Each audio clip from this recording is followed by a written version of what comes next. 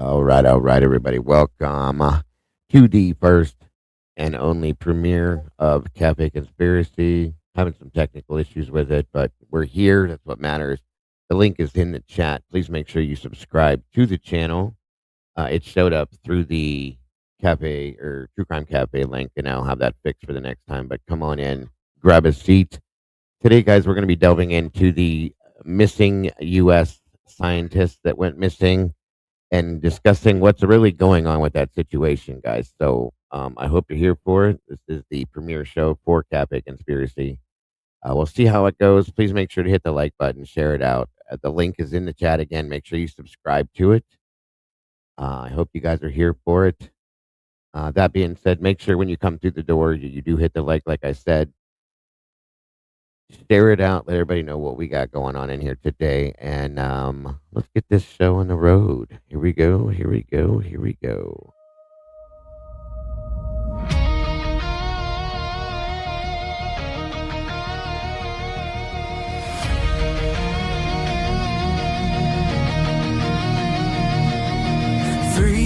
Beneath motel neon glow,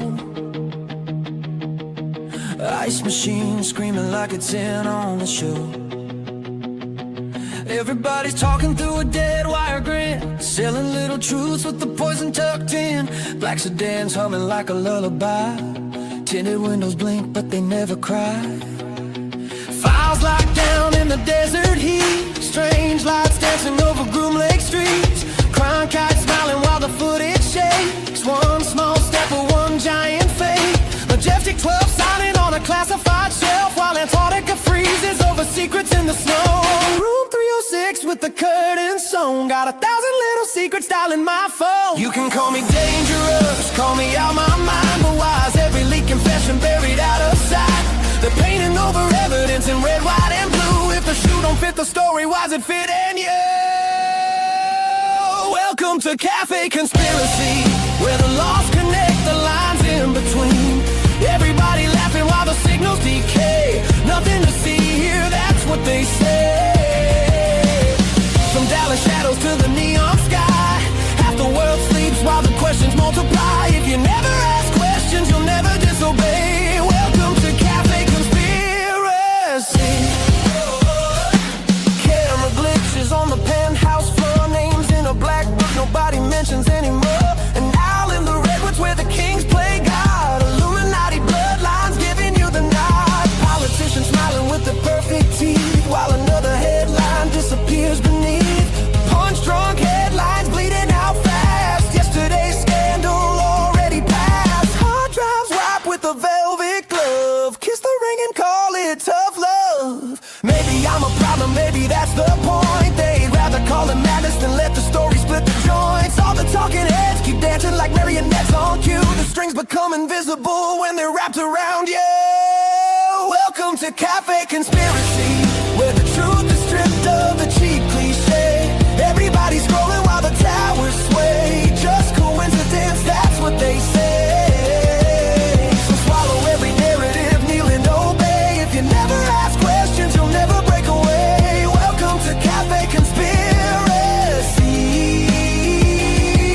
Area 51 been electric storms, MK Ultra in a lab grown swarm. Nobody remembers where the lie begins. Tinfoil prophets on the late night feed. Maybe the lie isn't what they told you. Maybe the lie is making you afraid to look.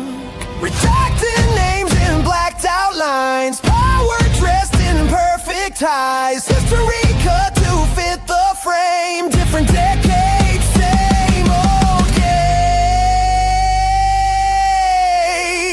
Who's ready? Welcome to Cafe Conspiracy, where we watch the guilty play innocent. There's smoke in the archives, from Roswell dust to the CIA. Truth gets buried while the headlines play. If you never ask questions, you'll fade into the gray. Welcome to Cafe Conspiracy.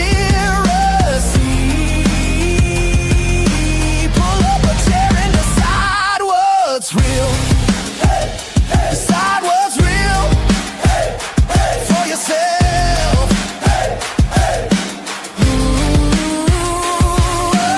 History written by faceless men.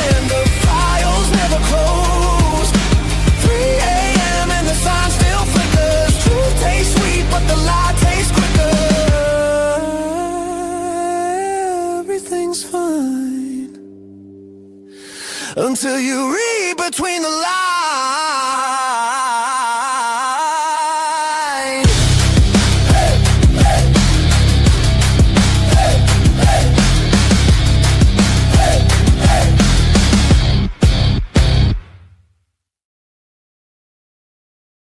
All right, all right. Welcome back, all you beautiful people. Welcome to the premiere show for the new Cafe Conspiracy channel we have rolling over here now. I hope you're all having an amazing weekend and a wonderful Sunday. Today, y'all, for the first show of the new channel, we will be running, and I'll explain the technical issues we got going on here. We will be running the show on the U.S., the missing U.S. scientists, what's going on truly behind all that, guys. Make sure to strap on your tinfoil hats. I couldn't find mine, so I have this one instead, just in case I have to get out fast. I can just fly away. You know what I'm saying? So hey, anyway, it is great to be here with you guys today, doing something just a little bit different, you guys. So the problem here is that when I set this all up, it's linked off of it's a completely separate channel, folks. Okay. And the problem is that it did not register that way for some reason. YouTube did not take it. So when I set it up, I did everything the right way. It didn't link the right way. So it's playing out of the True Crime Cafe channel itself still. I'll get it worked out. But the link is in the chat, guys. I want you guys to make sure to subscribe to the link for the actual channel, Cafe Conspiracy.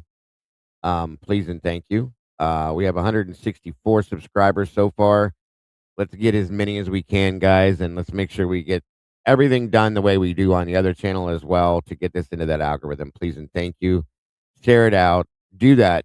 All of that stuff. Please and thank you. I appreciate it. For those of you that aren't familiar, these missing scientists, it's based on UFO stuff that has been going on, and that's mandatory. Yes. I have another one my son got that has an umbrella attached to it too, by the way, just so you know. It's a spin foil hat. Yes. So I'm grateful to see you all here. I hope you guys are all here because of the topic and not because well, you thought it was the True Crime Cafe stuff. I appreciate all of you and any support you have for this. Everything we're going to talk about in here, you guys, is exactly the opposite of what we talk about in the other channel. That other channel is supposed to be based off of truth, to bring justice, to find answers. This is based off of everything beyond that. This is all conspiracy. All of anything you can think of that we're going to be still looking for truth behind it, but it's a whole different platform. So that's what I'm excited about with this, and I can't wait to get into this. We're going to be doing the same things. We will be doing having guests, collaborations, topic debates up here on the panel, which we could even start that as soon as today if anybody's interested in joining us about the topics that we're talking about, whether it's Bigfoot, UFOs, aliens, ghosts, black government, any of that stuff. It's all going to be here. You've been catfished. What did I do? I wasn't trying to catfish anybody. I'm sorry if I brought you in here under different circumstance. It's just the way it ran. But I had everything titled Cafe Conspiracy, all that other stuff. So hopefully you guys don't leave me now. I hope you're gonna be here for it. You never know. You may be enjoying it. These scientists has gone missing, okay, based on the UFO background to it, and there's a lot of conspiracy behind this and a lot of strange things. So you may actually be into it. You might enjoy it if you did not understand that, but I hope you do. We will definitely jump into it. And I can also, like I said, I'm going to put a link out. I'm going to bring anybody up here that wants to discuss this with me today. I hope, since this is the first one. I'm a little nervous about it, so understand me being nervous. If I'm a little off, that would be why. Both my channels, no. Okay, see, that's what happened. I knew that was going to happen. My first channel is called The True Crime Cafe. We discuss true crime, the Idaho 4 stuff, all that kind of stuff. The secondary channel is called Cafe Conspiracy. And all we just typically will discuss is conspiracy theories and so on and so forth. But there will be things discussed on that channel that's in relation to true crime cases because there are conspiracy theories behind that as well. But we will be discussing other things such as UFOs and ghosts and paranormal, Bigfoot, the Mothman, anything that you can think of that's a conspiracy type topic. It will be discussed. Multiple things. So it's still going to be very interesting. I hope you guys stick around for it. Please make sure to subscribe to it. Yeah, Dylan Mortensen could be an alien. That could explain a lot of things. So that may bring that into this too. You just never know. Well, thank you, Jurgen. I appreciate that. Let's see who we got in here today so far, you guys. Truly and honestly, thank you and welcome, Jurgen757. Moonlit Baby, great to see you. Senior Wazowski, brother, good to have you. The first no L, hello. Um, Moonlit Baby, let me see. Karmic Retribution, welcome and good to see you today. There is the link for the channel. Please, please, if you will, please subscribe. Nancy Rowe, great to see you. Miss Teresa, great to see you today. I got you, Senor. I understand. Right Turn Clyde, welcome to you and happy Sunday. Glenn, welcome to you. Let me see. Warren Newcroft, welcome back. Put the hat back on. Yes. Lisa Winchester, great to see you today. Thank you for joining us. Michelle F., welcome, dear. Lily Rose, wonderful to see you today. Thank you for joining us. Eddie's in the house. Wonderful to have you here, sir. One Made Nut, thank you for joining us. Miss Margaret, wonderful to see you. Superman's grandma's in the house. Love and Other Habits, great to see you today. Thank you for being here. Sweet Pea, wonderful to see you. Now, again, understand also, I want to explain something else. One Shot Charlene, I love that name. And thank you for that. You can thank our videographer, Molly, for that intro. The pre-intro thing was something we used to use for the paranormal stuff just to get you guys warmed up, and then boom. Beth Wagner, great to see you. Glenn, again, good to see you. Miss Sylvia Hurley, welcome back to you. Blue Devil, wonderful to see you today, and happy Day-anniversary to you, Moonlit. 32 months, that's amazing. Wonderful to have you in here. Thank you so much for being part of our family and our team, Moonlit. We love ya. Mandy Gillian, welcome to you. Lisa West, good to see ya. In Stitches is in the house. Catherine Carpenter, welcome to you. Sweet Melissa, welcome, welcome. Rosie Rosal, welcome to you. Sweet Pea, wonderful to see you today. Ms. Mamikins, great to have you. You'll be listening in the background. Well, thank you. Taco Body 69, welcome and what's up to you? Good to see you.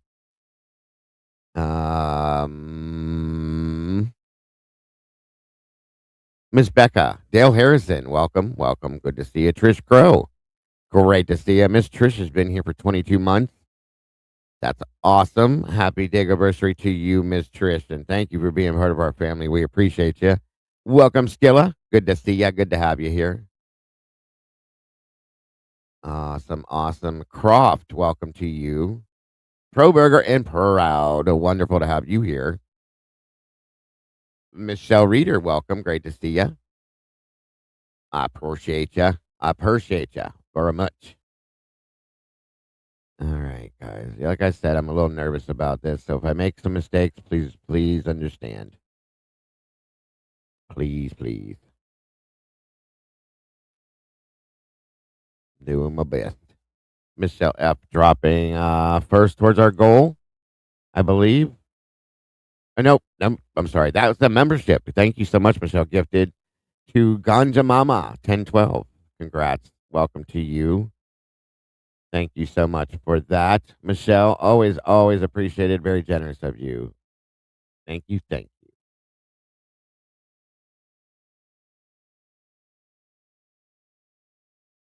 So again, anybody that's not familiar, if you have not, Catherine Carpenter, thank you, dear. Found you through Jules, and I'm glad I did. I'm glad you did too. Grateful. We love Jules. I do. Not a lot of it. Not everybody does, but I do. I'm very have a lot of respect for Jules. Jules and I started at the same time and have been pushing forward through the same stuff for a long time. So I'm grateful to have you here. I hope yours too, Kathleen. I hope yours was too. Grateful to see you here. Tiki Bar is back in the chat again.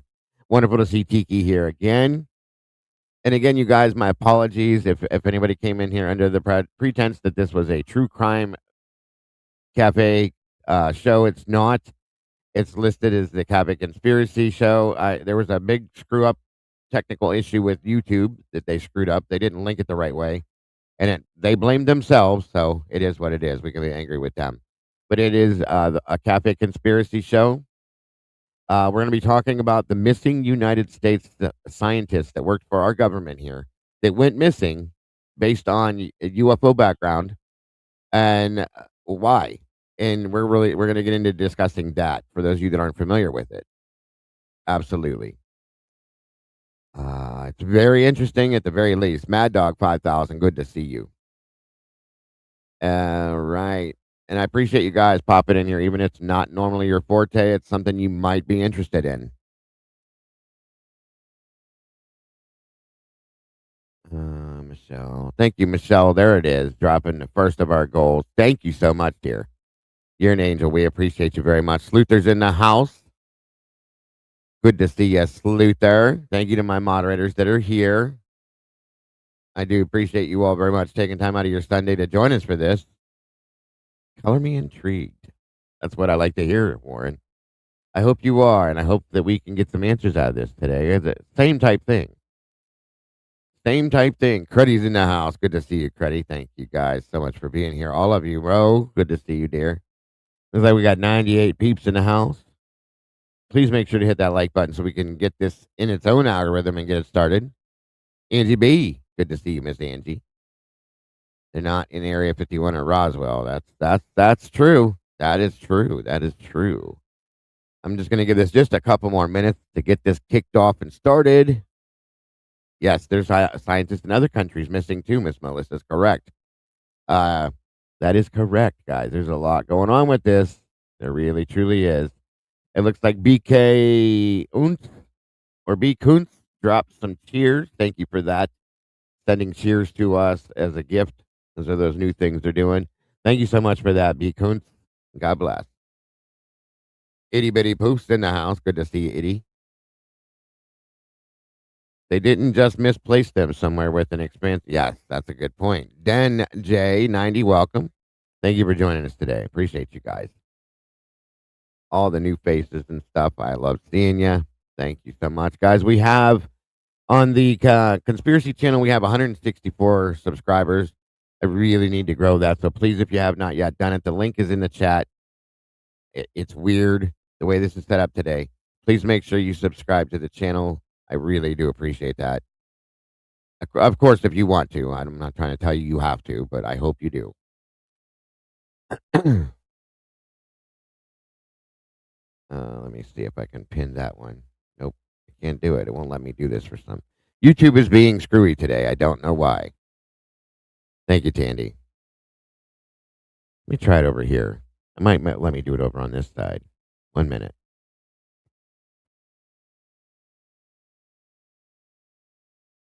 Where's it at, Tandy? I might be able to pin it. That way it's up there and you guys can just go and subscribe that way. They go, what are your thoughts on Operation High Jump and Fish? I can't give my thoughts at this point. I can't do it, bro. Luther sent tulips for 500 joules. That's amazing. That is amazing. Thank you so much, Luther. You're an angel. I appreciate you guys very much.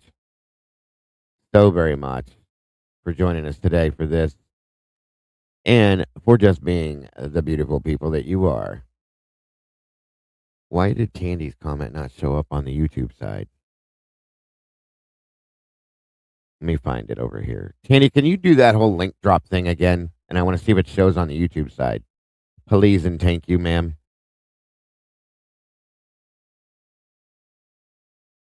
It disappeared. Where did it go? That way I can pin it once it's dropped.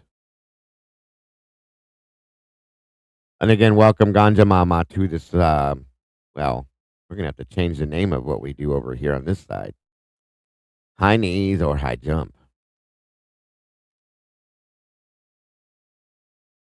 Let me see. Show. Oh my goodness. Holy crazy. What did you just do, Miss Luther? Dropping $49.99 as a super chat. Wow. That's crazy. Thank you so much, dear. And God bless. I appreciate that so very much. as you know, so generous, so very much appreciated. You're such an angel. I appreciate you so very much. Thank you so much, hon. Thank you, thank you. Unbelievable. God bless. Thank you so much. Tandy, did you hear me, hon? Can you drop the link again for a cafe conspiracy thing? I want to see if I can get it to pop up on the YouTube side, and then I can pin it because I can't get it on StreamYard for some reason. It's weird. There's doing stuff in here they're not supposed to be doing. Making it hard. Let's see. There it is. Thank you, dear. All right. All right. Now I can do it. It is pinned at the top of the chat. The link to Cafe Conspiracy. Please, if you will, make sure you subscribe. It really helps me out. It really will help that channel move along the way it needs to. And thank you, Tandy. You're an angel as well. Appreciate you guys very much. So, again, you'll understand what I'm talking about once we get into this. These missing scientists, there's a relation to UFO conspiracy with this, okay? And all these people just started disappearing one by one by one, as I'm going to show you. As you noticed, it's not really too much in mainstream media, interestingly enough. Surprise. So, oh, you're okay. You don't have to explain or apologize, dear. You're amazing. So, let's see. We got 94 peeps here so far and 64 likes. Guys, make sure to hit the like button, please. And thank you. X Files. Yes. This is some X Files stuff for sure. So I hope you're interested. This is quite interesting, to be honest with you guys. I've been following this in the background for a while now.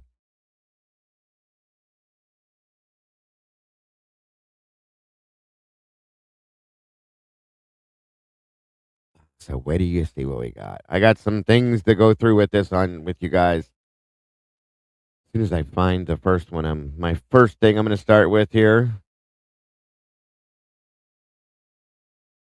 I'm going to start with a Fox News report because there's not much of this in the news. We're going to start with this, and then I'm going to bounce around to some different things. 101 of you beautiful peeps in here, guys. Make sure to hit the like button, please, and thank you. Labyrinth of Past 9921, welcome. A crossover. Wonderful to see you here. I love it. Love it, love it. Come on in, grab a seat, get off your feet, get comfortable. So let's kick this off here and get this started this way. Thank you, Ro.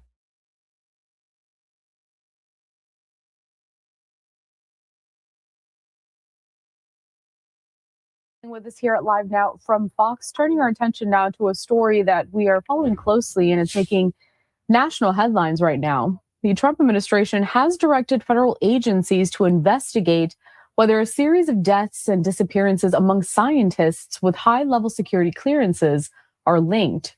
White House Press Secretary Caroline Leavitt confirmed the probe following reports that 11 individuals tied to sensitive military, nuclear, and aerospace research have been affected.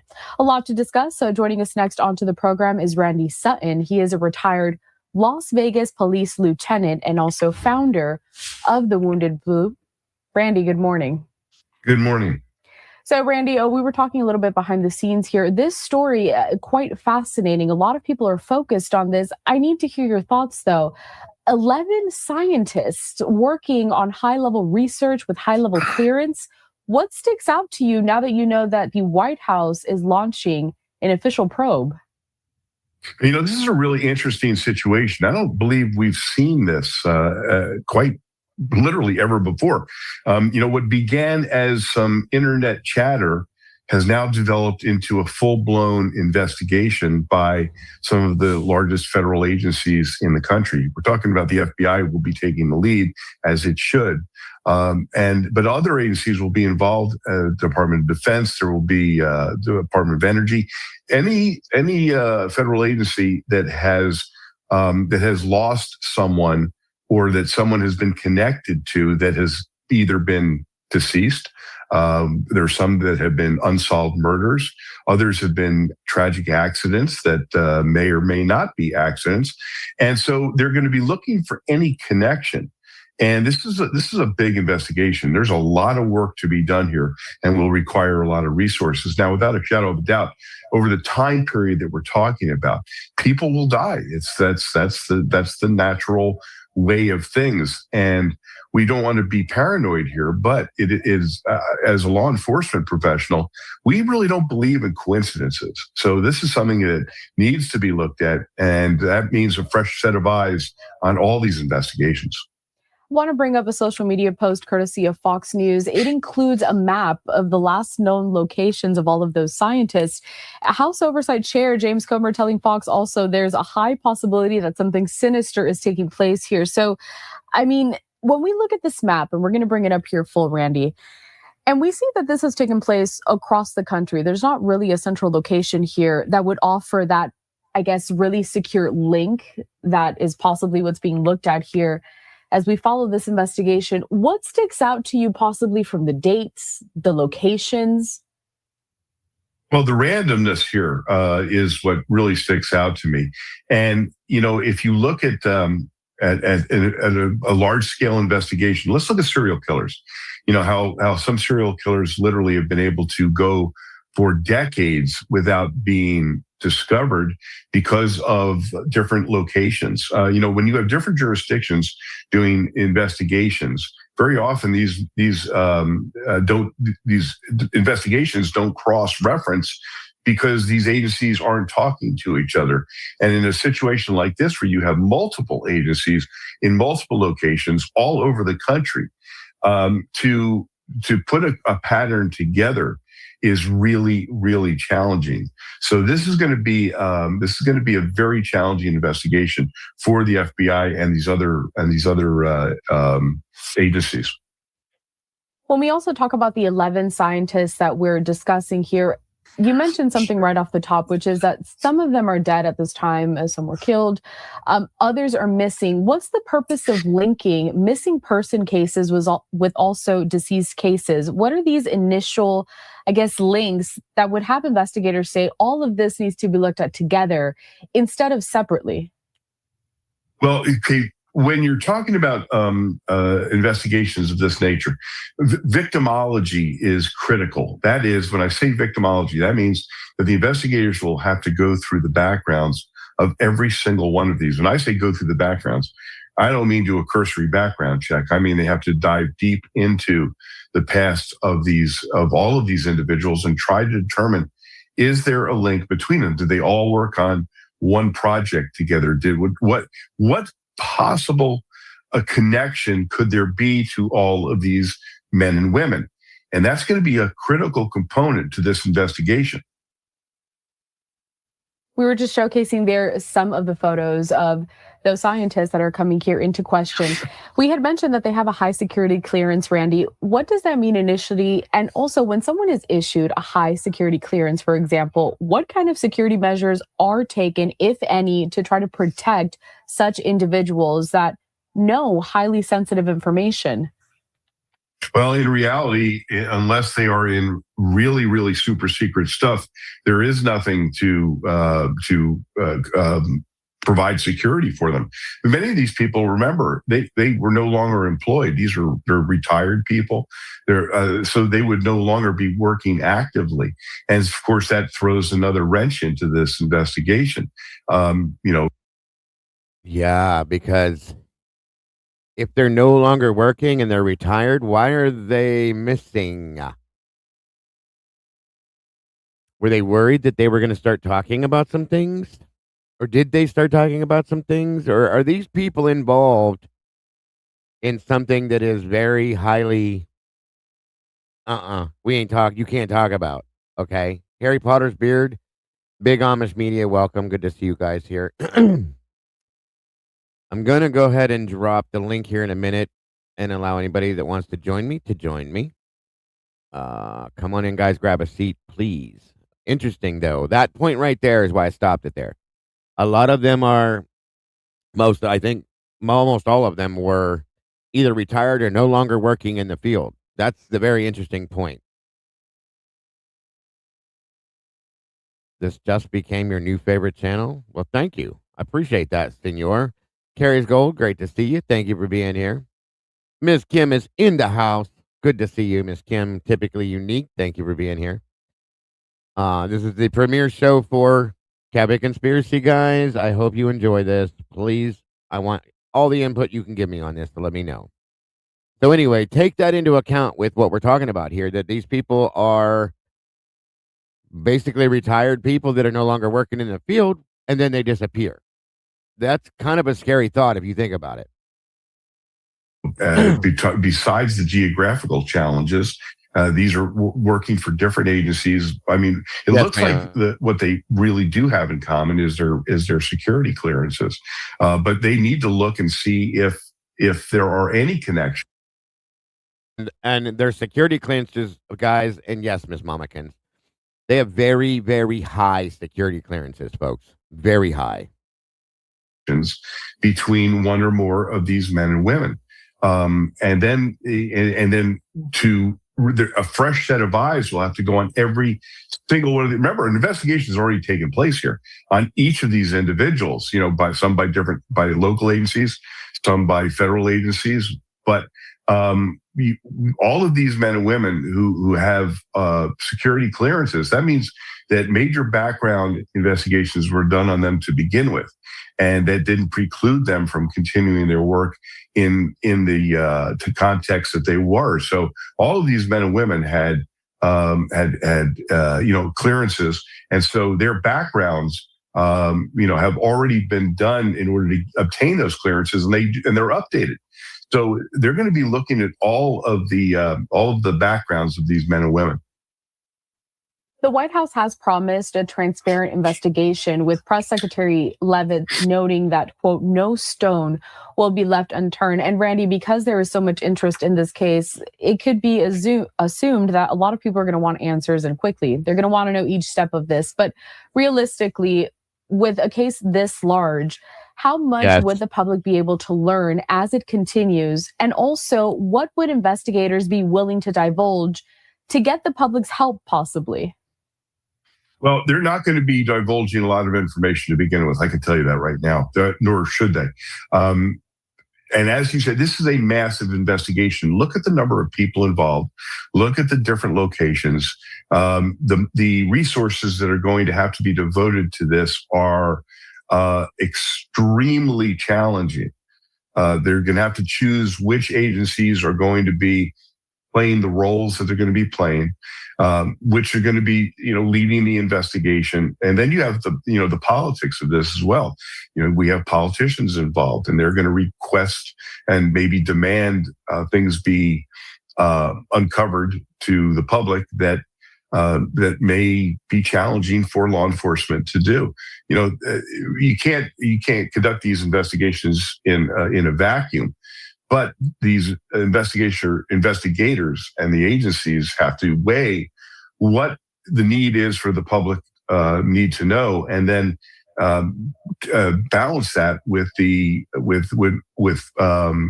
keeping these investigations as secret as possible. Federal agencies are involved in this investigation, but they're going to need that help and that cooperation with local agencies as well. Randy, can you walk us through how involved these local agencies are going to be, and which steps possibly they would take over, and really how that entire process of coordinating with the FBI works?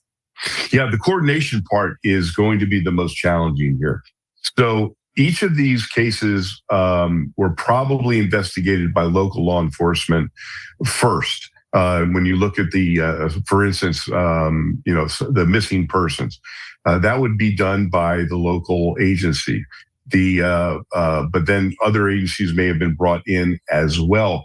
You look at one of these, some of these deaths were involving a plane crash, other auto accidents. Well, you're looking at a vast array of agencies that may have played a role in these investigations. Now, the FBI will be taking the lead, and that's critical because the FBI has more resources when it comes down to conducting large-scale investigations than any other agency. but coordination with the local law enforcement who did the initial investigations is going to be critical. But when it comes down to packaging this up, it's going to be the FBI that will be taking the lead. Another question really involving this is, the FBI, it investigates missing persons cases, also local agencies as well. Is there anything that is particularly different when we talk about people who are missing that, again, have that high security clearance, that really have a lot of sensitive information? Are these investigations treated differently than, let's say, a normal person that would go missing? Yes, absolutely. Especially when you're looking at, this began as some internet chatter, right? And the theories, the conspiracy theories are multiple, and that's going to actually create some muddiness around the investigation, because the investigators are going to have to look at try and peel away the fact from the fiction, because there will be a lot of there'll be a lot of internet detectives working on this and probably giving information. And believe me, even in smaller investigations, when the internet's involved, it can be very challenging to separate the wheat from the chaff, so to speak. But the local investigators that were participants in each of these separate investigations, all of the documentation, all of the investigative reports, all of the interviews with the investigators, this is a massive challenge, and there may be something to it, or unfortunately, the reality is that this may be a series of coincidences. And while that is going to be hard to swallow for a lot of people, they have to look at this, with a non-jaundiced eye, and try to determine what is the truth. And there may be some of these individuals. We have unsolved murders involved here. That's a good thing that there will be fresh eyes on these investigations, because those are the ones that, and the missing persons investigations are really, really challenging for all of these investigators.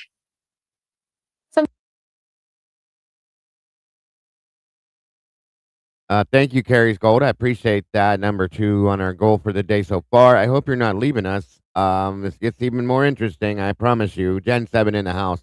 Good to see you. The link is in the chat if anybody wants to join me to discuss this. Yeah, there's no coincidence with these, in my opinion, folks. It doesn't make it's just too. There's too much. There's too much. Thank you so much again, Carrie. God bless, hon. Something that you mentioned is that this has started with online chatter. A lot of people at home trying to put the pieces together here, because it is very interesting, this story, especially when you're talking about such a vast group of people that are dead or have gone missing, connected in some sort of way, though. People are most likely going to still dig in on their own, trying to connect these pieces.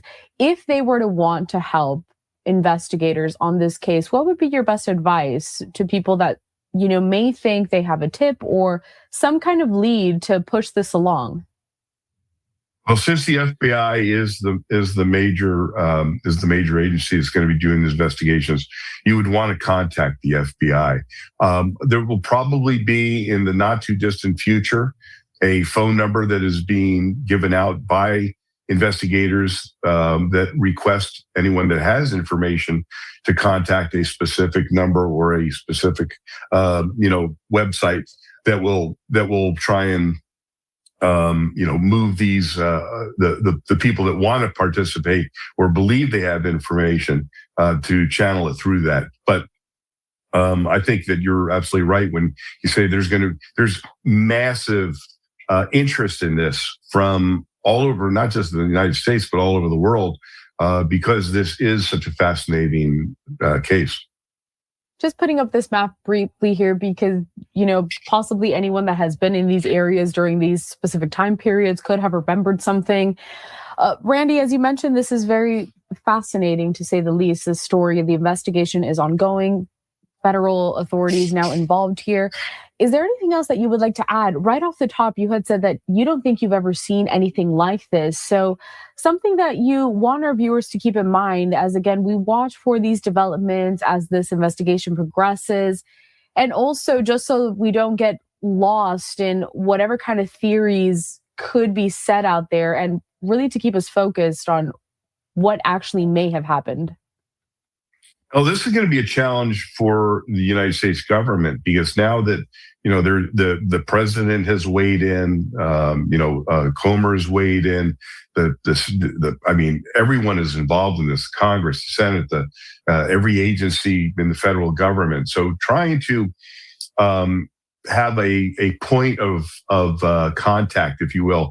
Well, will it be Caroline Leavitt from the White House, or will it be someone from the FBI? But there does have to be a central command, if you will, of that gives the information in a coherent fashion, so that it does make sense, and that people are given what they can be told. But this is a long-term thing. This is not a month-long investigation. This investigation could take years. And but each one of these cases has to be taken separately, first of all, and an investigative team will be assigned to each one of these investigations to look at what has been done, what has the investigations that were conducted, how credible are they, is there anything that was missed, and so it's really going to be an incredible case to watch, that's for sure. Randy Sutton, a retired Las Vegas police lieutenant, also founder of the Wounded Blue. Randy, we appreciate you taking the time to join us today. It's still very early on in this, the story really gaining a lot of traction this week. But as you said, this could go on for quite a while. We hope to check in soon and as we follow these developments. All right, you guys. Kane is in the house with us today. Mr. Good Lord, dude. You and your Muppets. Love it, love it. Good to see you, buddy. I figured I could get you in here over this topic for sure. I'm excited for this new channel, bro. Yeah, I love that opening, man. That was really cool. Good. Yeah, you can thank Molly on that one. I got a couple different versions. I have another one coming too. I'm excited for this channel myself. And I figured this topic would be a really good topic to start with for the premiere on this. So for sure. Have you talked about? Yeah, I'm sorry, I haven't caught everything. I was in the shower. Okay. The one they found in New Mexico. I was getting ready to head there. Yeah, okay, I was getting ready to head there. We're going to cover that too, and just so people understand on this, some of these people are missing. Some of them are found. Some of them are deceased. Okay, it's a mixture, and they're finding them. Yeah, he just gave you a point that I was going to be showing you here shortly. Sorry. No, it's okay. It's okay. That's. I figured that's why you're up here, so that's good to go. I appreciate you joining me. Thanks for 1 having minute. me. Thank you. Hi, everybody. Thanks, Gen 7. I appreciate it. How's everybody doing Sunday? It's what I like about Sundays. Right. Yeah. So they found remains of one of the scientists, Melissa Acacius. I believe her last name is pronounced Cassius. She's the one that Kane's talking about. So I guess I'll just jump to that now. So I'm sure you guys, your interest is sparked. Let me give you a little bit of insight into that real quick, and then we'll jump into the rest of that too. 1 minute here. This is just Miss Melissa Cassius. I think it's pronounced Cassius or Cassius, like Cassius Clay. I think. Don't quote me, but I think that's how it's pronounced. She was found. And the where she was found and the way she was found is what is the weird part of this. So let's go ahead and check this out. And thank you, Kane, for the segue. I appreciate it, sir. Yes, sir. When we get through this, guys, we're going to have a little bit of a discussion on about what we think as we go forward with it. So. Mystery surrounding the missing and dead nuclear link. U.S. scientists has now taken a very bizarre turn after the body of one missing scientist was discovered in a New Mexico forest alongside a handgun. Here at the very latest, our very own Christina Coleman. Christina. Hi, Sean. Police say the remains of Melissa Casillas were found by a hiker in the Carson National Forest in New Mexico, nearly 15 miles from her home. They also said there was a handgun alongside her remains. It's unclear how it got there. The cause and manner of her death are under investigation. Casillas was reported missing nearly a year ago when she didn't show up to work, left her personal belongings behind, including her purse and cell phone, and never came home. Now, we're going to stop right there and start the combo with this one, okay? We're going to start with her. To me, what they just said tells her whole story. She left everything at home in her home and disappeared and has been gone for a year. She was running, okay? In my opinion, she was running and hiding. The gun they found next to her, I believe, was her own personal gun for her own personal protection. And I believe she was hiding out for some reason. That's where I'm at with this. If you left your phone and your purse and all your other stuff behind, come on. Okay. Any thoughts, Mr. Kane? I believe there's one additional detail right there that she wiped her phone before she left. Yeah. I'm sorry. That's a permanent move. That you know. That tells its own story too. Yeah.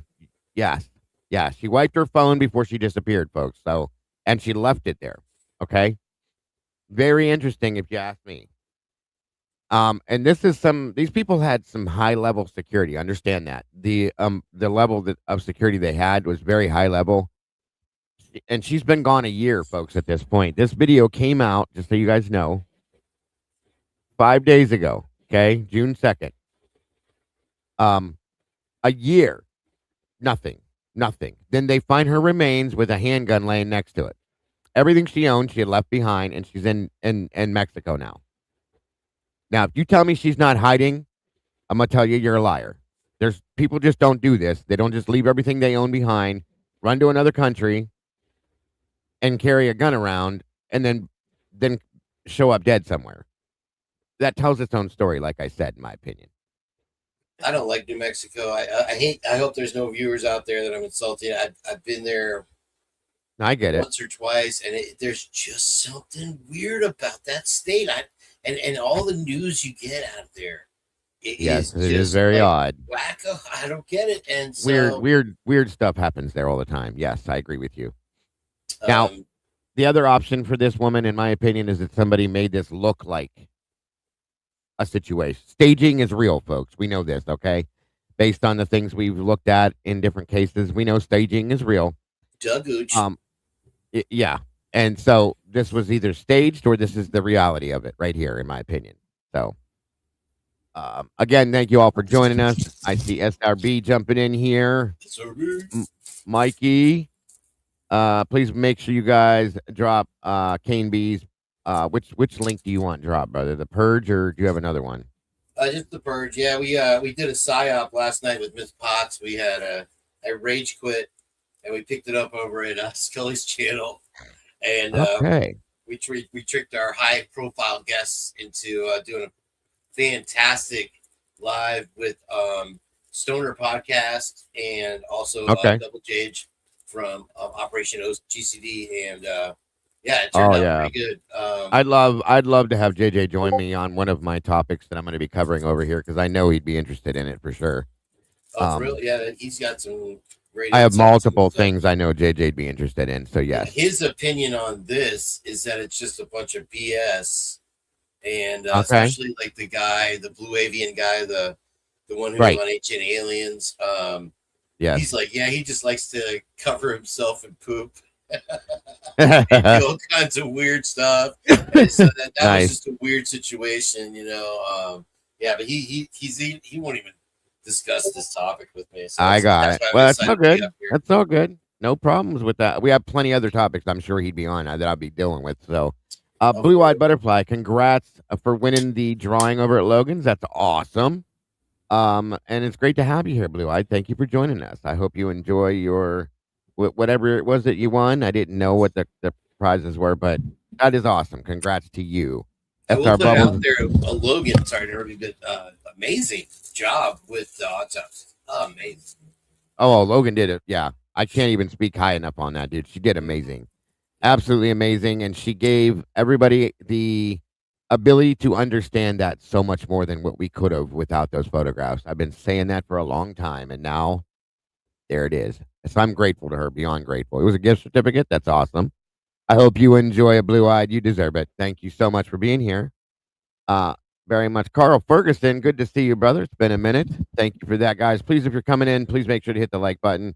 I appreciate you joining us for the premiere show of Cafe Conspiracy. We're delving into the missing U.S. scientists. There's some missing from other countries too, and what what could be what brings them together.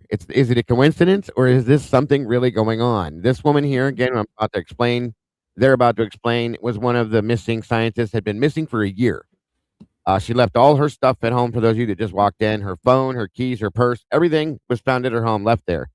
A year ago, she disappeared, and her remains were found in Mexico with a handgun laying next to it. You tell me as we go forward. And again, for anybody not familiar, Kane from Kane B's The Purge is up here with me. Thank you for joining me again, sir. I appreciate you. What's up? Thank you for having me. Yep. Now her loved ones are coming to terms with the new information in this case, vowing to fight for justice. They describe Casillas as an amazing mother and wife. She worked as an administrative assistant at the Los Alamos National Laboratory in New Mexico, where the cores of nuclear weapons were produced during the Manhattan Project back in 1945. Casillas was the second person who worked at this laboratory to go missing last year, and she's one of the 11 U.S. scientists and government employees with ties to nuclear and aerospace programs who mysteriously disappeared.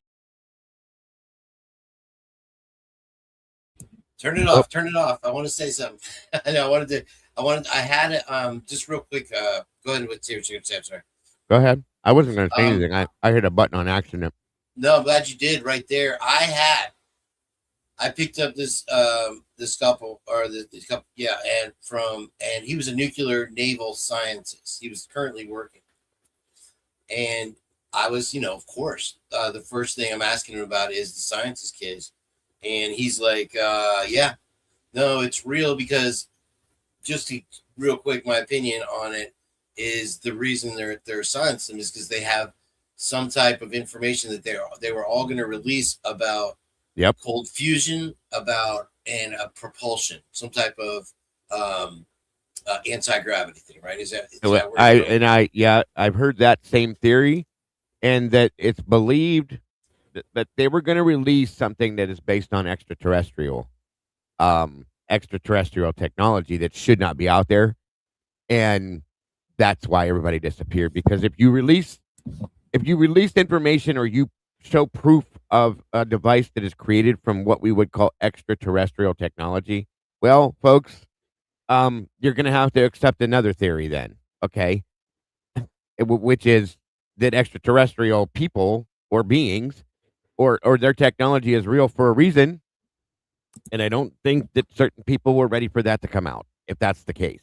So think about what Kane just said. Okay, nuclear fusion, and these days they're working in the nuclear field and things like that, propulsion issues. I mean, come on, think about it for a minute. And if you're going to release something that they don't want you to release yet, well, guess what? You got to shut up somehow. So, is Senor Wazinski going to come up here and talk with us too, or he's welcome to if he wants to. There's a link. You're wonderful. Yeah, absolutely, Senor. You're very welcome to join us if you'd like to. I know this is your forte in some aspects, so come on up. There's a link in the chat for you, sir. Anybody that wants to get into the conversation, that's what it's all about, guys. So come on down. Yeah, just don't steal your grandma's credit card and come up here, bro. Okay? No, don't do that. That's a little joke on his channel there. Bro, to be honest with you, man, I'm not buying the whole alien stuff, man. It's just our stuff that we've got. They've got. I got you. And they're trying to now. They keep trying to make it sound like, oh, the aliens were the religion and they made everything. It's all just a bunch of BS. They are. I think the next thing that they're going to try to do is, the aliens are attacking, and try to do some kind of BS with that. I'm looking I'm looking for a clip I have from the 1980s, bro, of Lockheed Martin had this gyro, this 12-inch gyro like drone thing, and it was built to destroy nuclear weapons in the air, and it does all this wild turning stuff like you see the UFOs doing. And I'm like, that's 46. That's like practically, like when we were born, looking back at the 20s, and you know how time is just how with the cell phone and the advancement of technology. What they have now is, dude, I had another guy. He is not in the Navy. He's not in the military.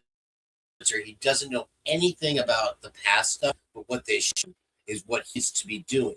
And he's like, it sucks. They pay me nothing, but I'll be a S6 or S3 or something in a couple months. He's done it for 2 years.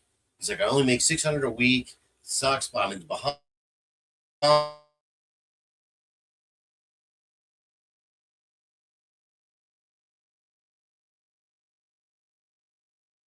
You're breaking up really bad. You just disappeared, King. Can you hear me, Moto? Yeah, I can hear you just fine. Welcome, buddy. Good to have you here today. Appreciate you. Yeah, thanks for having me. Every time.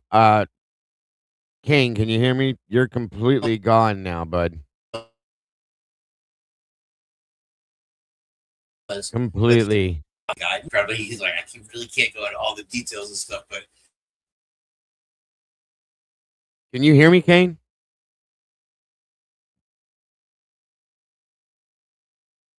Hello? I don't think you can hear me. He popped off when I got on. Do you want me to try stepping down, see if he comes back up? No, it has nothing to do with you, I don't think. Kane, can you hear me? Oh, he's gone. He fell out. Okay. No, he's having a connection issue, I think. Okay. Any real quick before I keep going forward. The link is in the chat, Kane. You're welcome to pop back up, buddy. Any thoughts on this so far, Moto, with where we're at with this? It's pretty interesting. It's all aerospace and nuclear related, right? I mean, yeah. It's just funny. It's happening at a time where we're at unrest with other countries, and the nuclear threat is kind of real. So I mean, it might not just be our own government, it might not be anti-gravity or anything, but it might be other research too that another country might be trying to get involved. There's people that have gone missing from other countries as well. It within the same realm, which is the weird part. So it makes you wonder how united all of this could be together with us. You know what I'm saying? Well, if it does have anything to do with cold fusion or any other kind of, I guess, nuclear energy or a portable, a more denser, more portable, more potent kind of energy, then sure. It would definitely be, something that somebody, a less developed country would want to get their hands on and probably kill for. Absolutely. Absolutely. And these people, a lot of these people have been missing. A lot of them are showing up deceased. Like Melissa, the one we're looking at right now. We're going to delve into some more of this. There's a general, folks, that went missing as well. General McCaslin disappeared. This is a military general. These guys usually know these. Okay, let me put it this way. These guys are usually the ones that make people go missing, and he went missing. I'll put it that way, okay? If you know what I mean by that. They're usually behind giving the order to make people go missing, in my opinion, and he went missing. I'll just say that. There's a problem with that, I'll say. So, anyway, I'm going to go ahead and push play on this and keep going. Welcome, SRB. Great to see you, dear. Wellington Oda's in the house. Thank you for being here. Everybody else that has joined us, God bless. It's great to have you guys here today for the first show for Cafe Conspiracy. I'm grateful to have you guys here. So thank you once again. And thanks for joining us, Moto. I'm grateful to have you guys up here with us. Love it, love it. Always more fun when you got somebody to talk to. Here we go. Oversight Committee and the FBI have been looking into this matter. There's a coordinated investigation across various branches of the government. But yeah, a lot of the nuclear security, nuclear scientists are in DOE. So yes, of course we are looking into this. Too early to say about that. We haven't found anything alarming yet. Also, 4 of the 11 people who mysteriously disappeared or died were prominent researchers from right here in Los Angeles County, including an aerospace engineer who vanished in the Angeles National Forest last year, Sean. All right, Christina, thank you for that great report. Be sure to like and subscribe for all.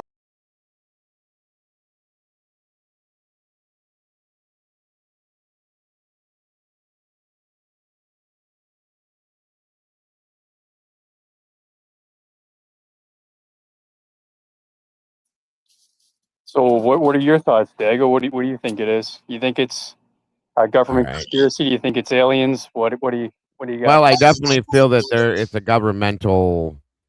governmental backing to it, in my opinion, for sure. I'm not going to tell you if I believe it's aliens yet or not. Welcome back, Kane. Sorry about that. I had That's that in okay. my history and it opened like 500 pages and restart. I know. I got you. I know. I've been on your channel. I know how your internet works with all your tabs that you open up too. I get it. You're good, bud. You're good. What's up, little man? This one here. How are you, bud? Doing well, thank you, man.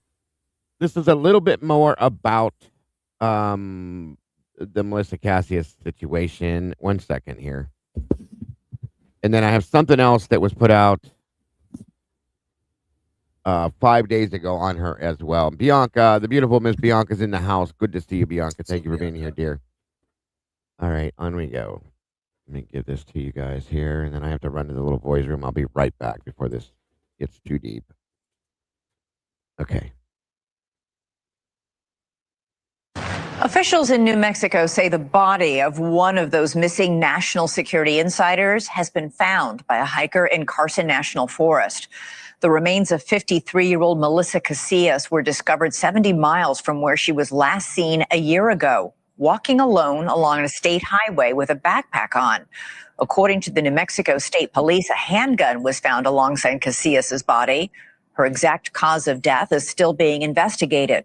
Casillas was an administrative assistant at the Los Alamos National Laboratory. Her disappearance and now confirmed death has long been folded into the dozen or so mysterious cases of missing or dead nuclear, space, and defense scientists.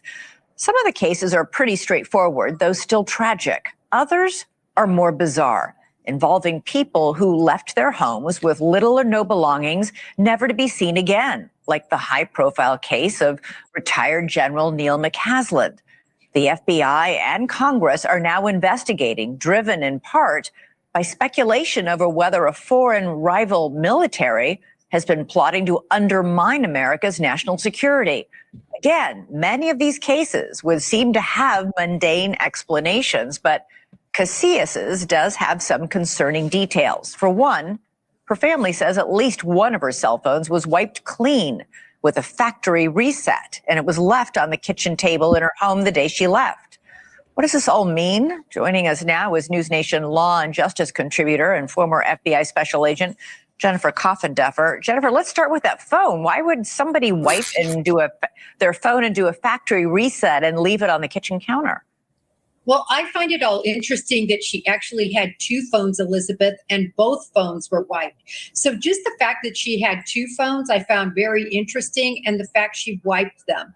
When you look at this, the fact she left everything behind, her purse, her identification, and last seen over 8 miles walking from her place, this seems to me a person that was struggling and had a mental situation she was dealing with. How was her body found so far away then? I mean, that seems to indicate somebody else was involved somehow. Well, she was seen walking on the road all by herself, and she did some errands before she left. She went and she picked up lunch for her daughter, and then she... First off, I need to apologize that we have to listen to her. I'm sorry. I don't know what to tell you. I didn't know she was going to be in it, but my apologies. Other than that, just try to tone her out and listen to the other stuff.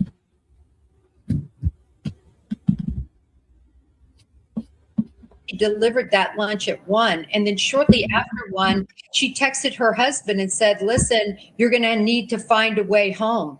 And then about 45 minutes after that, that's when she was actually seen walking all by herself on this remote road. It was only 8 miles. She's an avid hunter. She's used to walking. All right. So the family said in a statement that the area where she was found had been previously searched. Her body seems to have been found along a popular, if secluded, trail. Is there foul play here? Did somebody kidnap her, abduct her, kill her? I don't think this is foul play. This so falls in line with other situations we see like this. When people are really struggling with a situation, they just want to walk off and go off by themselves. And unfortunately, it is so difficult to find people in the wilderness, no matter how many dogs you have. Look at Brian Laundrie, 5 weeks with all of the, accessories of the FBI and law enforcement couldn't find him. Right. It's just so odd. She delivers lunch to her daughter and then I don't know, the whole...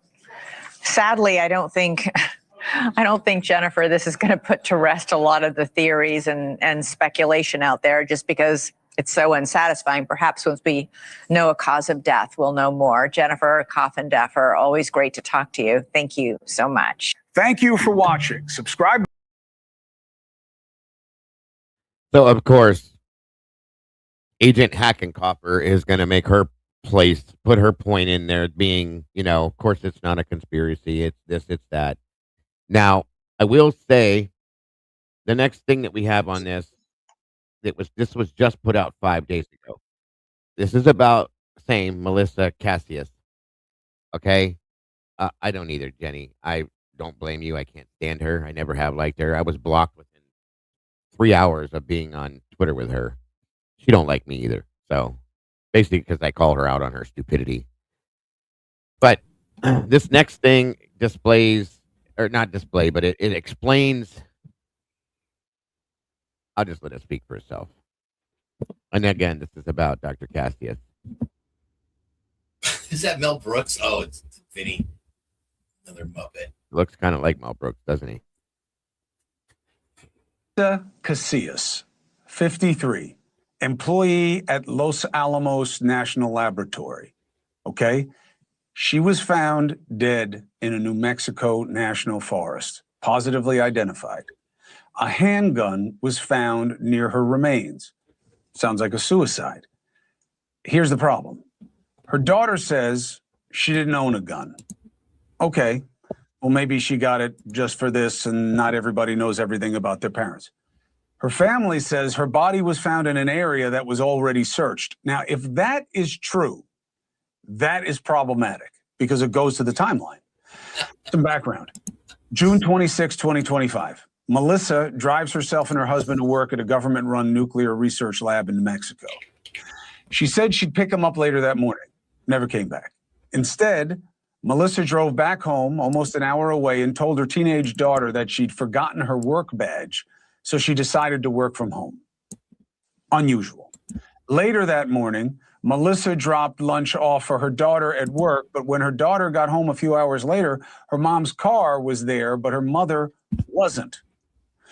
Melissa's keys, purse, wallet, both her cell phones in the house. Unusual. Here's where it gets really unusual. The phones had both been factory reset. Is that something that someone who's suicidal would do? At 2:18 p.m., Melissa was seen on video walking alone on a highway close to home. She has not been seen since. Another man who previously worked at that same lab disappeared a month earlier. So is it just a coincidence, or is it connected? And is any of this bigger than just about the individuals involved, but what they were a part of? Let's bring in investigative journalist Lauren Conlon, one of the first reporters to connect the dots on some of these missing scientists, and the CEO and founder of the National Center for Open and Unsolved Cases, Morgan Wright. Good to have you both. Morgan, I start with you. When Casillas specifically, with what they're working with right now, do you think there is cause for suspicion? You know, Chris, in all the years that I've worked death investigations, you don't want to put too early of a read on stuff because we don't know right now what the scene looks like, right?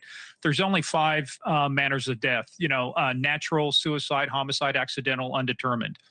They haven't made a determination yet. We know the body was found. We know a weapon was found. But I will say all of those things are consistent with a self-inflicted wound. All those things are consistent with her behavior, walking to where she got. I know you said wiping the phones, but look, that's not inconsistent with somebody wanting to make a clean break and get away from stuff. And suicide may have been the only answer. We don't know that yet. So yeah, it's one of those things. I know everybody wants answers right now, but the biggest danger is to go from evidence, bypass interpretation, and go right to narrative. We're not at the stage yet where the evidence can be properly interpreted because we haven't finished looking at the scene, whether it's a crime scene or just the scene of a suicide. We don't know that yet. So we're going to have to wait to law enforcement. I know everybody wants answers, Chris, but I'll tell you, 40 years of doing this, the answers don't come easy, but you got to get it right. If you want it bad, you get it bad. Let's not do this wrong. Let's take our time, get this right. That's the perfect perspective on it. One quick bump before I go to Lauren. How many suicides do you know where they have their phones that they reset their phones before they kill themselves? Not an exact number. I'm saying, is it something that's familiar to you? Because it's not to me. And I talked to a couple of different people who work within the mental health field and deal, unfortunately, with a lot of people taking their own lives. It is not something that jumps out to them as something they're used to. Yeah. What I would say, Chris, is that we don't know that her early intention was suicide. She may have just decided to walk away. That's why she's got the gear and everything with her. And it may have got to a point, and this is just a hypothesis, where she decided, no, I'm going to kill myself. So there have been people, there have been people walked away from their life. They drop everything. There's a girl that walked away, I think in New Mexico when she was 17 years old, found 30 years later.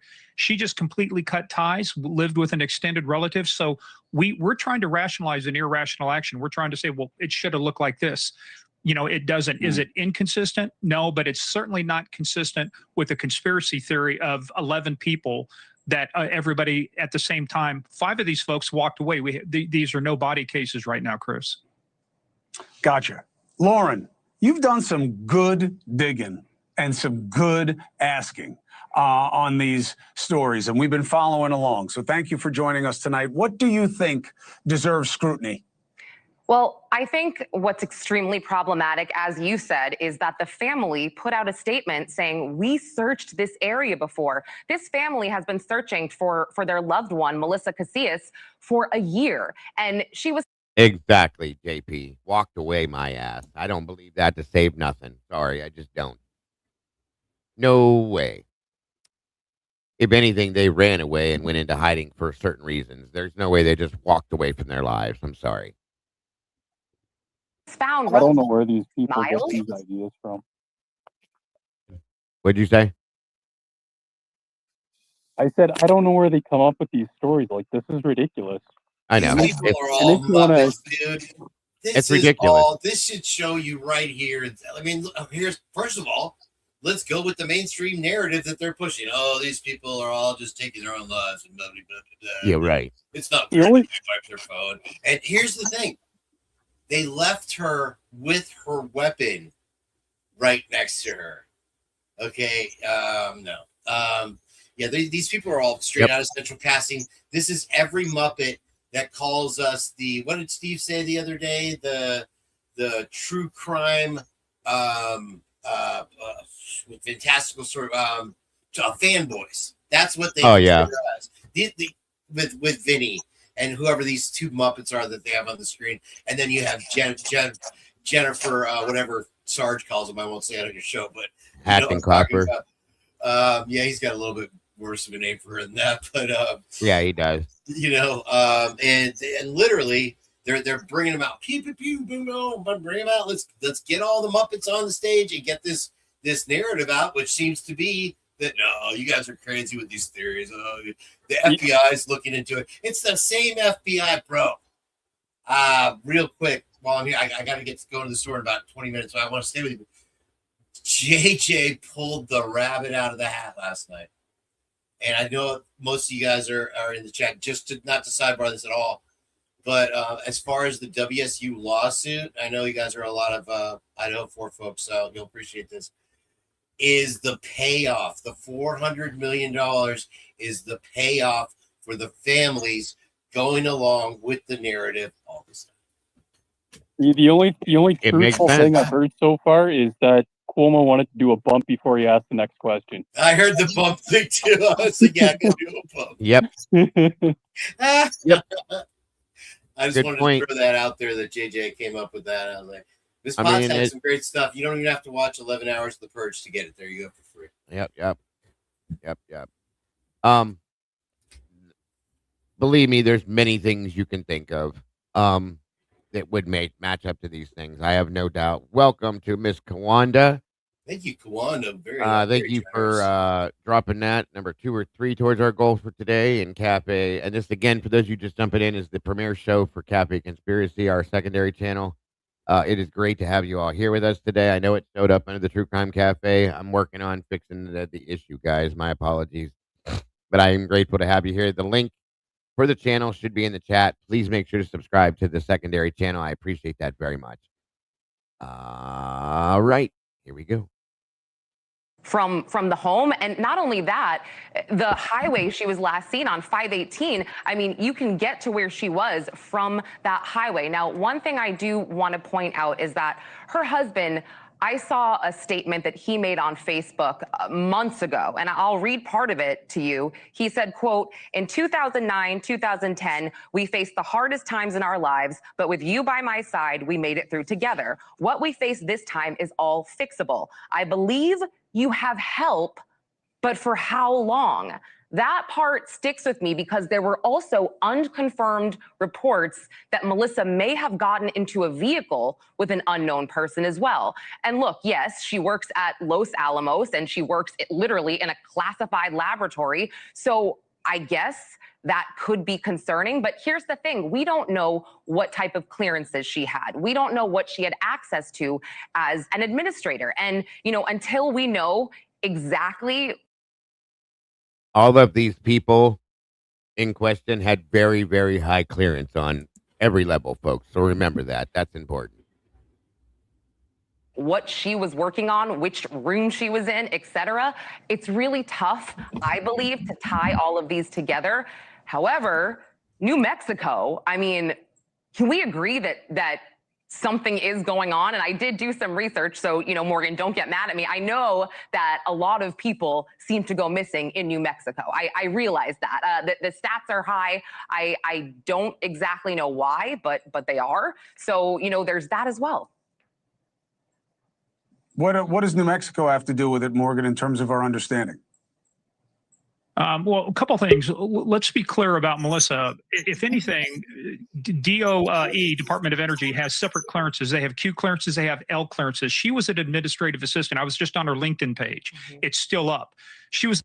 Thank you so much, Blue Eyed. I appreciate that very much. Towards that goal again, you guys are amazing. Thank you so much for your generosity. I hope you guys enjoy it very much. An administrative assistant. I've worked in classified facilities. At the most, she would have had what's called an L clearance, similar to a secret or maybe a. Well, it looks like we hit our first goal. Thank you very much for that. Blue-eyed butterfly hit the first goal for the day already. Thank you so much. God bless. Confidential. She had zero access to Q clearance information, restricted data, formerly restricted data, anything dealing with nukes. So she was an administrator. You have to have a clearance to work in these things, but you don't get the clearance that gets you access to information. I did the stats on, I pulled the information on how many people were expected to go missing. The national rate is 6.5 per 100,000. So if you look at all of the entities in New Mexico, from Kirtland Air Force Base to Sandia to Los Alamos, over 28 months, you would have expected 10 people to go missing. Only 5 went missing. So I'm not saying, I want people to understand what I'm saying here. I'm not saying that's insignificant. I'm saying from a statistical standpoint, it's insignificant in terms of the total number. They had 319 go missing in all of New Mexico during that same 28 months. You know what part of this is, Lauren, also? And it's not your fault. Morgan's not wrong to be suspicious. I'm not wrong to do the segment. If the government were more transparent about what's going on with the program surrounding the UAP phenomenon and what they do, people wouldn't be looking to connect the dots because, you know, they wouldn't be starved of perspective on what they need to know and what they don't know. You know, this is what happens. It's the same thing with Epstein. You get a lot of conspiracy theories when people know that you won't show what you have.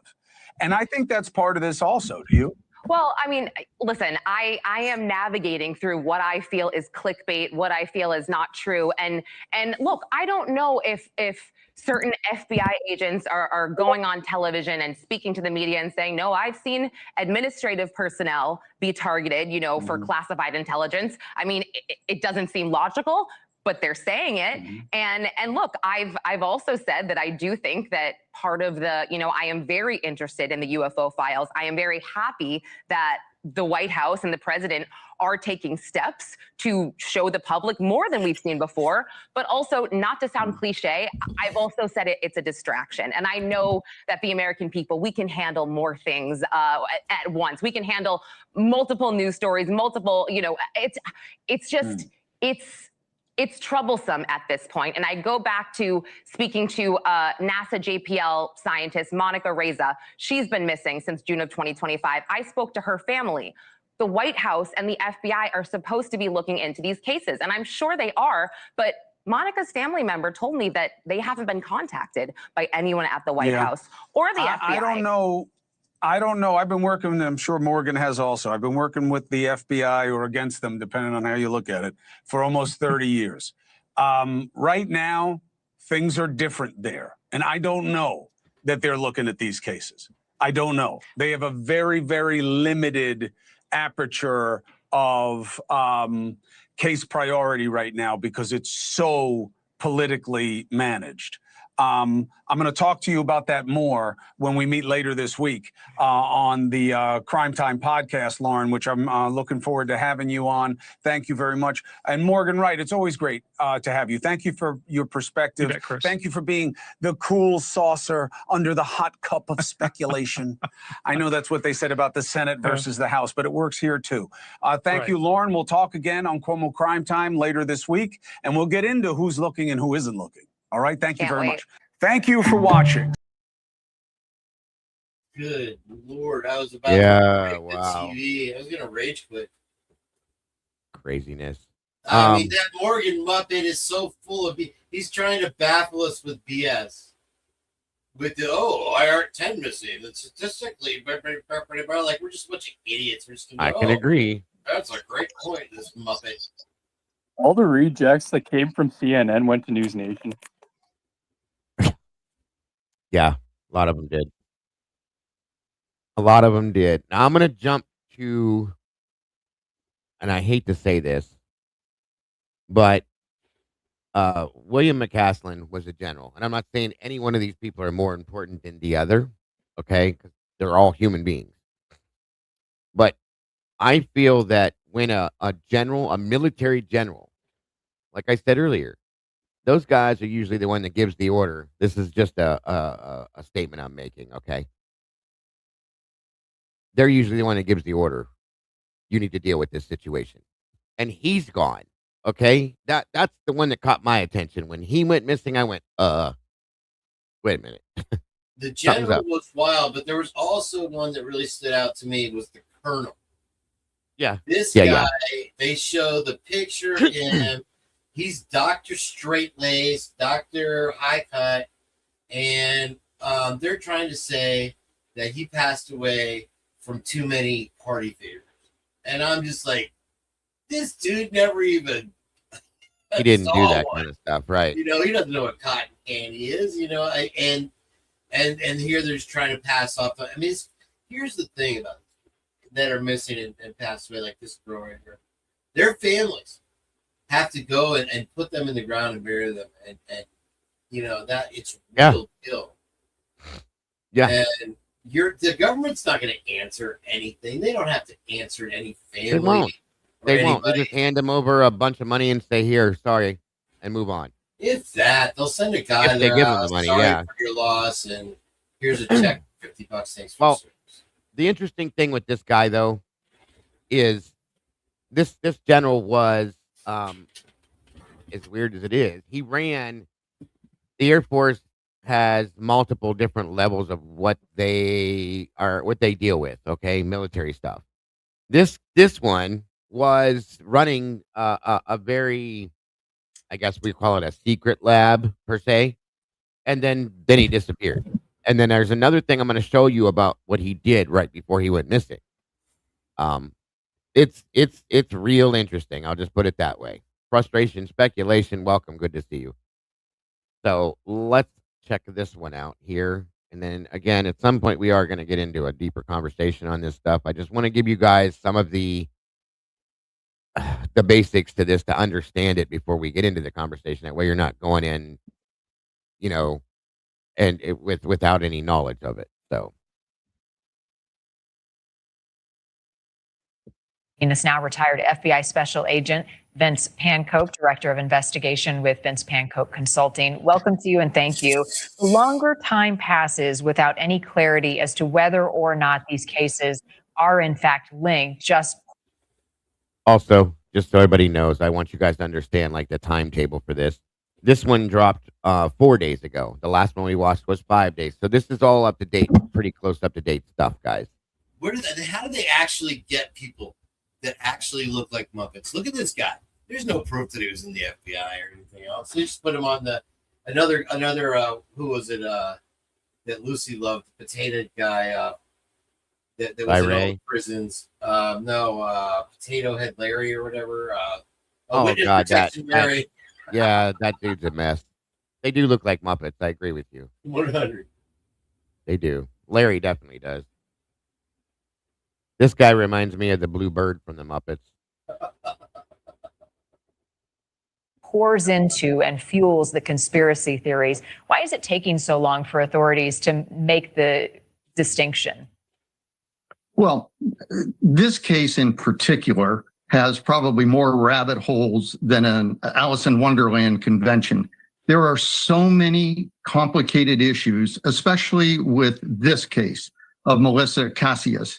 To clarify, she is not a nuclear scientist. In fact, she didn't even have a sensitive classification. She lost that because of financial difficulties.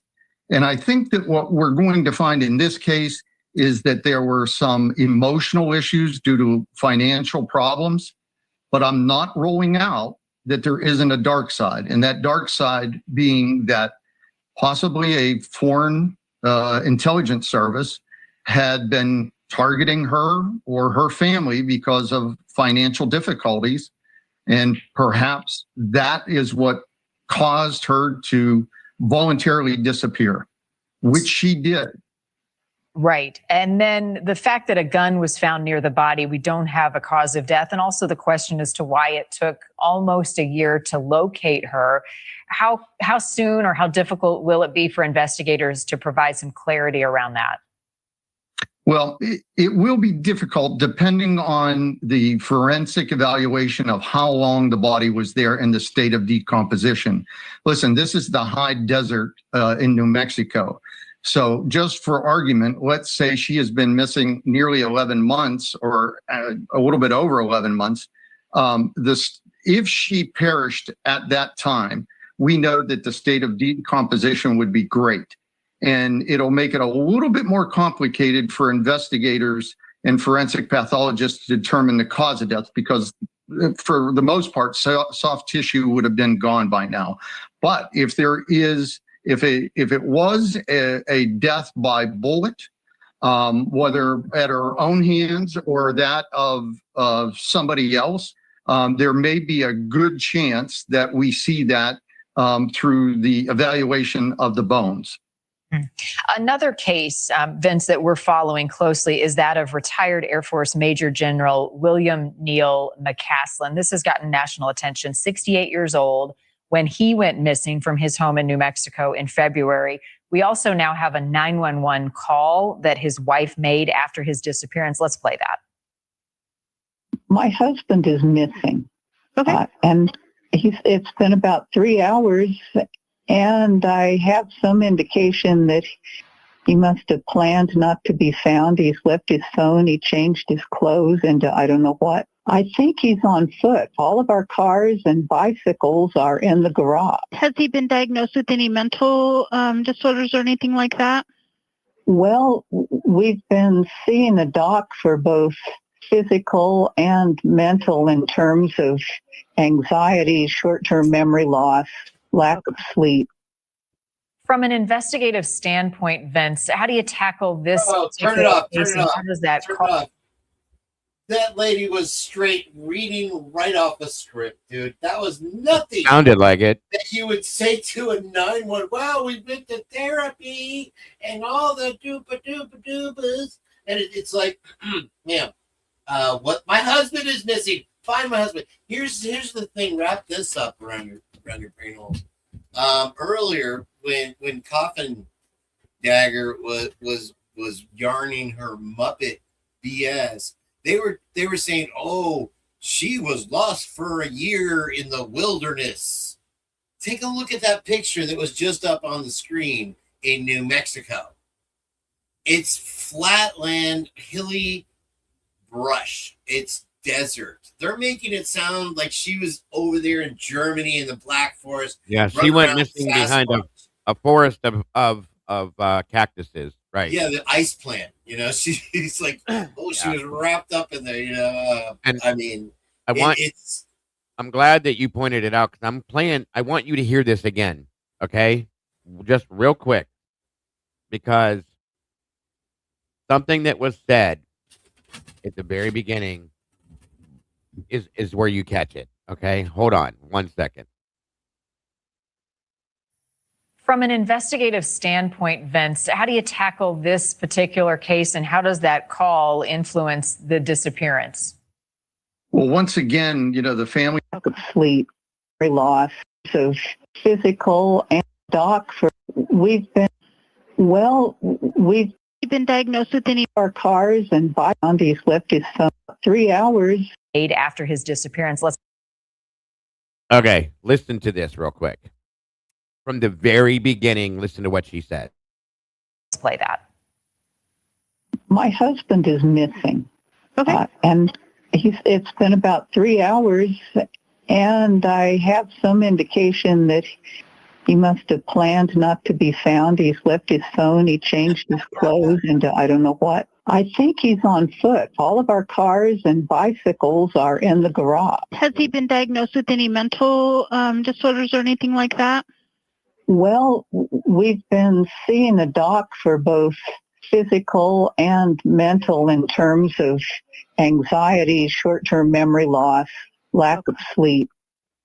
From an investigative standpoint, it's ridiculous. Now that we only got a piece of the call, we didn't get the full call. Why is that 911 call out there all of a sudden? Right. Yeah, we don't have a cause of unaliving yet. Yeah. And we've got the woman on the 911 call, man. I'm gonna find the full call, and you'll hear. It's interesting, folks. What do you want to bet? She doesn't even sound upset.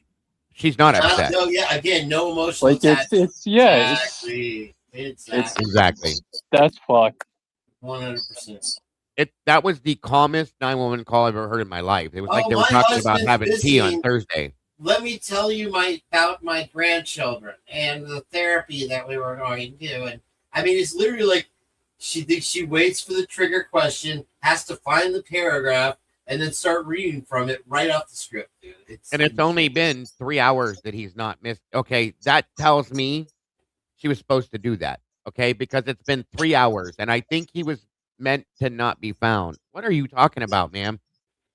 Maybe she's the reason he fucking off himself. I mean, I'm just saying, guys, that's not anything that you would ever hear. I think he was doing it to purposely not be found because he changed his clothes. What are you talking about? That's a good one. Good catch. I'm just saying. Changed These his clothes, and then after 40 years of marriage, it's like no, bro. I'm not even scooping your ice cream right now. It's insane. It's absolutely insane. So I thought that was quite, and I'm gonna get the original, like the full call, if I can pull it, and you'll hear that was such a joke. Point, Vince, how do you tackle this particular case, and how does that call influence the disappearance? Well, once again, the family member is pointing out that there was perhaps a overriding medical issue or mental issue with it, and without actually locating his body, like which happened with Melissa, we won't be sure of the cause of death. Now, the connection. Well, first and foremost, how do we know that he's dead? Or are you just assuming, just like Melissa, interestingly enough? Okay. This is in the same general area. So that's what has fueled a lot of the conspiracy theorists. But in this one, the facts aren't based on him wanting to disappear. He just disappeared. In Melissa's case, she told 3 lies on the morning that she disappeared, one to her husband, one to a coworker, and one to her daughter, none of which made sense. And then within an hour or two of returning home, she disappears. So this one's going to be a little bit tougher. But once again, until we find or recover the remains or locate him alive, this one is going to be even more difficult than Melissa's. At least with Melissa's, we now have some evidence to go on, and the forensics will tell us everything. Thank you for watching. Subscribe below and download. God. Cuomo. Okay. Hold on. So now, all right, we're going to jump into this general a little bit more about what he was doing, what was going on, why he was doing it. Before we do that, I know, Kane, I can see, I don't know if you need somebody to hit you in the side of the head because your eyes were stuck rolled up into the top of your head. So if you need one of us to, like, they were rolled just straight give up me a into your good head. slap upside the back of the head right now and get me. I got to keep mine lubricated so they don't get stuck. They shoot, I have so much it's all combobbled together. What were they talking about? They all have an agenda. Every single person. Of course, Nancy Grace is not going to have anybody but Potato Head, Witness Protection Larry on there to agree with everything she said. And she literally flips out, bro, when I know. people don't agree with her. And whether they're 1 second they're the biggest expert on the face of the earth in the topic, then they say one thing that doesn't agree with her narrative, and they're all of a sudden they're a Japopo picking through a dumpster fire. Yes, You know, that's exactly what she does. So you have this guy right here, not Morgan, but the guy after him, the alleged FBI dude. Oh, what a coincidence. I hate that I can see this stuff right away now. Darn you, Idaho. But a lot of us have been the ability. It's now ridiculous. He's got a book sitting right over his left-hand shoulder. What are you there for? You're there to sell your book, Mr. Wickham. I mean, Mr. FBI agent. Whatever your deal is, you know, I mean, dude, these people are the worst of the worst too. Look at Whitcomb, dude. He pew-pewed a woman carrying a baby unarmed. If he didn't do it himself, he gave the order, bro. And we're just gonna be like, gobble, gobble, gobble. Hold on. We're not jumping into Turby, Whitcomb, any of that right now. No, I'm not even trying to sidebar into it. I'm just saying with the allegiances, with the same Muppets popping in from case to case. Yeah. And here you go. We got another FBI guy selling another book, baby. What do we need to say? Sure. It's pretty clear that News Nation has a contract with either the local governments or the states, because it's the same thing all the time. They're there to do damage control or try to push some stupid narrative that dude, I feel like they're literally putting their thumbs in the ballast trying to stop the water coming out. You know? Think about what we're not seeing too, Moto, though. The only people you see touching this is News Nation and Fox. You don't see NBC, CBS, ABC talking about any of this, okay? None of it. So that should say in itself what is, you know, who's what and who's where. So, in my opinion. But very interesting. Very interesting. You said earlier it's the rejects or somebody saying the failure. It's the reject CNN. Yeah, or Fox News gets sent over to news. Well, you know what it is? It's the imbeciles that watch these people and believe all the muppetry that comes out of their mouth. Now they have their own little conspiracy world where Grandpa can take the blue pill and keep eating his steak for the rest of his life. Yeah, it's a good way to put it. Scully's in the house. What's up, buddy? Scully gang. So, welcome, Wendy Wells. All of you guys, thank you for being here. Again, today is the premiere show for Cafe Conspiracy. We're looking into these missing scientists, some missing for a year or more, being found deceased, so on and so forth. Right now, within what we're discussing, this is General McCaslin, who went missing. He was running a very secretive private laboratory for the Air Force. And what we're going to see here with Sidebar, Jesse's going to be talking about what was going on right as he went missing and right before. Thank you, Bianca. It's wonderful to have you here, dear. Speaking of which, going to talk to you later. But yeah, that's what this right here that you just walked in, what you stepped into, is very interesting. We're going to go ahead and move on. Oh, one more thing. Side note. Scully did hit 1,000 subscribers. So yeah, thank you to everybody that subbed up to him. If you check out Yes. latest live, Miss Potts started Friday. Double J is on there, and also I gotta go over there and check it out. Absolutely. Really appreciate welcome, Mother. it. Good to see you. And today. also Stoner Podcast was on there. She is absolutely amazing. Jakes, you gotta have her on the show. She is on point. Stoner Podcast. Oh yeah, I like Stoner. I listen to her. She does great. Her takes are just amazing, like off the cuff. She's very intuitive. So just wanted to mention that. Oh, I enjoy her very Here's much. my book plug. Stoner Podcast is very interesting. I've been following her most recently, so yeah, guys, check it out for sure. Welcome, Mother. Good to see you. Happy Sunday to you. I hope you and Dad are doing good. Thank you for being here. Appreciate you. And of course, I love you. All right, on we go. And nobody was this is completely like out of the norm from completely out. We've been all over the disappearance of retired Air Force General William Neal McCaslin, right? This is new. This is the body cam from the beginning of the search, the beginning of his disappearance. We are going to play the key moments for you and how. This dropped 11 days ago for those of you, just to keep you guys up to date on everything. On we go. How it fits into this puzzle. Welcome to Sidebar, presented by Law and Crime. I'm Jesse Weber. All right, real quick before we jump into this, I gotta tell you about our sponsor, this app, our partner, Upside. It is hour. Her husband, a retired air guest. Before I even get into this footage, I gotta set the scene. February 2026 in Albuquerque, New Mexico. Woman comes home from a doctor's appointment. She's been gone less than an hour. Her husband, a retired Air Force Major General, gone. Not strange yet. Maybe he went for a walk. But then she starts looking. His phone on the counter, turned off. His smartwatch plugged in the bathroom. The shirt he was wearing when she left, hanging in the closet.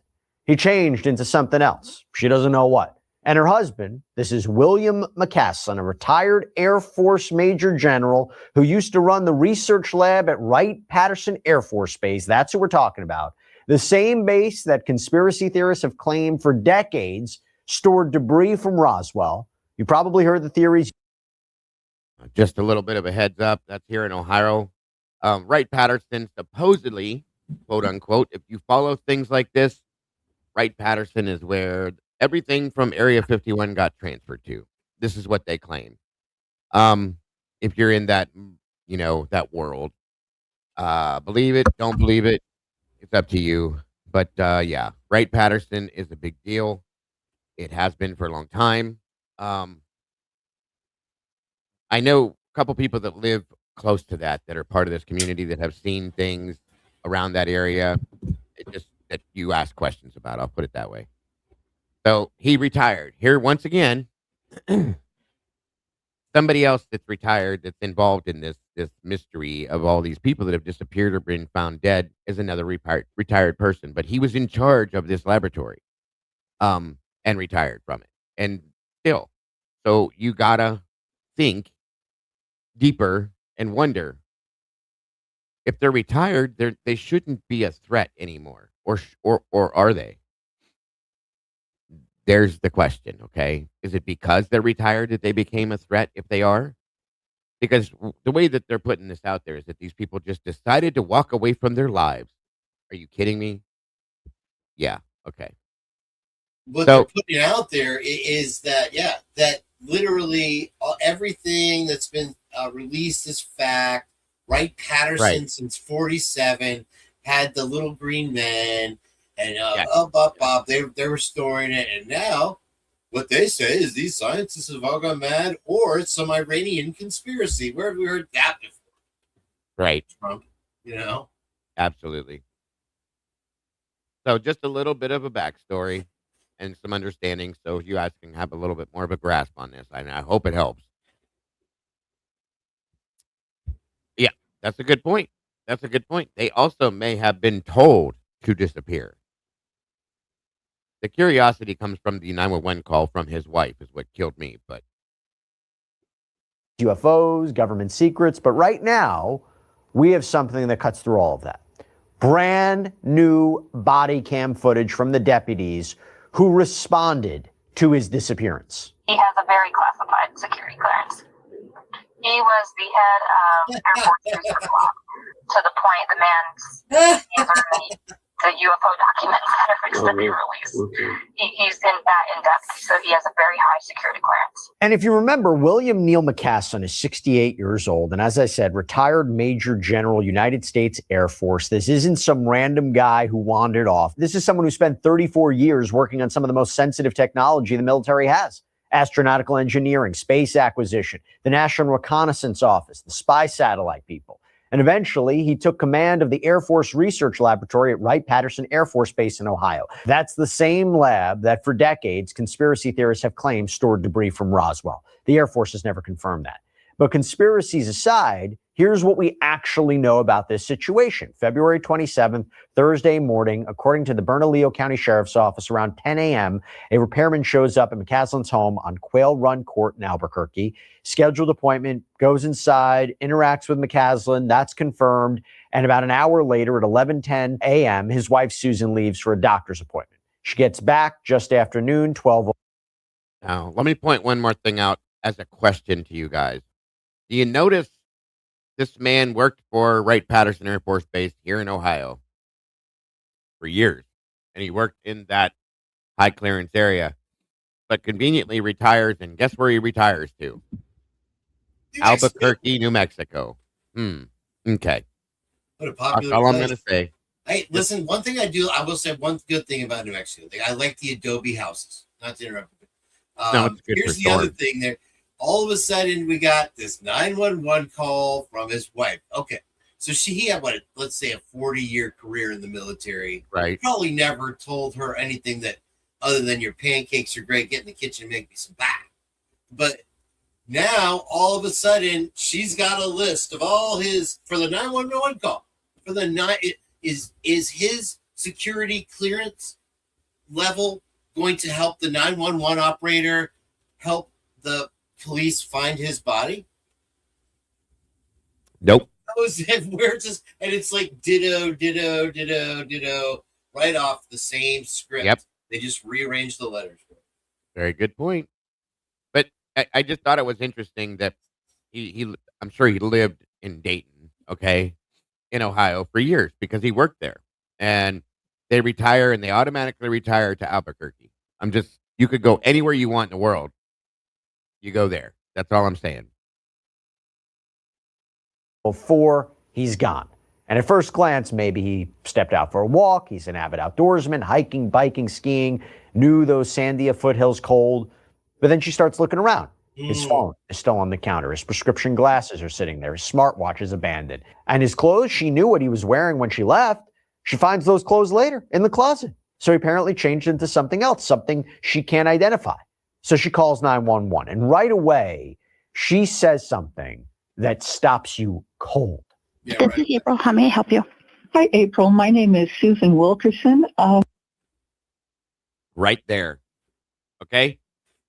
If you guys have been listening to Travis or any of this stuff that we listen to with the Idaho 4K, when you dial 911, you don't say, "Hi, my name is Tom. I'm calling. I hope you're having a good day today. Maybe one day we can get together and have coffee." No, you don't go through all of the niceties. You call and say, "My husband is missing. Oh my God, I'm scared to death." Blah blah blah blah blah, and with some panic in your voice. There's zero panic in this woman's voice. It's insane, you guys. It is insane. Okay, listen to it one more time. that stops you cold. This is April. How may I help you? Hi, April. My name is Susan Wilkerson. My husband is missing. Okay. And it's been about 3 hours, and I have some indication that he must have planned not to be found. He's left his phone. He changed his clothes into I don't know what. I think he's on foot. All of our cars and bicycles are in the garage. I left for a doctor's appointment at about 11:10, and he was here at that time at the house. And I got back from that at noon, and he was gone. I turned it off and left it behind, which seems kind of deliberate because he's always got his phone. He has a smartwatch. I don't know if that's with him or not. Has he ever done this before? Never. Nothing even remotely like it. He's a... No, one of the other This things sounds I like want to AI. point out.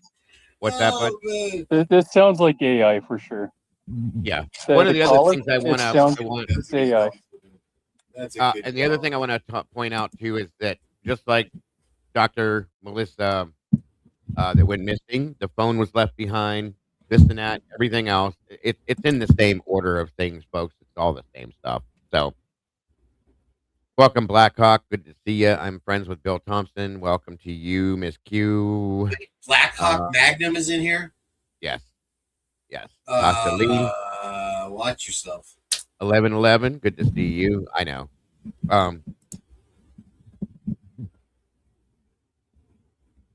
Let's see who else is there. I think that's all. I saw Blue Devil was here. Yeah, Blue Devils have been here. Good to see you, Blue. Aquarian, welcome back. Dude, okay, we had a doctor's. I had a doctor's appointment at 11:10 a.m. I get the whole thing with older elderly people. They're very nice. They're very polite. There is zero panic in this woman's voice. Zero sense of urgency to find. She's more worried about. She's gonna start talking about her grandkids. I'll bet you $20 that she mentions her grandkids in this time. Welcome, Billy. Great to have you guys all in here. I appreciate you all very much for joining us today for this. On we go. Retired Air Force Major General. He's very responsible, but he's also facing some medical issues. Do you have any video at your home? No. Video. They're asking for video. Diagnosed with any mental disorders or anything like that? Well, we've been seeing a doc for both physical and mental in terms of... Hang on, I got to fix something over here. Welcome, Witchy, and thank you. Muppetry, bro. Yeah, 1 second, you guys. I got to fix something real fast. I'm sorry. Where's it at? Show up for me. 1 minute. There we go. Oh, maybe. Shit. Hold on. Let me in. Let me in. There we go. Maybe. You gonna do it or not? There we go. Oh my Lanta. That one. That one. Oh, I kicked Motorman out again. Oops. Sorry.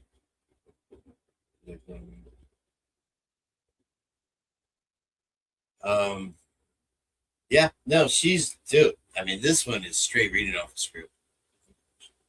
And she's definitely elderly because, he was close to 70, I think, or 70 is not that freaking old. Well, I'm just saying elderly. Dude that was telling me about all kinds of gangster stuff the other night. They law enforcement is all kind of skewed. All right. Easy now, Annie. Law enforcement. I love when Annie does that. Annie's amazing. Yes. She's been working. She's there. That's the biggest problem I have with Marion. She has zero emotion in her voice whatsoever. None. None. Nada. There's not a worry in her mind. And we're not even a minute. I can understand after the lady calmed her down after a minute. My husband's missing. Blah blah blah. Hi, April. How are you today, April? Well, my husband's missing, and I don't think he wants to be found. What? And I was in therapy a week ago. Yeah. What? Also, the 911 operator not quite exactly following 911 procedure. For instance, she hasn't asked her for the address yet. What's the address of your emergency? Should have been the first question. Would have asked her 50 times, ma'am, could you please calm down? Yeah. We heard it. We've heard it. What is the address of your emergency? Is the first question supposed Lord to be, have and that's mercy. not how it went. So, all right, here we go. Anxiety, short-term memory loss, lack of sleep. The same doc I went to see today. Does he carry any weapons on him? Well, not generally. Security weapons. He does have a gun safe, and I went to look in the gun safe to see if anything was missing, but I couldn't tell if anything was. He has quite a number of pistols and rifles. Other than saying if his brain and body keep deteriorating, he didn't want to live like that. But it seemed to me that was just a, man, I hate how this is going kind of thing, because I told him, yes, you do. Yes, you do. Okay. We're going to send some deputies up to talk to you, see if you can search a little bit and see what's going on, okay? Sure. Thank you very much. It just gets better. Just wait. It gets better. You're welcome, ma'am. But before deputies even arrived, before the body cam rolled, his wife did something else. She went public right there on Facebook. While the search was still in its first hours, she posted a plea for help. And then as the theory started swirling, she posted again, this time addressing the rumors directly. Quote, he retired from the AF, meaning the Air Force, almost 13 years ago and has had only very commonly held clearances since. It seems quite unlikely that he was taken to extract very dated secrets from him. And she also addressed the UFO connection, adding this, part explanation, part sarcasm. It is true that Neil had a brief association with the UFO community through Tom DeLonge, former frontman for Blink-182 and founder of the organization To the Stars. Neil worked with Tom for a bit shortly after his Air Force retirement as an unpaid, Neil's choice, consultant on military and technical scientific matters to lend verisimilitude to Tom's fiction book and media activities. Neil does not have any special knowledge about the ET bodies and debris from the Roswell crash stored at Wright Pat, though at this point, with absolutely no sign of him, maybe the best hypothesis is that aliens beamed him up to the mothership. However, no sightings of a mothership hovering above the Sandia Mountains have been reported. Yeah, that post went up days after he vanished, and meanwhile, deputies were already on their way to the house. And the first call a detective made wasn't to search the mountains. It was to a woman who had dinner with McCaslin the night before. Yeah, so I called in trying to get a hold of everyone. I'm actually walking into his favorite coffee shop right now to see if they've seen him. So I work with Mr. McCaslin on the Kirtland Partnership. He's a board member. He's a retired general with Air Force Research Lab. Okay. And we had dinner Thursday evening at Cervantes off of Gibson Okay. at 6 o'clock with Space Force. And what I noticed, I was shocked this morning when I saw the alert, because what I noticed Thursday evening is he wasn't his usual self. He was kind of spacey and quiet. And you know, that happens with people, so I didn't put anything with it. Right. He left in his vehicle, and then I called this morning. I called security forces out at Kirtland just to ensure he hasn't used his card out there, and he hasn't. He has an access based, and they're going to keep monitoring that area. But from what I understand, well, let me tell you this first. So Thursday evening, he was wearing a blue and white striped collared shirt, button down. Okay. And he was wearing a little name tag, his KPC name tag. And so from what I understand is he left the house, his wife didn't take anything, was on the running trail, and it was last seen at 11 o'clock yesterday. Right. Right. Does he carry like a security clearance or anything like that? He has a very classified security clearance. He was the head of Air Force Research Lab.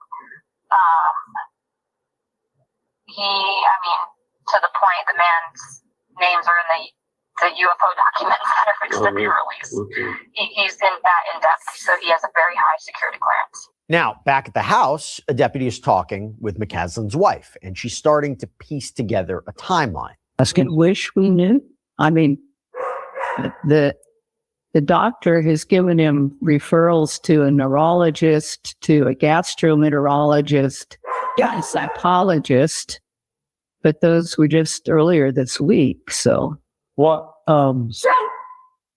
is causing him to go to the doctor and getting those referrals? What are issues?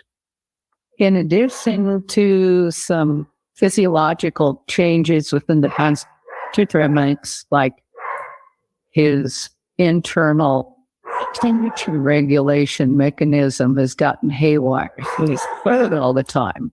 Which for a guy who loves skiing and slipped on snow in a bivy bag is not good. So dementia is not a concern. He's had anxiety.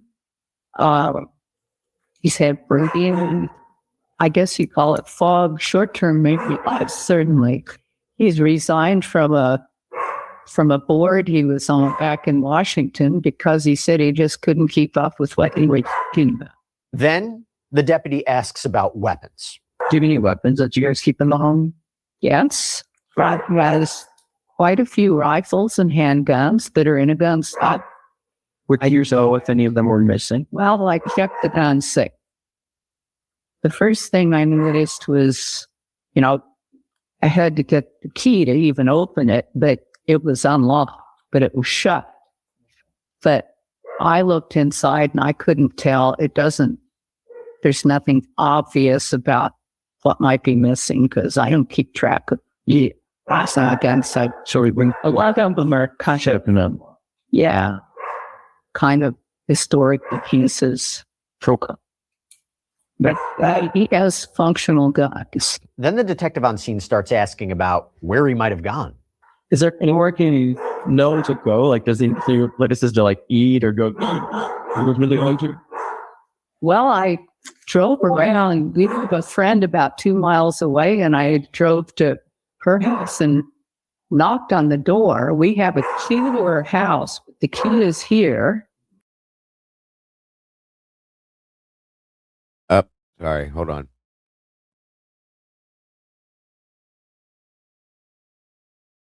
And she is Cancun. Oh, wow. So, what's his birthday?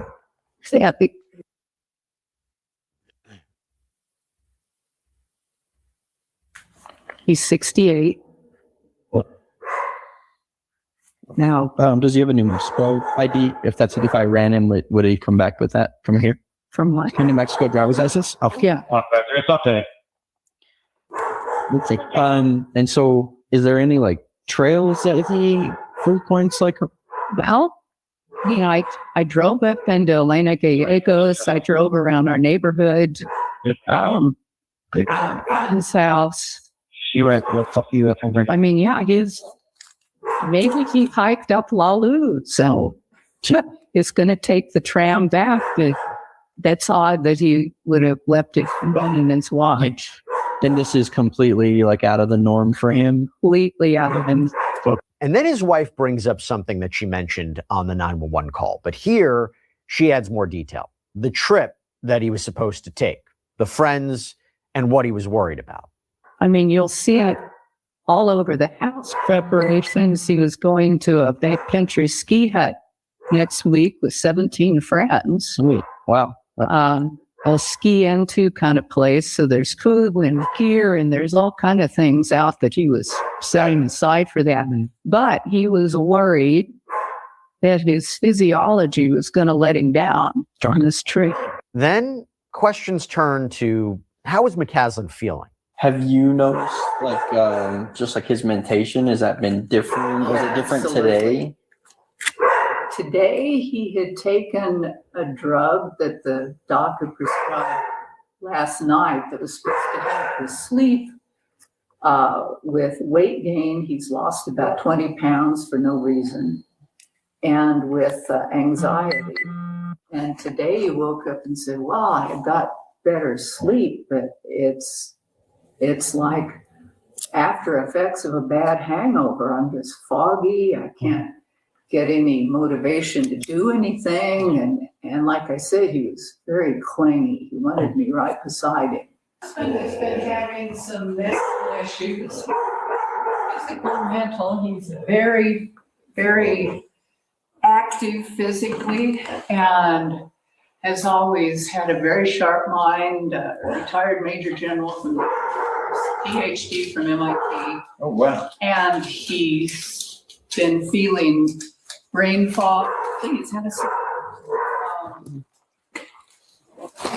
What is his name? His name is William Neil McCaslin. He goes by Neil.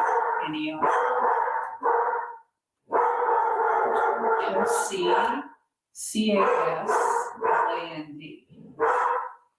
So anyway, today he was quite down and kind of clingy, which is unusual. And I had a doctor's appointment. Good stuff, Eddie. I love it. I remember looking at my car clock. I backed out at 11:10. And I was back by around noon and he was gone. And I found his phone turned off and left on his stand. I found his smartwatch plugged in the bathroom. And all the cars are here, bicycles are here, so he has to.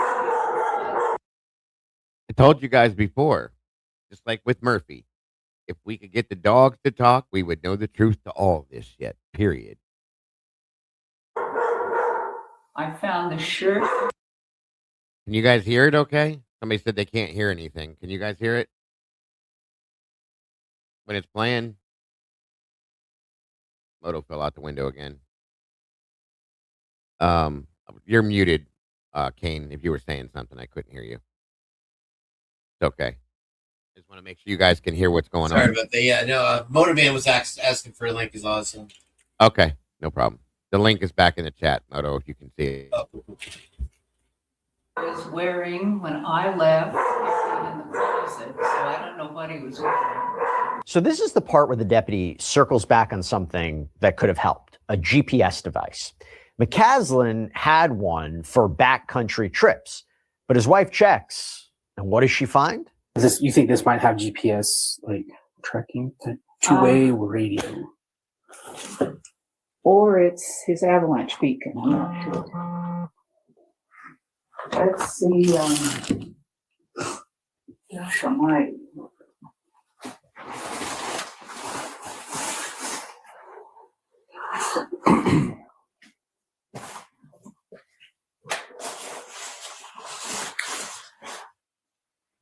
This does not have. What is InReach? InReach is a satellite communications cell phone in essence. And it gives position every time it sends a message. And you can go back once you receive a message and even like click on a connection and it will show you the track that has been followed. Okay. So it does. Damn, look at the figure on this one. And it also allows text via satellite. Yeah, this is the internet that I'm reading says that this doesn't have any GPS or anything tracking. Okay, so that's his avalanche beacon then. Is it possible he may have that with him? Since he deliberately left his phone and watch? Meanwhile, police also talk to neighbors, knocking on doors, looking for any camera that might have caught which way McCaslin went. And one neighbor mentions a tunnel, this hidden route most people don't even know about. As you walk down the trail from San Rafael Light and then go over, there's a great tunnel underneath where although they built new apartments and condos or something to the west side. Okay. So that's only been there probably about 3 or 4 years. To me, it just seems like yesterday. Yeah. But when I worked on a lot of the trails and all of this stuff and the lights and downlighting and the county and stuff like that. Right. So when we put in that tramway trail, there's also on the black asphalt pavement, there's kind of a little walk place where you can also go down kind of into the wash over here.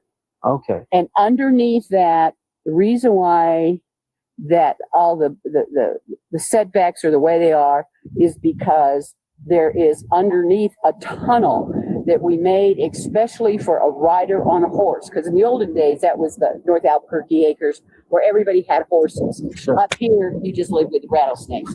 But over there, the horse people. So we have a huge tunnel underneath that a rider can two riders can ride kind of side by side abreast on the horse and go underneath that tunnel. Okay. From that far side. And it goes underneath, and this trail next to the black asphalt, there's just kind of a little walking down slope. And that's where a huge tunnel for the riders to come through on their horses.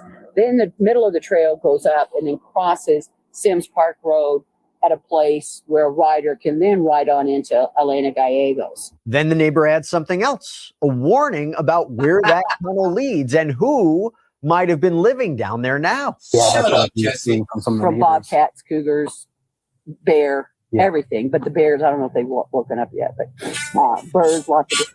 But this is not an unusual place where, anyway, but that if he wanted to go down just a trail, the black asphalt trail, underneath that tunnel, what I've been worrying about is homeless moving in there because it's like a condo down there, probably. Are there people living under there? I haven't been down there yet, but it's probably. I want the county to check it out because, I mean, there's a. This is the neighbor. For those of you that didn't catch on, this is just a neighbor they were talking to, not his wife. Hey, Astastic. This woman just wandered off the set of Star Wars. Yeah, she did something because she just came out of nowhere and she's telling like the whole life story for the whole world out here. Like this is again. Why is she redacted? And right? Why are any of them redacted? Where is the make your own waffle bar at the Hyatt that she's staying at? Yeah, right. And here we have tunnels. Yeah, tunnels. Yes, tunnels that you could ride horses through, folks.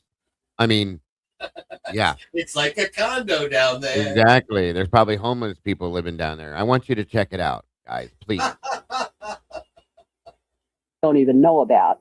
Yeah. I mean, that's a great protected tunnel area because because it was made for the horses and riders to go through, and the cars go over the top of that bridge over there. Okay. So that I would just say that's about the only little. And it's the one right across from the new. See where Sim Park Road comes out, and that's a city. That's the Elena Gallegos Trail. That's the Elena Gallegos Road going up to the wilderness area. Oh, okay.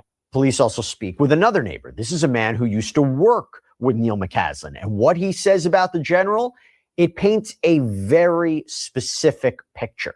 Yeah, he used to be my boss. He's a retired general, Air Force.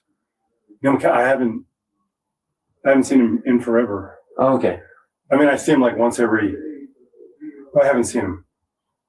I thought I saw Susan. Whoa. Hey, let me point something out to you real quick, okay?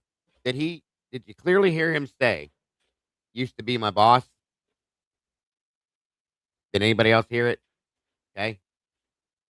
Remember where he worked at. He worked here, where Dago lives in Ohio at Wright-Patterson Air Force Base. Now he retired to Albuquerque through fucking Mexico, and his neighbor worked with him in Ohio too. Kopaka, anyone? Is it a commune? They all moved to Albuquerque when they retire now, or what the hell?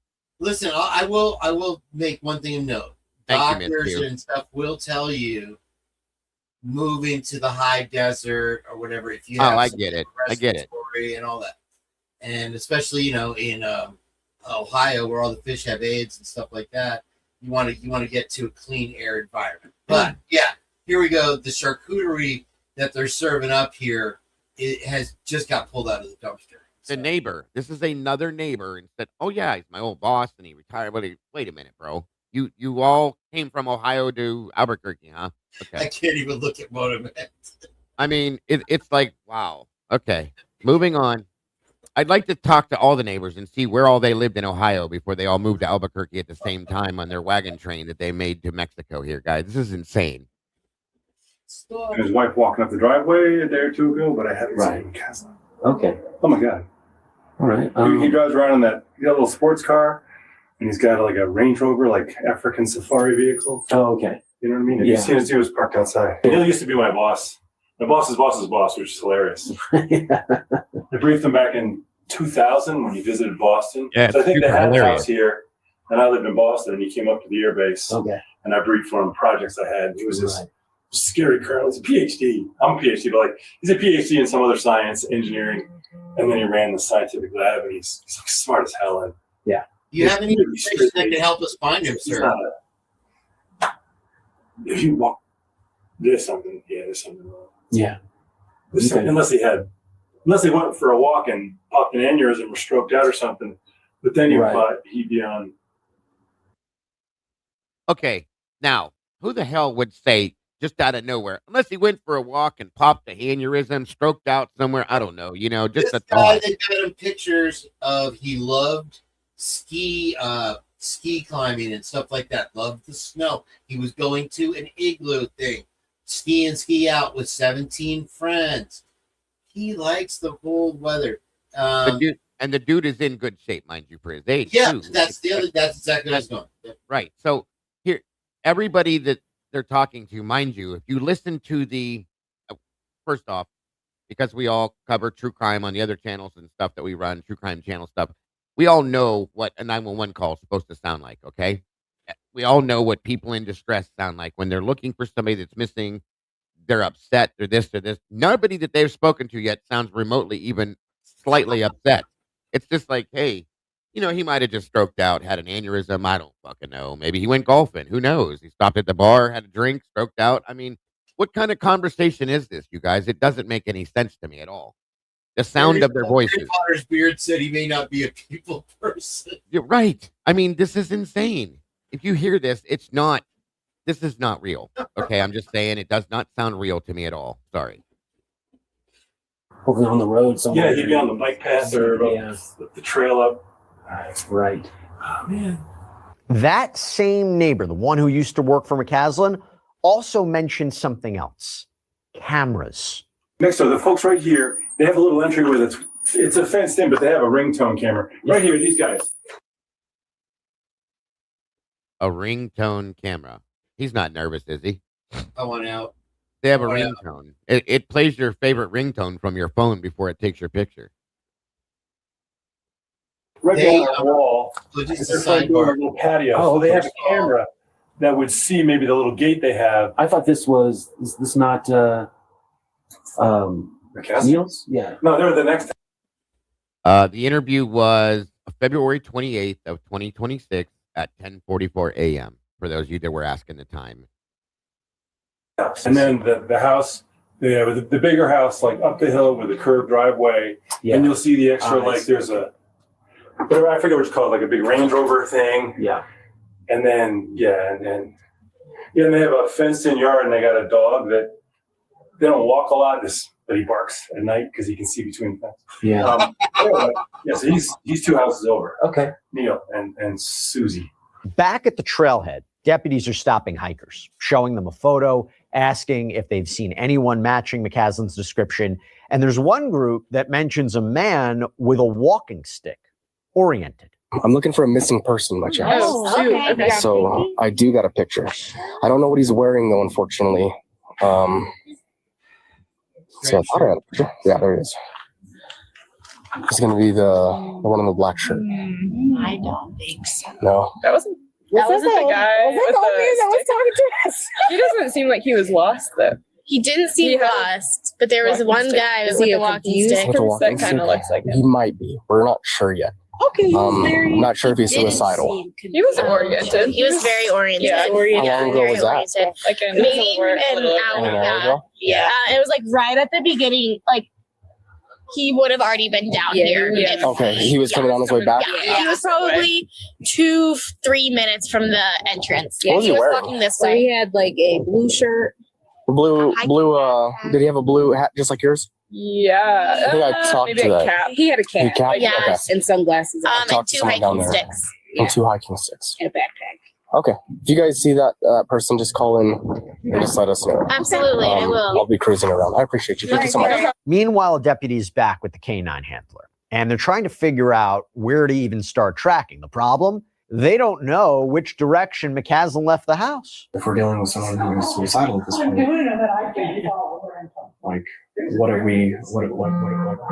would make him suicidal? So she said the neurocausal thing. He's having a very hard time with temperatures, and he has a big skiing like snow trip coming up with 17 friends, and he's worried that he won't make it physically. Okay. What about financial stuff? Is there a hardship there?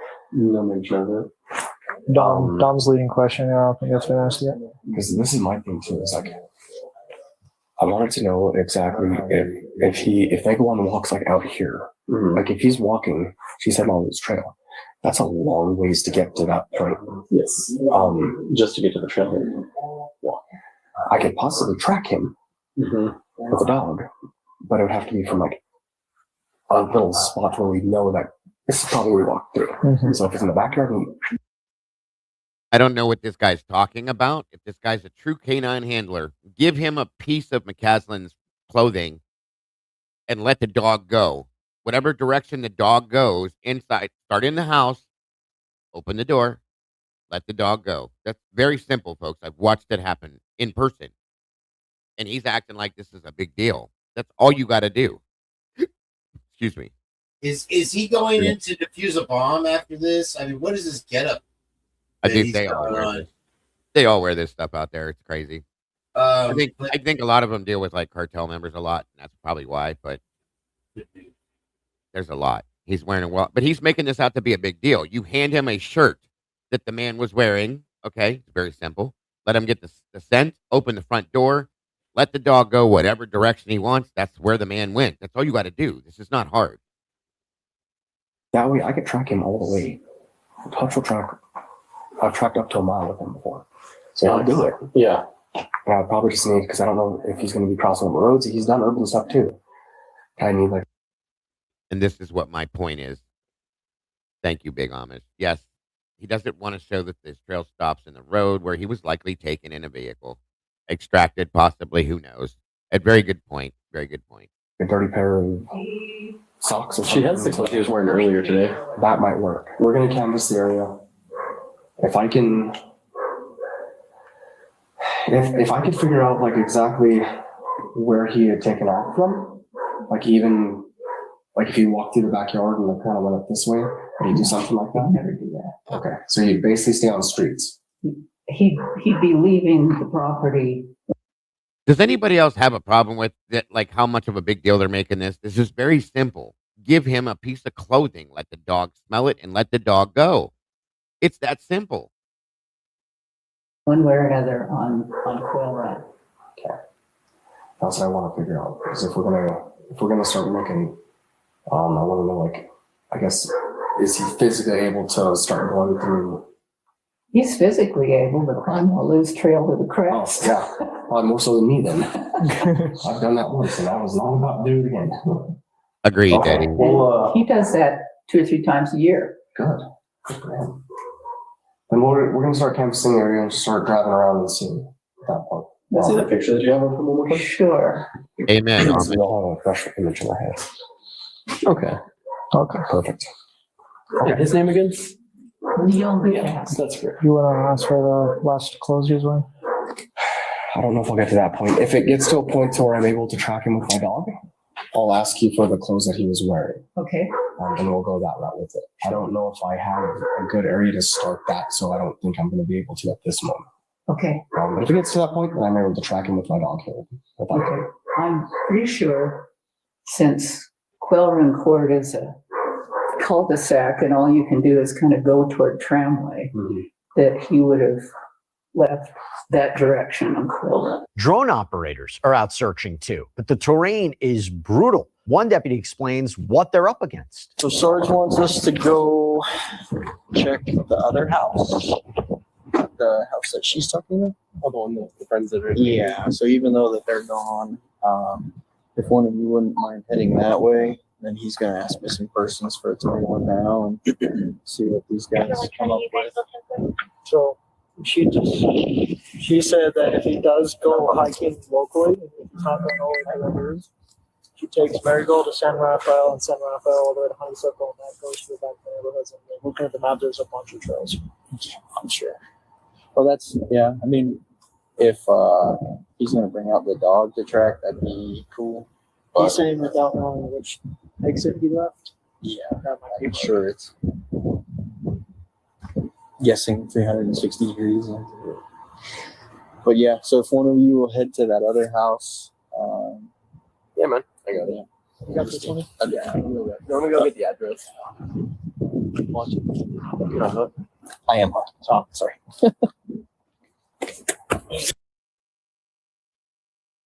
So real quick, Aquarian, to answer that question, I know a couple people probably wondered. From my understanding, it's that they can't. There's no answer they can give. They're blaming it on how far her body was. Jesus, I can't think right now. You guys know what I mean, though, because of the Jesus. What is it called? I don't know why I can't think of the damn word. Because it was too far gone. Like she had The rigor mortis. no. What happens when your body starts to Decompose. decomposition? Thank you. The decomposition was too far gone, supposedly, so it's unresolved. I don't know why I couldn't say decomp. Jesus Christ. Thank you, Noel. But there, according to that, they can't. It was skeletonized, and because her body was so far decomposed, because it had been a period of time, they can't give as of yet what the cause of death was, and I think that's bullshit. Because all they had to do was take her to one of the military places that she actually worked at. They can do anything they want, just so you guys know. They can look at the bones and tell you how long and why and how. So anyway, but anyway, yeah, they answered that. There's no answer to that as of yet. I'm sure at some point maybe there will be. So I mean, Like without knowing, and with, we're ask her already. if looks like possibly a bicycle. I don't know if he has a bicycle. Yeah. He said all the bicycles were here. Oh, they are here. Oh, okay. So there's like some fresh prints. Huh. Yeah, because she said like he's like an outdoor dude, so he's always hiking. He's on bikes, like he's. Gosh darn it! Why can't he? Lazy. It'd be like me, dude. I would have walked to the mailbox and be like, I'm tired. I'm going home, dude. Yes, sir.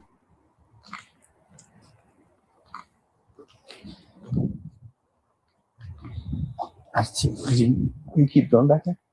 Because you said he most likely left either to the garage or a sliding door over here. Yeah. I'm gonna check here.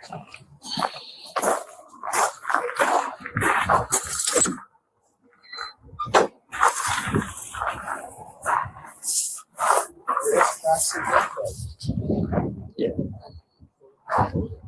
Yeah, this looks like it's all backyards. Oh, like all like unfenced backyards. Yeah, dude. This. Well, that's why Actually, I probably say he's up that San Rafael trail, like where it just opens up into those trails that you're looking at. Yeah. That's what my guess would be. you want to go just ATL. What's his see if name? you- Neil, right? It's William Neal. William Neal. His last name is McCaslin. Did you see the picture of him? Yeah. Days turned into weeks, and the search didn't stop. According to the Bernalillo County Sheriff's Office, they canvassed more than 700 homes, door to door, ring camera, security footage, anything that might have caught him leaving. Drone operations, helicopter support, ground searches with search and rescue teams, canine units, horses, volunteers. They scoured the foothills, the trails, the open space around his home, and still nothing. Then you go to March 7th. More than a week into the search, investigators find something. A gray U.S. Air Force sweatshirt, about 1.25 miles east of McCaslin's residence. They collect it, they process it, no blood detected in the initial testing, but the family couldn't confirm it was his. By the 2-week mark, the sheriff's office released a new photo of McCaslin, light green button-up shirt. Investigators said they believe that's what he was wearing when he disappeared. They also confirmed what was still missing: his hiking boots, his wallet, a .38 caliber revolver with a leather holster. Retired Air Force Major General, PhD from MIT, a man who once commanded the research lab at Wright-Patterson, the same base at the center of decades of UFO speculation, still nowhere to be found. So I will tell you at this point, if you were in the Sandia foothills on February 27th, 28th, check your cameras, check your doorbell footage, dash cams, even photos you took that day. He might be in the background. You can submit tips to the Bernalillo County Sheriff's Office Missing Persons Unit at 505-468-7070, or you can text anonymously through tip 411. Text BCSO and your tip to 847-411. That's all we have for you right now here on Sidebar, everybody. And there we are. I can't even look down at Moto Man because I just know what he's thinking with that wild. You know, Say again. All these Muppets. Did my volume go down? You're all good. these Muppets should be wearing helmets, is in my opinion. You know, how much brain damage are we having to watch here on this case? It's already off the charts. Let me check my. Oh, it's up there. It's up there. It is up there. Hang on a minute. I'm trying to. Give me a minute here. Oh yeah, they have to my volume there. That's good. For some reason, StreamYard wants to attenuate my microphone.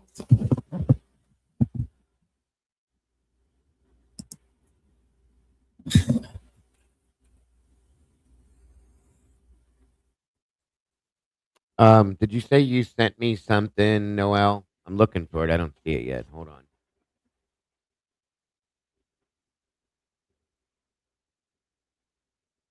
Not quite yet. Hold on. Okay. But either way, moving forward with this. So, sorry guys, give me 1 second.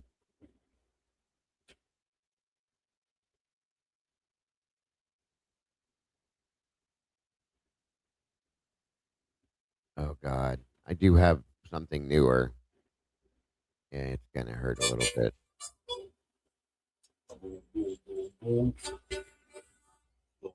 Let's see here.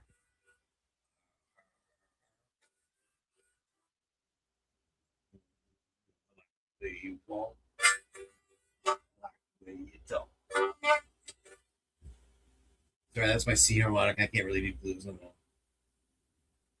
You're good. It's my Oscar Schindler. That's my Oscar. The Oscar. I have about 35 months. Or how many months?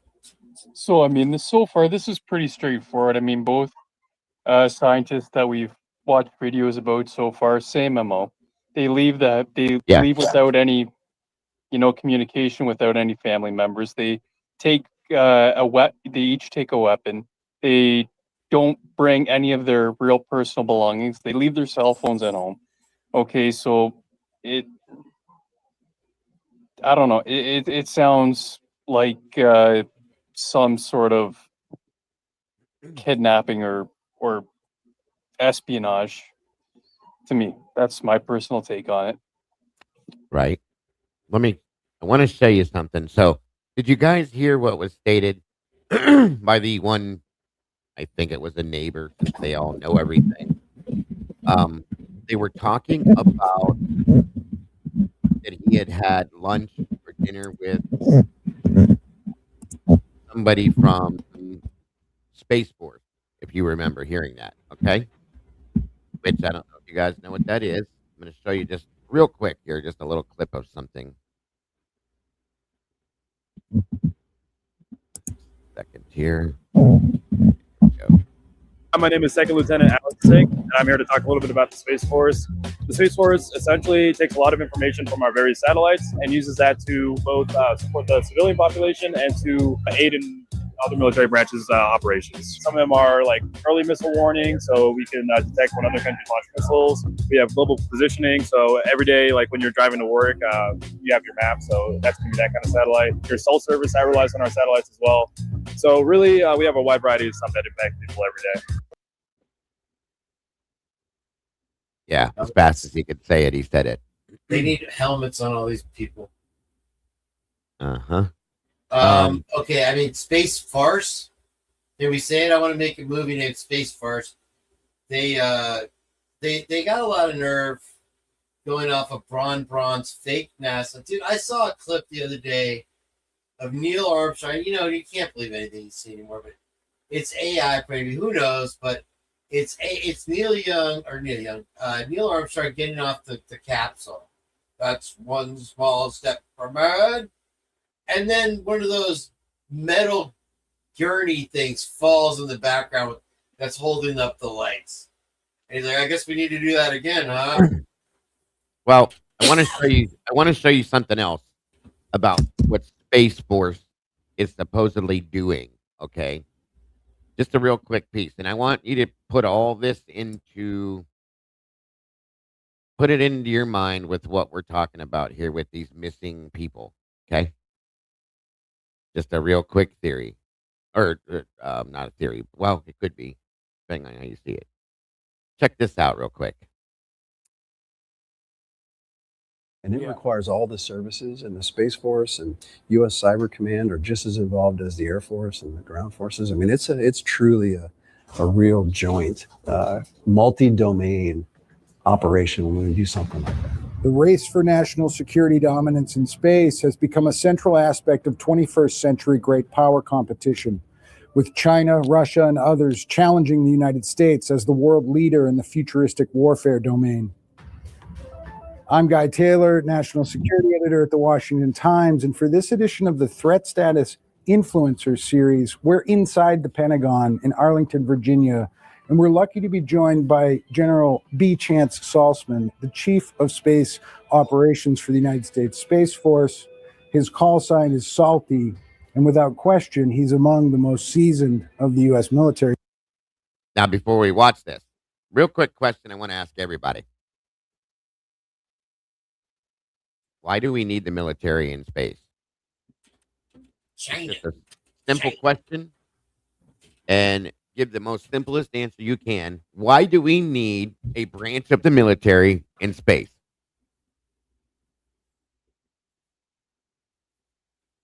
I'm waiting. Assets to protect up there.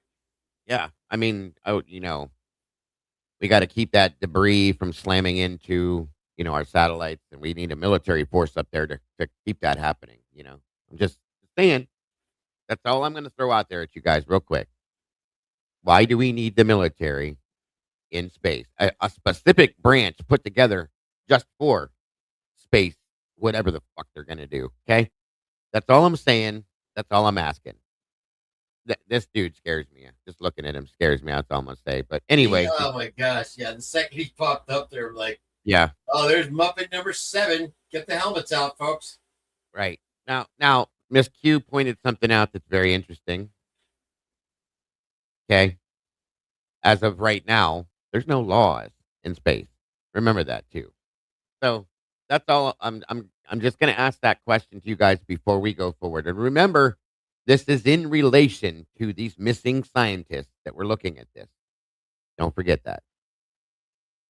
Leaders that work in this building. General Saltzman, thank you for having the threat status team here. Let's jump right into the threat status team. Hear that again. The threat status team. Okay.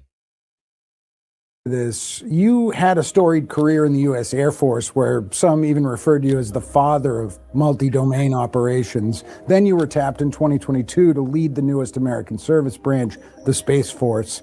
In this unprecedented era in which humanity is increasingly dependent on Earth-orbiting satellites, from where you sit, why is space so important to the U.S. military? Well, thanks, Guy. Thanks for this opportunity. And first, let's address this. Calling me the most seasoned person, that's just code for you're the oldest guy in the building. That I got it. So thank you for that. We were doing a play on Salt. I appreciate that. That's good. So it is important to the U.S. military. It's been important to the U.S. military for a long time. I've been doing military space for more than 30 years now. I think the more pressing issue. Did you hear that? More than 30 years he's been doing military space for. Okay. Remember that. Is how important it is to the American public. And I think that might be the thing that's changed the most, at least in the last 10 or 15 years that I've noticed. Americans' daily lives are affected by space capabilities in ways they don't see, in ways they don't even really recognize. I think people know that my phone is connected to a map and the map is guided by GPS. Thank you, Mitch Girl. Space Force was initiated, if you remember when this first came to play, okay? The initial goal, the way it wasn't really talked about openly per se initially, but the initial goal of Space Force was to deal with UAPs, period. Remember that too. Yes, and they kind of generally appreciate that. But the synchronization of signals, the timing synchronization provided by space capabilities really enables the internet.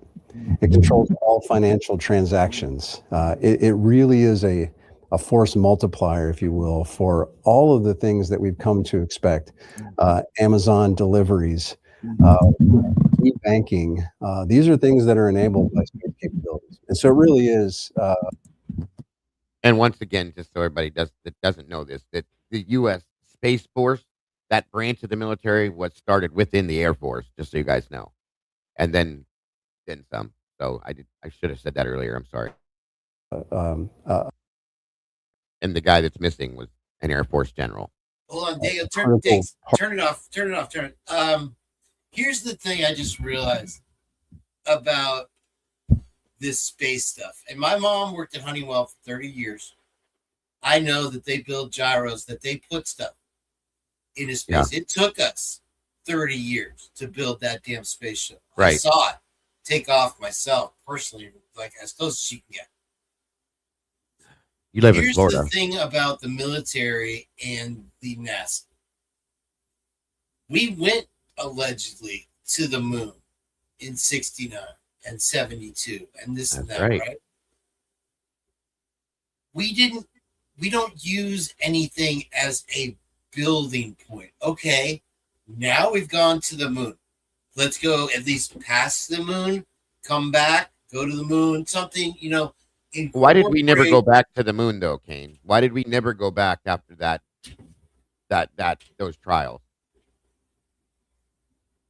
That's exactly my point. It's now we're not taught, they gave up on Mars. They got, Did they though? Well, they kind of rehashed it when they found that there was a shortcut that they could get there quicker. Right. But even Elon Musk in his fantasy, a universal income world, gave up on, and now he wants to focus on the moon. Okay, well, guess what? The blue rocket blew up, guys, on the launch pad, the very first rocket to be a part of that program. Maybe, maybe we should, I don't know, learn something from it. Because, okay, all this military crap in outer space, what is it really going to serve? And then, we're spending these billions and billions of dollars in this crap. And we got people down here that no place to live, no place to eat. And they're literally going to move 40,000 homeless people to make LA look like a good city when FIFA World Cup comes and the Olympic comes to LA. They're going to try to make it look. And so everything's just this pretend crap. And they want to have a whole branch of the military that, just think about one branch of the military that's not tech, like Marines. It's not necessarily tech. It's marching, it's training, it's shooting, it's learning, and frontline fighting. Yeah. With Space Force, it's 100% tech. You're dumping billions and billions and billions and billions, and every time you turn around, and we can't answer our own problems. It makes you wonder.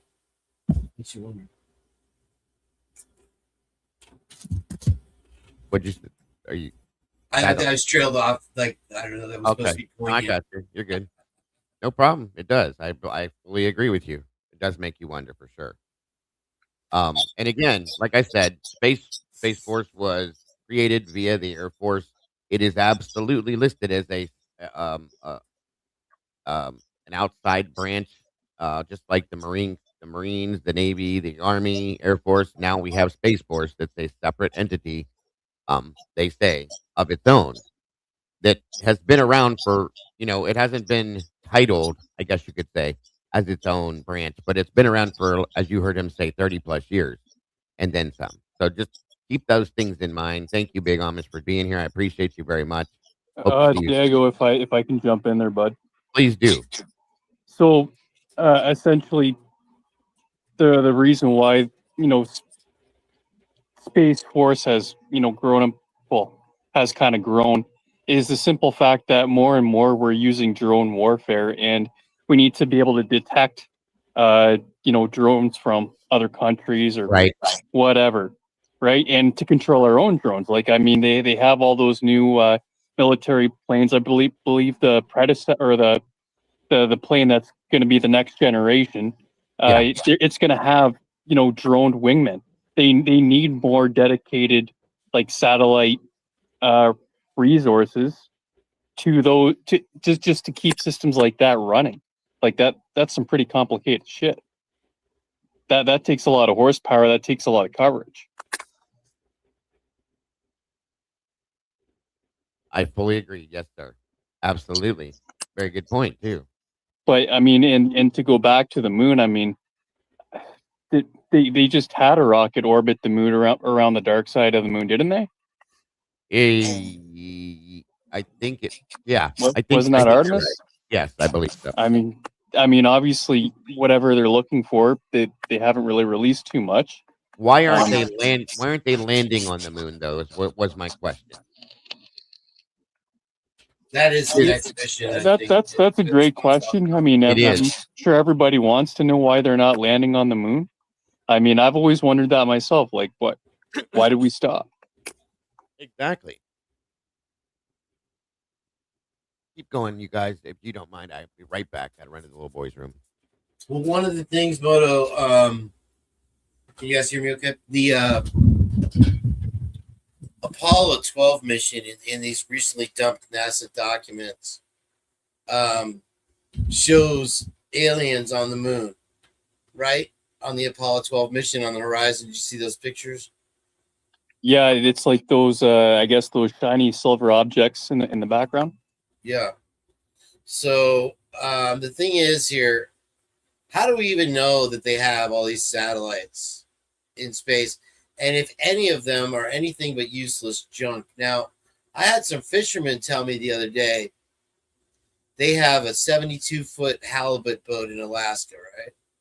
And they said that Starlink is a lifesaver because they do the fishing. They take their little kids out with them on the boat.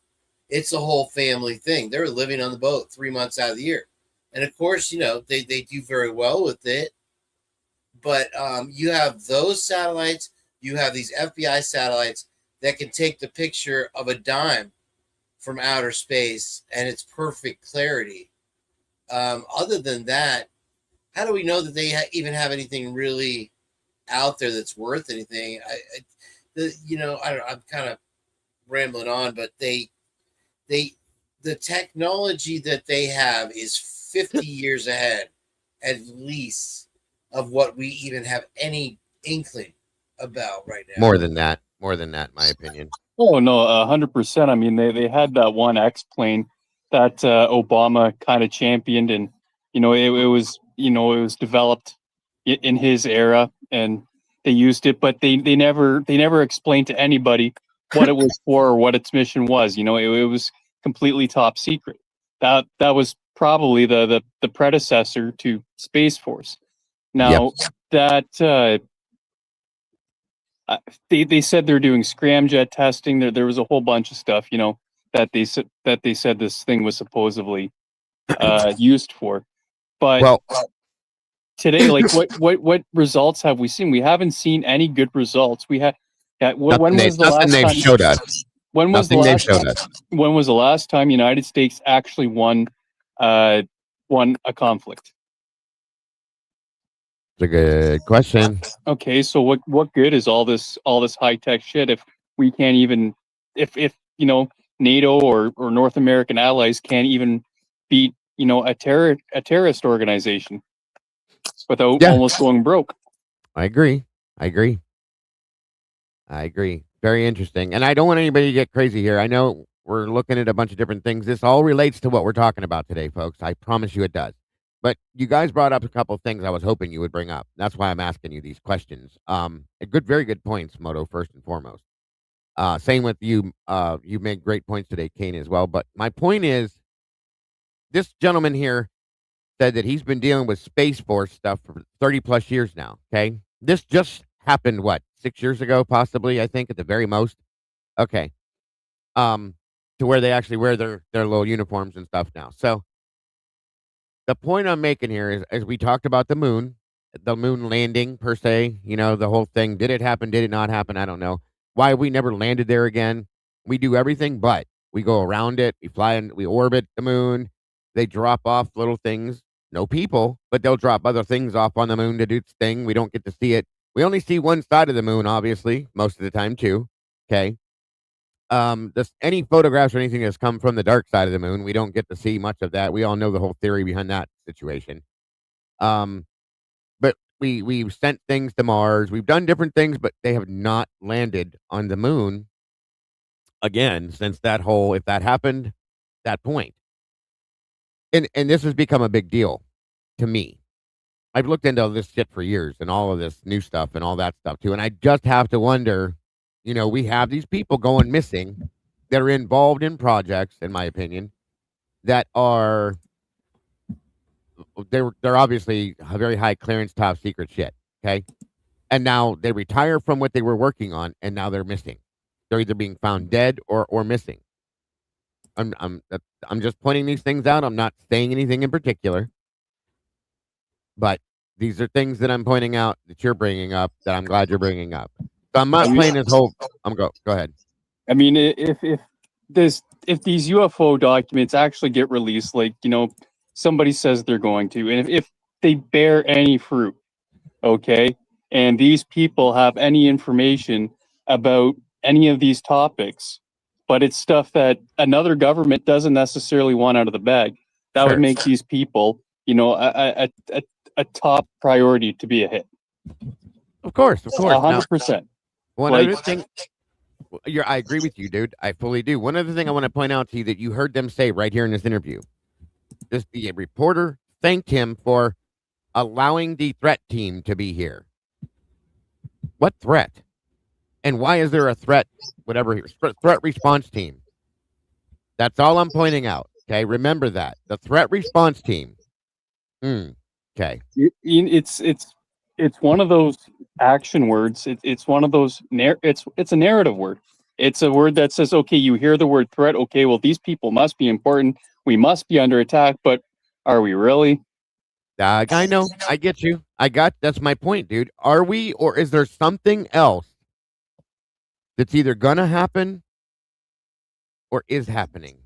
That if extraterrestrials want to attack us and take over Earth, they would do it in an instant. We wouldn't have a chance. It would have happened, in my opinion, bro. Long years ago. Okay, I'm just saying, if they're out there, they exist. They have the technology, the advanced mentalities that we all have, so on and so forth. We're idiots compared to them, according to things we've read. So my point is exactly. And what's a Space Force threat assessment team going to do about it? Thank you. I think it's a masquerade. It's masquerading for something else, in my opinion. Truly and honestly, that's what I think. Thank you, Ro. All of this is just a cloak to hide mass surveillance networks and the very interesting. The spy, essentially, the spy conglomerate. It's meant to spy on us. It's not meant to look for anything else that's out there. That's a good point, dude. That's a good point. Thank you, SRB. By the way, it looks as though we actually finally hit 12,900. Folks, we need 100 more subscribers to hit 13,000. So if you guys know anybody that might be interested, send them our way, please and thank you. And I want to thank all of you amazing people for helping this channel to get where we're at. It's been a long run, and I'm grateful that we're here. So thank you guys very much. That's my point right there. We are truly and honestly just like cavemen compared to what my understanding is that extraterrestrials would be. Whether it's because they're of a higher, like a higher conscious level, a human being that has been taken to another level of consciousness and become that. We talked about that the other night with DA. Again, folks, don't forget, we're on Cafe Conspiracy right now. This is not the True Crime Cafe. This is why we're talking about this stuff. But again, it could be that, or it could be just a being that was just further progressed than us. If they exist, if you believe they exist, that's The important. problem is, Dago, how do you even define what an extraterrestrial is? How do you define what That's another it. life form Thank is? you. You can't. Thank you. You don't know what you're looking at is an extraterrestrial. Not you won't have you won't have a clue. And we could have already been looking at that, folks.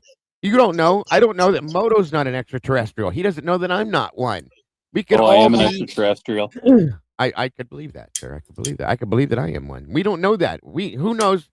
How do we know that we ourselves aren't even an extraterrestrial? Okay, we don't know because we don't know what the fuck we're looking for. We don't know what is extraterrestrial. Only based on what we see day after day with ourselves when we look in the mirror, when we look, at our neighbors and at each other. You think that that's normal. Again, remember where we're at, folks. And also you think that, because it's different than what we see daily, that's extraterrestrial because it comes from a different place. It's a different thing. Or is that what it is? We don't know that. None of us know that. That's the whole problem right there. And they don't want us to know that.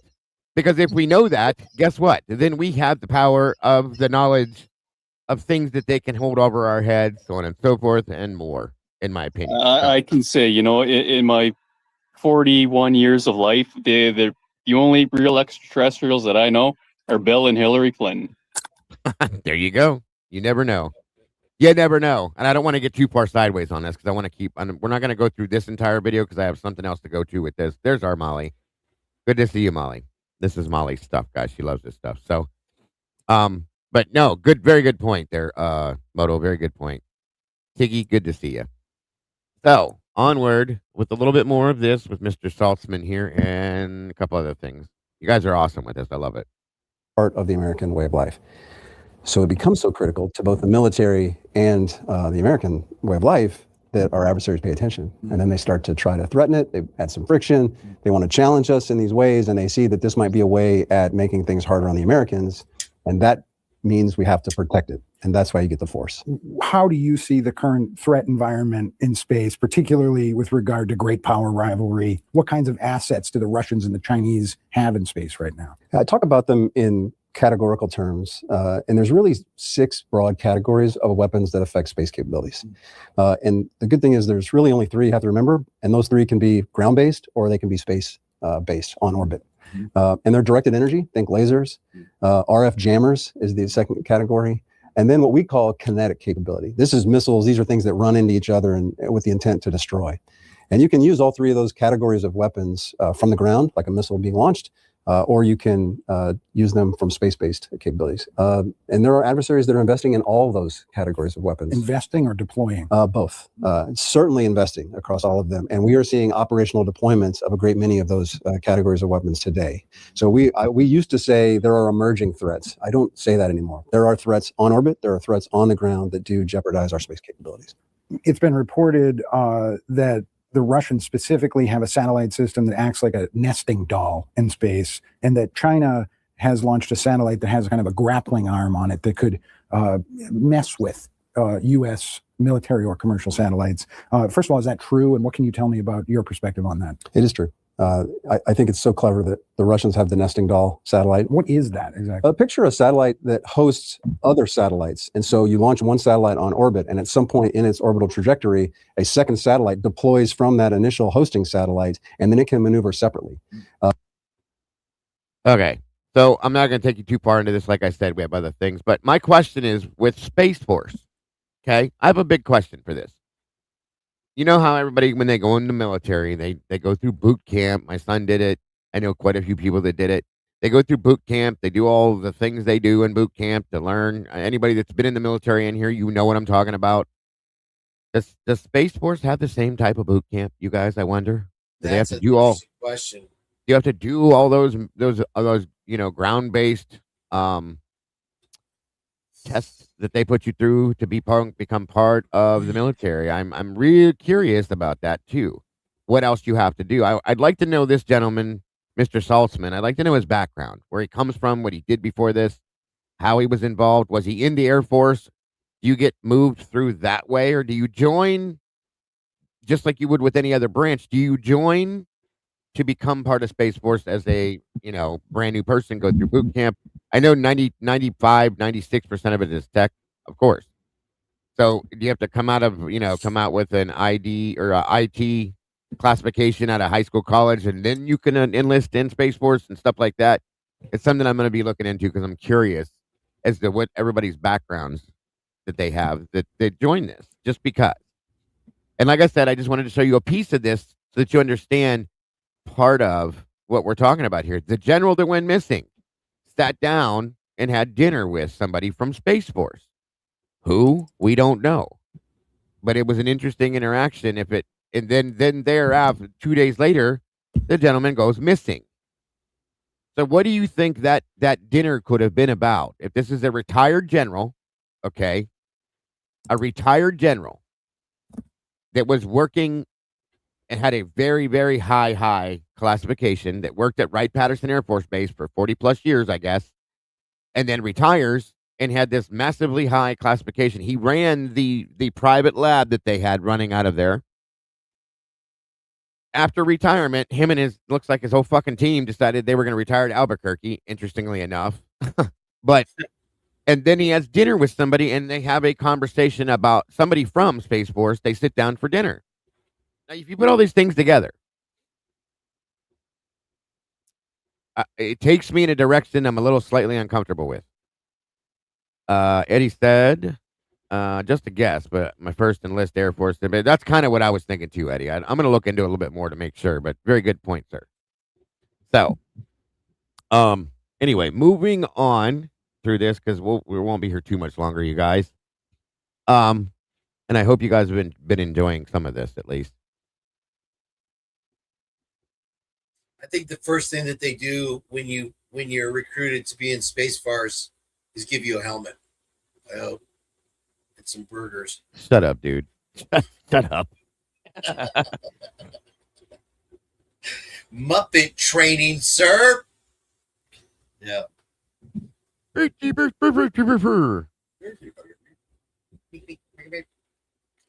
Okay, so let me find this next piece I had. All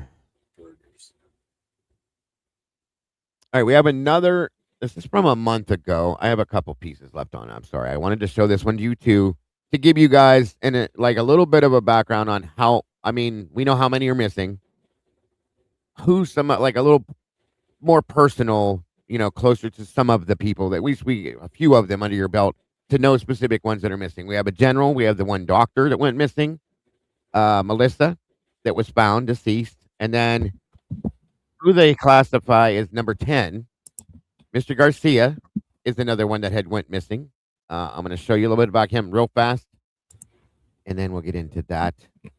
Again, I hope you guys are interested in this. I hope you're getting something out of this. I hope you're enjoying this so that you will want to come back. And this is not the only thing we're going to cover, folks. I promise you. There's going to be stuff on Bigfoot, UFOs, of course, like this, ghosts, all sorts of things. Anything that has the possibility of being a conspiracy theory is going to happen on this channel. That's all I'm saying. Also, as well, don't forget to hit like so that the thing can get in the algorithm there too. He's got yes, please. Crowd, guys, please. It's a new channel. We need it needs its own algorithm. So please and thank you. You're gonna start a channel. You're gonna join Space Force. You got me doing it now. Space Force, Senor. I want to see your uniform, bro. That's all I'm going to start a new burger channel just about burgers. In your handle, I want to see your helmet, Senor. As you said, it echoes Neil McCaslin's disappearance right down to the same thing. Hard to make connections. I'm joined by somebody who has been tracking every one of these stories, connecting the dots herself, asking the questions that others aren't. Los Angeles Magazine contributor, Lauren Conlin. Great to see you again, not wearing an alien dress. Totally fine. Not tonight.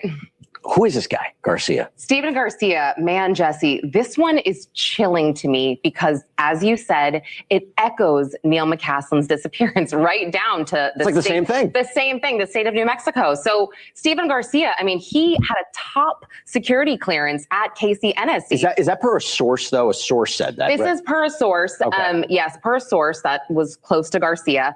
But look, where he worked at KCNSC, I mean, they manufacture 80% of non-nuclear components that go into building military nuclear weapons. And I mean, he oversaw tens of millions of dollars of assets, equipment, some classified, some not.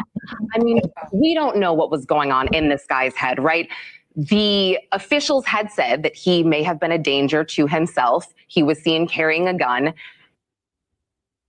There you go. Okay. Do you guys notice that every time we talk about one of these people that went missing, it comes back to them? The blame and the accountability goes back to them, first and foremost. He may have been a danger to himself. They asked about, the general we just talked about. Did he own weapons? How was he acting at this point? They talked about Melissa. Did a gun being found near her? All of these times, they put the accountability, they try to send it back to them first. The person themselves, they try to say, oh, well, they were off unhinged, or something was not right there, or they were having mental issues, and all that. It's always the answer. It always has been. It's always going to be, because I'll be damned if the government takes any accountability whatsoever. It's going to be the person. Always got to be. Always. Just remember that. And it sounds crazy, but between Garcia and General McCaslin, I have to wonder, and again, I know this sounds crazy, but it could be an option here. I mean, is the government doing this? Are they taking out their own people because of XYZ? And wait, I want to point something else out to you, Jesse. I don't even want to literally, interrupt I'm you. on a roll. I'm on a roll. Couldn't be that. You see how fast Jesse interrupted her when she said that? Gotta love that one. But tomorrow, April 14th, that is when Rep. Anna Luna gave Pete Hegseth this deadline. She requested 40 UAP videos, and look, there's a good reason behind it. I mean, these videos she detailed in this filing, and they say, Iran, XYZ date, 2022, Syria, XYZ date, shaped like a cigar. This is a matter of national security, and this is important because. And this is that same Muppet chick that they used before. Look at this Muppet smile. Yes. There it is. There it is. I don't know is Lucy still in here? Did you hear her say it? This is She literally said it. I mean, she called it like way ahead of time. Bam. Love yes. Lucy. This is an issue of national security. Here we go. I knew it. I told you guys. Where'd Lucy go? I'm surprised she didn't come out here dancing when she said it. She's got to make her little entrance with her dog. Of course. So anyway, there it is, folks. She said it. This is an issue of national security. In real time, we don't know what's in the sky. We don't know if this is some kind of, a UAP. We don't know if it's a drone. We don't know enough. Are you getting any official word from authorities, investigators that are maybe trying to link these 10 episodes? Are they all disconnected? They're saying you can't make a connection because, again, you think I laid it out very well. There are eerie similarities. Of course there are. You're absolutely right. And I've reached out to Rep. Burleson's office, Rep. Burchett's office, and I did hear back from Burleson's office last week. And look, they said, they haven't heard directly from the White House and they haven't brought up General McCaslin's disappearance at all. They were being very safe with me, I want to say. Rep. Burchett's office didn't respond to me at all. For those that didn't realize, look at where all of these people worked. Okay? Michael David Hitz was from NASA. Frank Mywald was from NASA. Dead. Okay? General Neil McCaslin is still missing. He was with the U.S. Air Force, retired. Monica Riza, 60 years old, missing with Aerojet rocket dying. She was a material scientist. Jason Thomas, 45 years old, missing since 25. Same with Monica, over a year now. Jason worked with Novartis. He's assistant director, chemical biology. Okay. Nuno Lario, 48 years old, died, 25. Carl Grillmeyer, 67 years old, died in 26. And he worked, Nuno worked for the Massachusetts Institute of Technology. Move it, damn it. Carl worked for, I can't see it. Of course, damn it, move. I know what this was. It showed on there. Caltech. Sorry about that. Caltech, IPAC, Science and Data Center. A data center. Imagine that. Melissa Cassius, the first one we talked about, 53 years old. She went missing in 25, found deceased in Mexico. She worked for Los Alamos National Laboratories. Anthony Chavez, 78 years old, missing since 25. Again, worked where Melissa worked at Los Alamos. Former employee. Okay. Stephen Garcia is the one we're talking about right now. 48, missing since 25. Kansas City National Security Campus.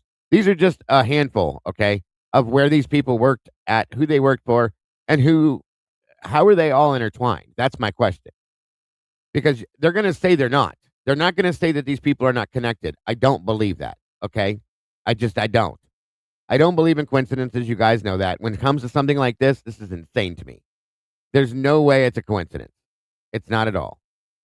So I'm just going to point that out, okay? And again, for those of you that are just coming in, this is not the True Crime Cafe. Today, we are Cafe Conspiracy today, talking about the missing scientists that went missing and have been found deceased. There's more than what I just read to you, too. But I just wanted you to understand who and where these people worked for, that most of them were retired, okay? Understand that. But again, today, or this one we're talking about right now, this is the Stephen Garcia situation, 48 years old, missing since last year, going forward.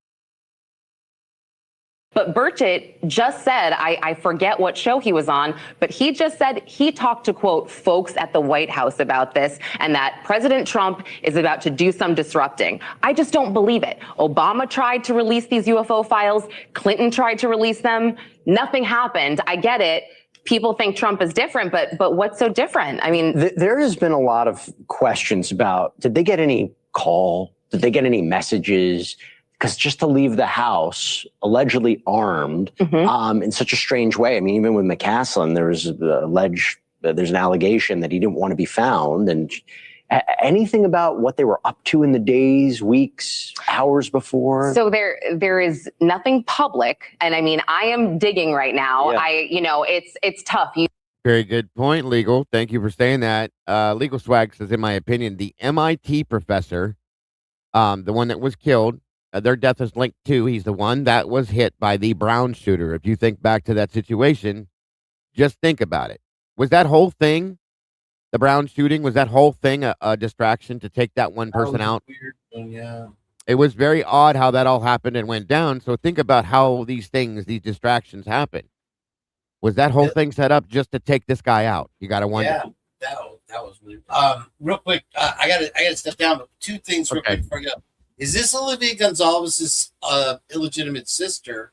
And secondly, notice that you have Los Alamos in the mix there. And so there's your connection, INL, International Laboratories, or Idaho National Laboratories, sorry. You have Hegseth now getting brought into this. You have the cybersecurity run by Scott Green himself. So you already have connections with these upper level things. I mean, it could be. It absolutely could. There's no doubt in my mind it could be. So for that's sure. how easy it was for Lucy to call. It's going to be matters of national Absolutely. security, bro. But I really got to take this call. All right, buddy. Thank you. Thank you for having me on. Thank you, everybody. Congratulations on your show, bro. Absolutely awesome. I hope it does well. Thank you, sir. Take care. Thank you. You want to reach out to family members, you want to reach out to friends, but you want to do it in a way that's not so invasive. I mean, their family members are missing. This is very serious. And, I saw a Facebook post, Stephen Garcia's, I think it was his niece, who was like, has anyone seen my uncle? Just begging, pleading. And so you really have to think about, the protections for whistleblowers as well. There's so much that needs to be said. And it's terrible. You might not know the answer to this. Did they know each other? Did any of these people know each other, work together in the same Venn diagram? I mentioned New Mexico together, but... Right. Well, we discussed last week, we discussed Monica Reza, who worked alongside or underneath Neil McCaslin, and they both were stationed at Wright-Patterson. So there is a connection there. I haven't made connections between any of the others, And I'm going to tell you that she's probably not going to be able to do that. There are a couple connections here with certain people, okay? But it's purposely going to be put out there so that she can't make those connections. These people have top security clearances that to keep them from being connected with other people, if that makes any sense to anybody, okay? They won't be able to find the connections unless you have that type of a clearance to get into this, to understand the filings and stuff like that. You won't be able to touch that stuff. That is the only way you're going to find the connections between all of them, if they're all connected, which I do believe they are, in my opinion, based on the fact that we're in a conspiracy conversation today. I believe under that pretense that they are all connected, okay? And there's no way she's going to find the connection unless she has somebody she knows or some kind of a very good backdoor aspect to this. That's the only way she's going to get any kind of understanding of that. But there's already been 2 or 3 connections made here, okay? That's what my goal is, as I will continue to cover this on this channel, to literally find any connections I can between them, one after another. I guarantee you on everything I know that they exist. This is not a coincidence, folks. It's absolutely not, okay?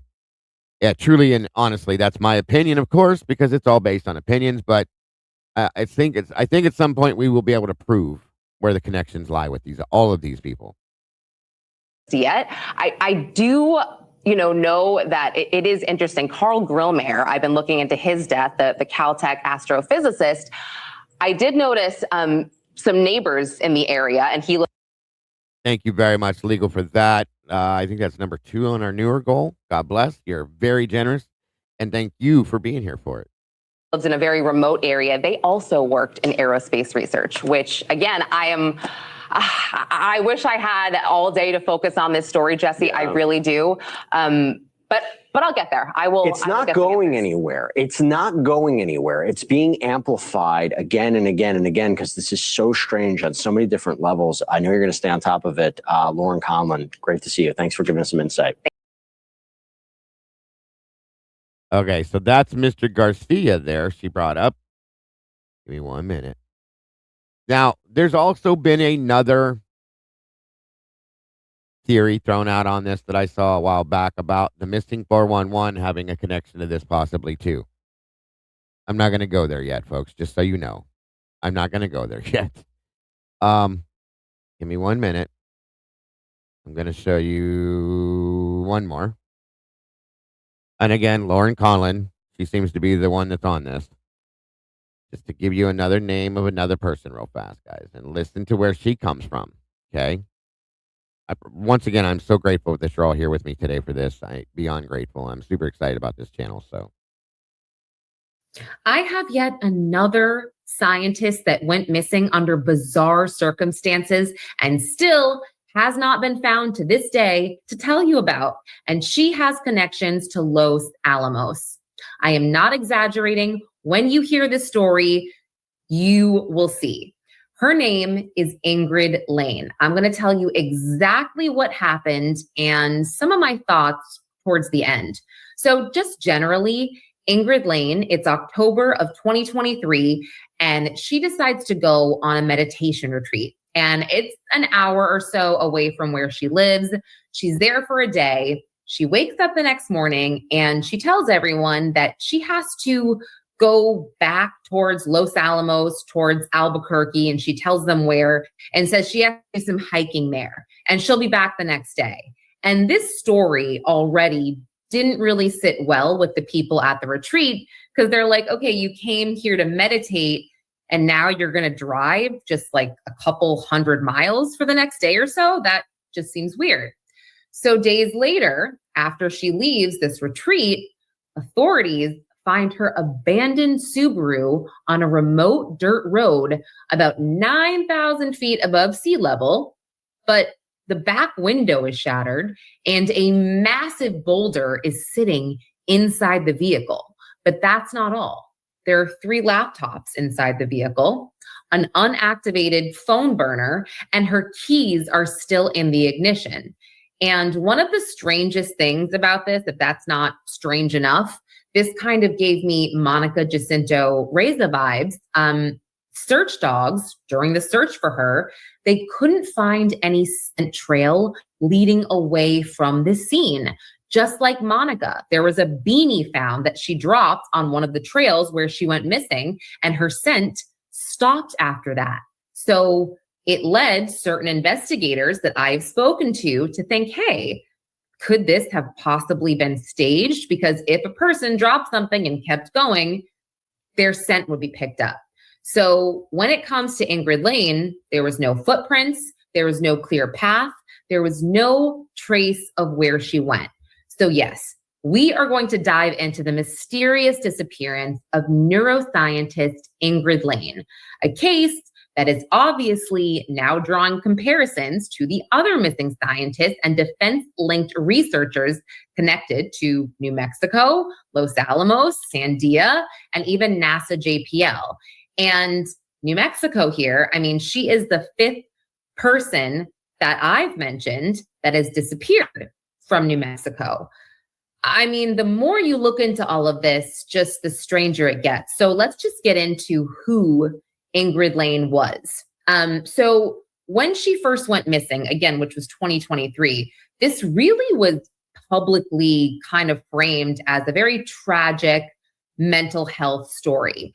She was called this bipolar Buddhist musician, and they said she just wandered off into the mountains. And she was a musician, or is a musician. She played the violin. I wrote an article, by the way. I'll put it in the episode notes, and I linked it out to her SoundCloud. She's wonderful. And at the time of her disappearance, there have been reports that I've seen that said she wasn't taking her medication. However, there it is again. Let's put it back on the person every time.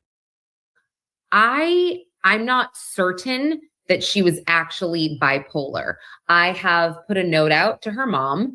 Everything that I've read doesn't actually spell out like she was bipolar. They just say that she was having some mental health issues. And there were some reasons for that. And I'll get into that. So I think, there is a difference in being obviously bipolar and having mental health issues. And also the fact that she was connected to doing work at Los Alamos, I know that they are very stringent with some of those clearances. So yes, according to reporting, Ingrid Lane, she was a very talented musician and a very, very brilliant researcher, bioengineer, and neuroscientist.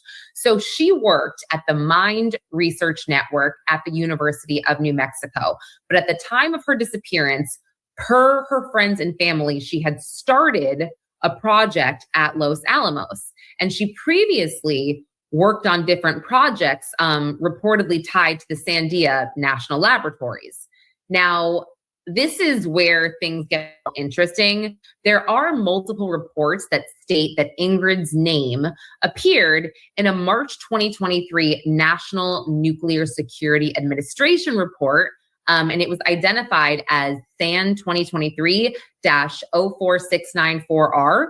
And when I found these links, the links went to a dead page. So I went to the Wayback Archive, whatever you want to call it. And again, I have this in the article. I plugged it in and they did have pages, web archive pages of this, what I was looking for, but it wasn't from 2023. It stopped at 2022.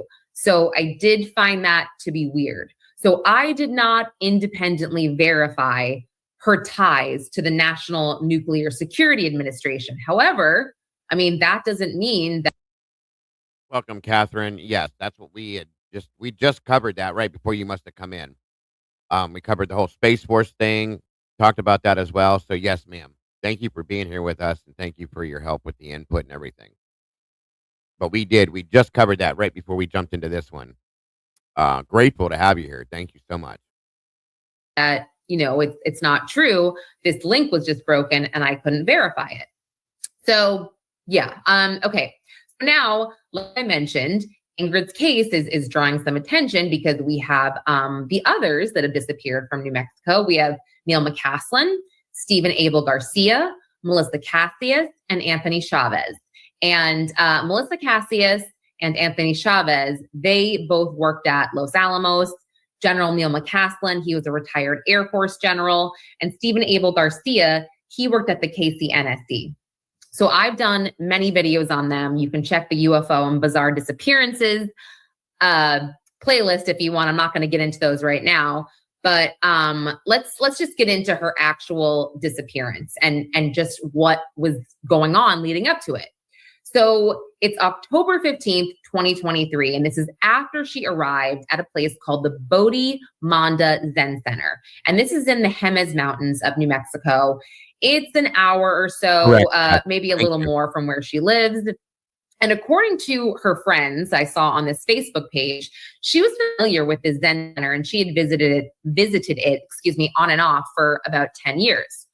So almost immediately, it was strange though. So the morning after arriving, I mentioned she unexpectedly left the retreat. She told the retreat director she had to go to Albuquerque, Los Alamos. I'm going to hike and I'll return later. And they're like, what is so urgent that you have to drive, And here's the thing with this one, okay, you guys. She went to a retreat. And then just as soon as she gets there the next morning, all of a sudden, conveniently, now she has to go and drive to Los Alamos to go on a hike from a retreat. That makes zero sense if you think about it. Okay, you just went to a retreat to relax, and now you're going to go back and drive to Los Alamos area so that you can go on a hike. No, I'm way uncomfortable with that situation. It's absolutely insane. The people at the retreat said, what the hell are you doing? This is weird. And why? So it's obvious, okay? Hundreds of miles when you just got here and you kind of wanted to relax and be zen, etc. No one seems to know. And, even her husband, she has a husband, and I was going to get into this later, but her husband never knew that she left the retreat at all. And I don't know if that was by design or what. But the last known sighting of Ingrid was the afternoon of October 15th, when two hunters reportedly encountered her on a remote dirt road near State Route 144 in the San Antonio mountain area. She was going uphill kind of to the top of this summit, and it's a very, very rocky terrain over there. I was looking into it, and it's not the easiest to drive at all. So according to these hunters or these witnesses, Ingrid had flagged them down because her vehicle had sustained some damage. So they helped inflate one of her tires, and they were like, hey, can we give you a ride back to the main road? And she said no. They said that she was determined to get to the top of the mountain. And later, to law enforcement, they described her as coherent, calm, and purposeful. And that detail I think is important because everything was so heavily reliant and focused on Ingrid's mental health at the beginning of the investigation into her disappearance.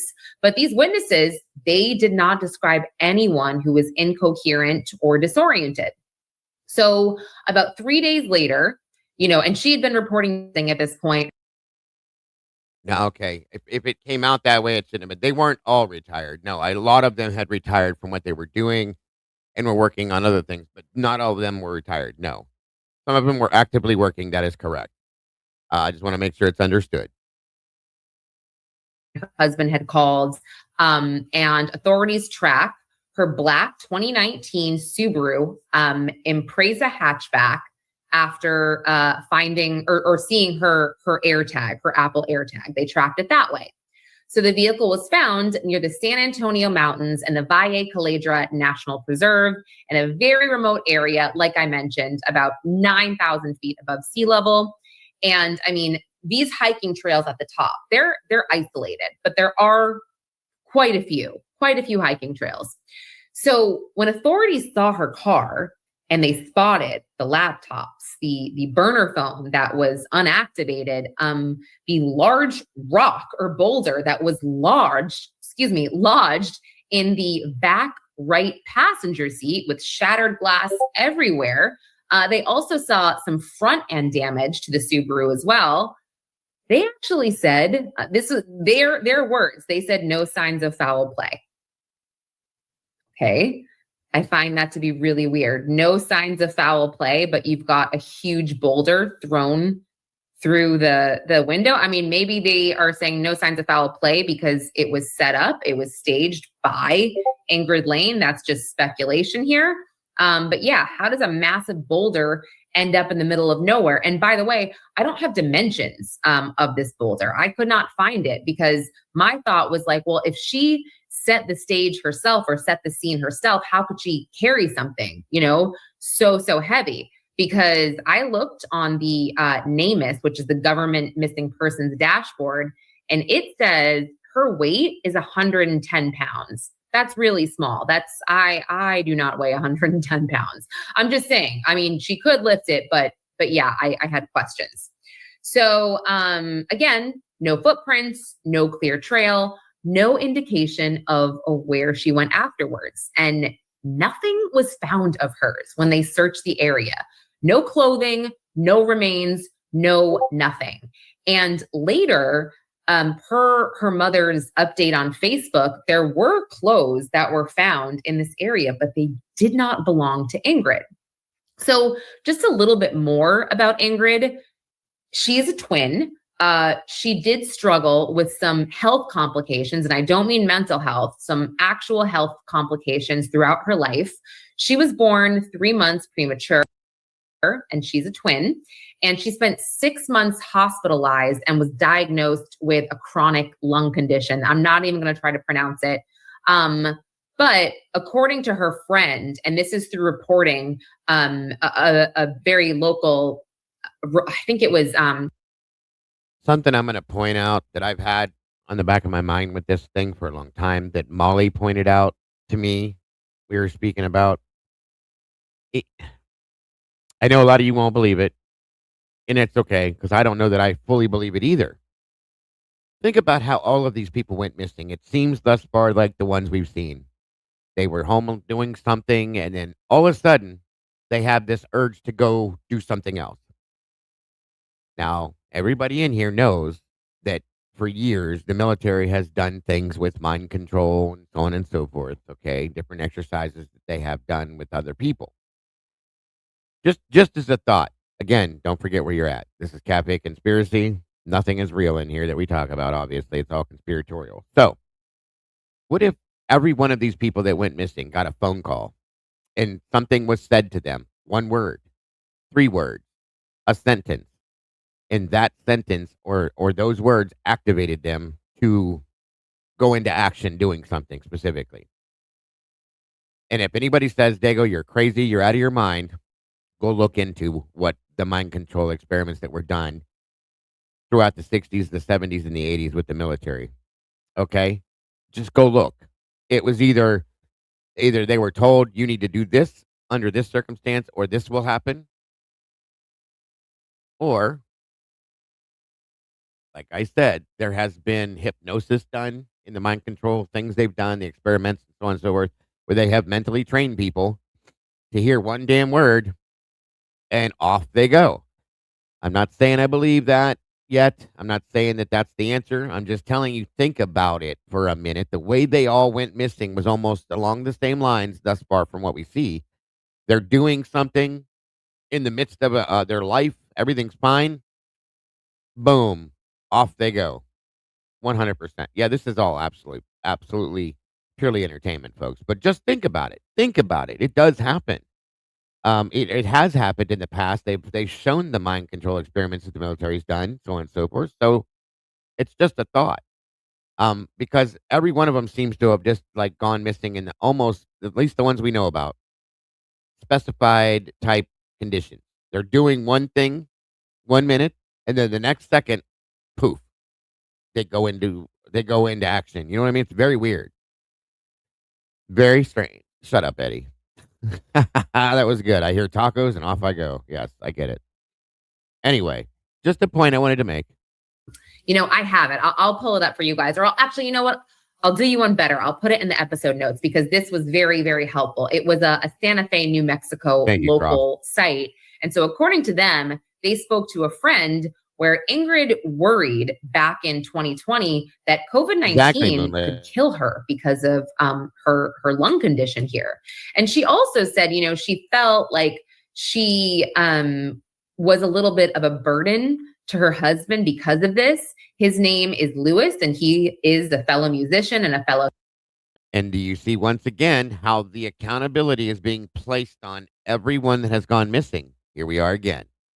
This one had health problems. They felt like a burden. This one had this problem. This one felt this way. This one may have had mental health issues. This one had that going on. It's every time. They're removing and placing the blame on the opposing side of where it should be, in my opinion. Just saying. Good to see you, Cruddy. Scientist, and he shared all of the same interests that she did: science, cats, math. He went to the University of Arizona. He also worked at NASA when he was an undergrad, and he worked on exactly common sense. They have to put the blame and make them look like they're losing their mind. They're in depressive mode. They're something bad is going on in their life and in their mind. It cannot come. It can't be found anywhere else but there. Research involving Earth mass planets orbiting distant stars. So I link out to his CV as well. He still works in this space. Now, Ingrid, her mental health reportedly worsened a bit during this time. And she was also at Sandia National Labs, according to her friend. And during this time, she felt like certain initiatives that she was pushing were not well received. And per this friend, these initiatives were along the lines of equality. She was a big LGBTQ supporter. So she was advocating. And I guess, yeah, it wasn't so well received. And she eventually left to go pursue an opportunity tied to Los Alamos. So according to the Sandoval County Sheriff's Office report, her husband, and I have not seen this anywhere else, like through her mom or anything, but her husband said that she expressed suicidal thoughts. And she had been picking up hitchhikers and driving them around town. Here we go. And that's really when Ingrid, said she was worried that she was becoming a burden to her husband because of her health issues. And in this article, the Santa Fe, New Mexico article, they said that her husband declined to be interviewed. I think that law enforcement always looks at the husband or the significant other when it comes to this stuff. That's just how it is. I'm not putting any type of blame on him, but my spidey senses were like, oh, he seems to be the only one that said she had suicidal tendencies, and then he doesn't want to be interviewed when his wife is missing and no one knows where she is. You. But that being said, her friend Emma also told this publication that before her disappearance, she did appear calmer and much more emotionally improved. So, it's tough also because this is, in my opinion, kind of similar to Amy Eskridge, where one could write off and say, yeah, they were having mental health problems, whatever. But like, is that gaslighting? I don't know. It's tough to tell without knowing this person.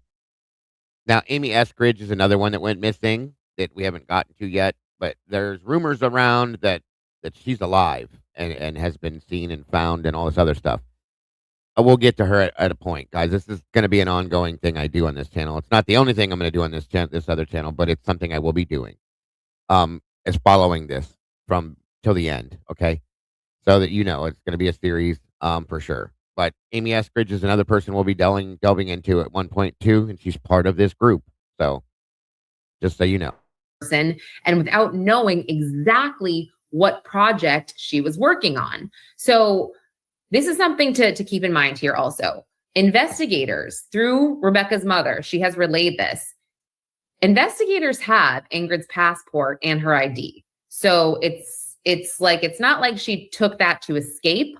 Although in the Facebook group, her mom reported that a United Airlines pilot said he may have seen her or spotted her at an airport. It didn't say where that was, but I'm kind of like, well, if he did, wouldn't that be on surveillance camera? That is kind of strange.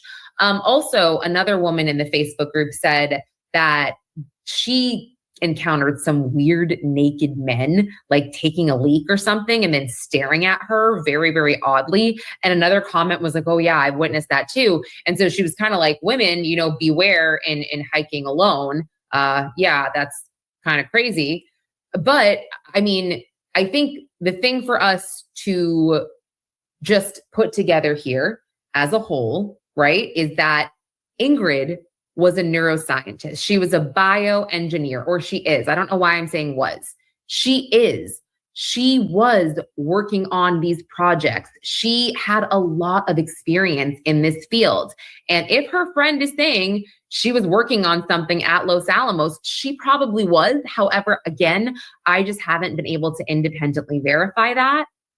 All of this is so bizarre. I don't understand how you can go missing without a trace. And I know people go missing every day. There is a counter to all of this. Of course, there's a counter to all of this.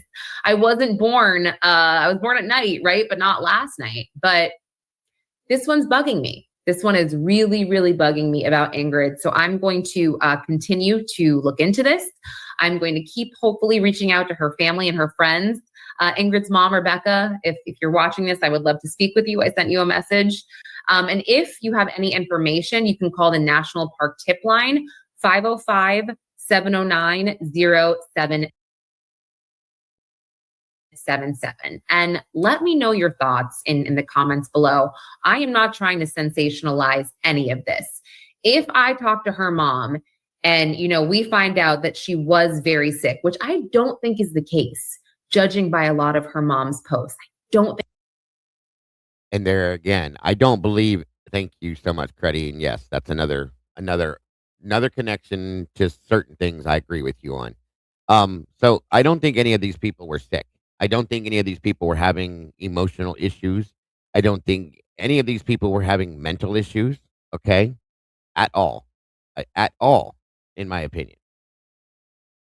I think it's the way it's being played out, folks. So again, my opinion. Hang on here.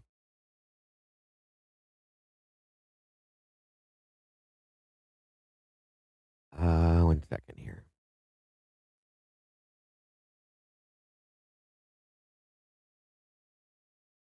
Let me show you just a little news clip real fast. And this came out November 6th of 2023. We all just met.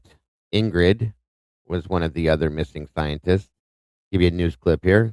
Today, the woman on the right, 3 weeks ago today, the woman on the right had a feeling she should call her twin sister. Yes, that would be the woman on the left.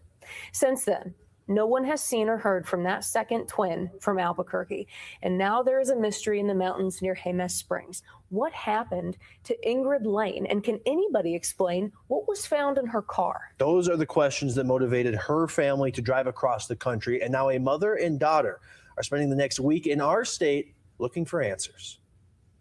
She's much more fashionable than me, so she would buy me stuff, give it to me, and tell me that I needed to wear it. Kelsey Lane's conversations with her sister might sound familiar. And whenever she'd come to my house, she'd say, "I'm taking that purse back. I regret giving that to you." Or I would come here and be like, "I want that.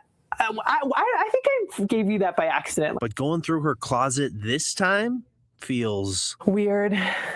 Really weird. Because her identical twin, Ingrid Lane, was last seen more than 3 weeks ago in a remote part of the Jemez wilderness. The Monday after she went missing, I felt like I needed to call her and we needed to talk. That certainly haunts me a little bit, like what was happening on that Monday. Kelsey and her mom, Becky Lane, just arrived to New Mexico from Oregon. They made the drive and planned to use the more than $25,000 from a GoFundMe to find Ingrid. They are hoping for a tip. Hopefully, somebody might have just given her a ride. On October 15th, Ingrid went to the Zen Center in Jemez Springs. That Sunday afternoon, a couple hunters spotted her on a remote forest road with a flat tire. She apparently told them she was determined to hike to a nearby peak. They found her car, and her husband says there's some weird things inside.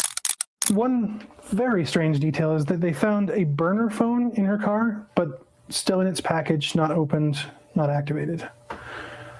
Is that unusual? That's a shock to me. That was a huge shock to me to find out. Yeah, that's huge. Those are huge puzzle pieces that are just unknown. The rear window of her car was shattered, and an out-of-place rock was in the back seat. She weighs like 120 pounds. So I was like, I don't think she could get that rock through there on her own. So that was weird. That's super weird. And she's not like a violent person. Cash and electronics were still in the car. I don't know. I'm perplexed. I feel like those are the things where I go, wait, what happened? While her family says she was struggling with her mental health and at a career crossroads, her sister says the way that she was making plans, even for the next week and for the future, I don't think that she went into the mountains not planning to come back. Renting a search helicopter, hiring a private investigator, everything is on the table.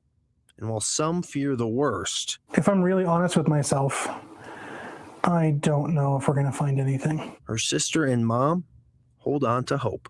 Yeah. Yeah.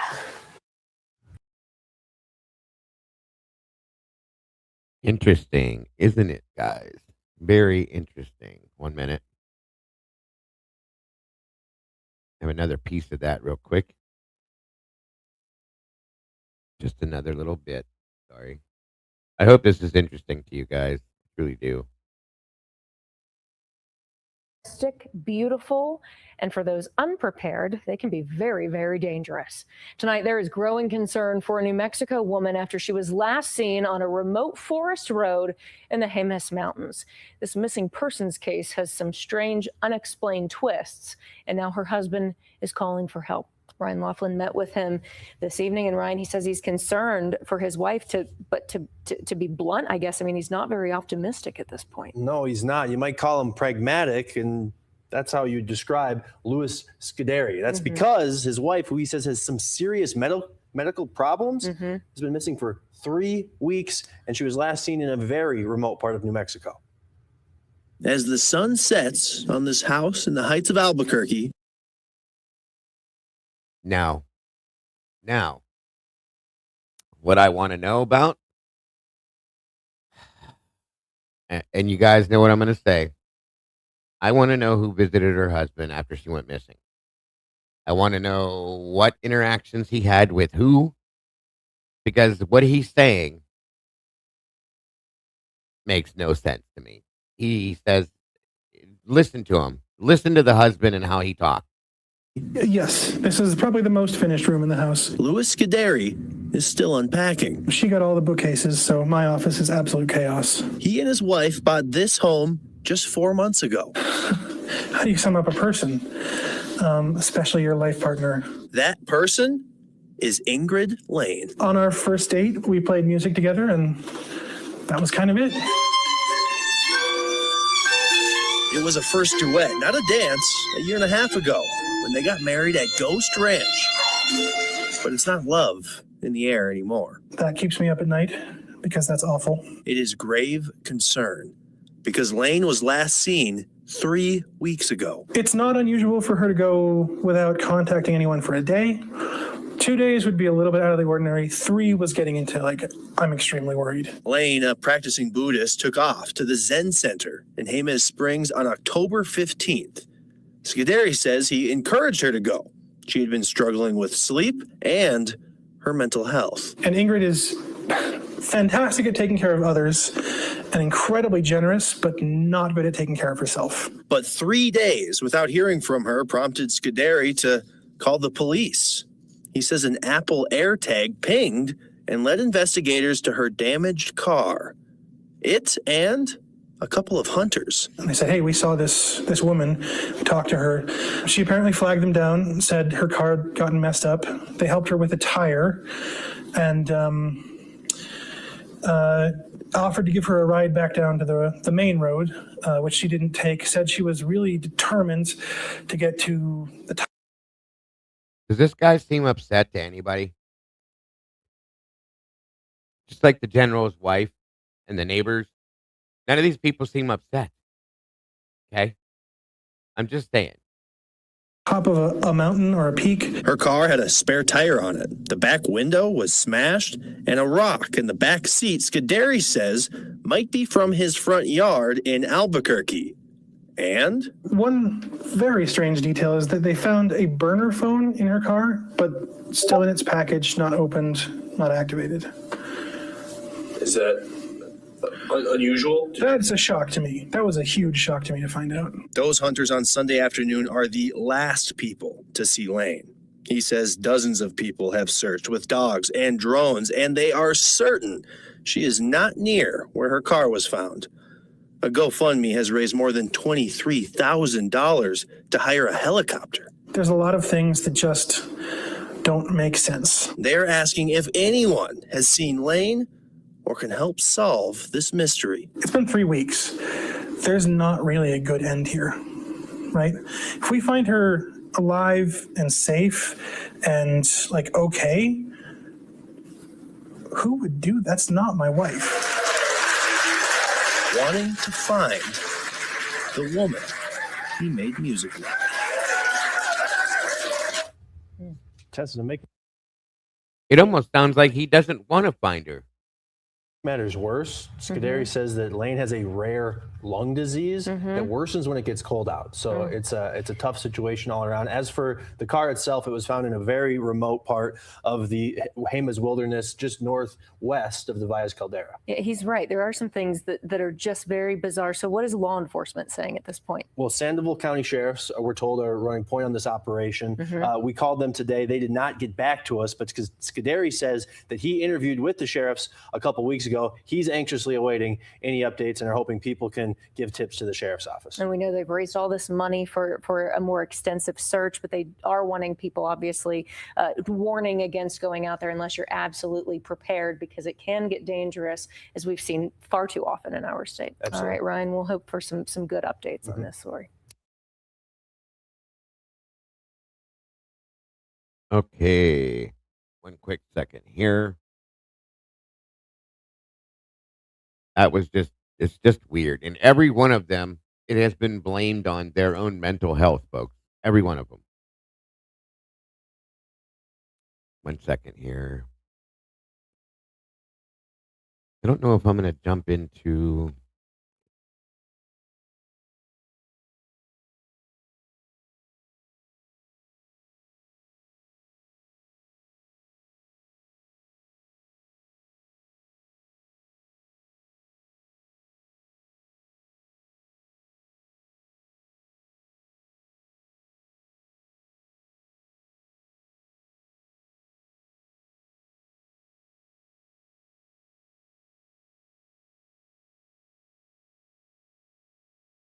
Okay, so I'm not going to introduce anybody else, okay, out of the many. We've seen Melissa Casillas, Stephen Garcia, General McCaslin. We very lightly touched on Monica Reza, and barely just mentioned Amy Eskridge. There's many more, okay, and we're going to get to all of them at one point. Another more interesting, Anthony Chavez is very interesting. Jason Thomas, that we talked about. Carl Grilmar, Frank Maywald. I've named them all, okay, but we haven't delved into them, and we will at some point, all of them, and point to different things. The last part of what we're going to touch on today takes us back to News Nation, and they brought in what they would call a UFO insider to see how that could connect to this, okay? There's so much more with this that we'll delve into in another episode, but I'm going to at least throw this part on at the end here and give you guys a little something else to think about with this, and before we get out of here. So let's check it out, and please make sure to leave comments after the show. I really want to know what you guys think. Hit the like button if you can, please and thank you. And if you have not yet subscribed, the link was pinned in the top of the chat. Please subscribe. I gratefully appreciate it so very much. And let's see what we're saying here.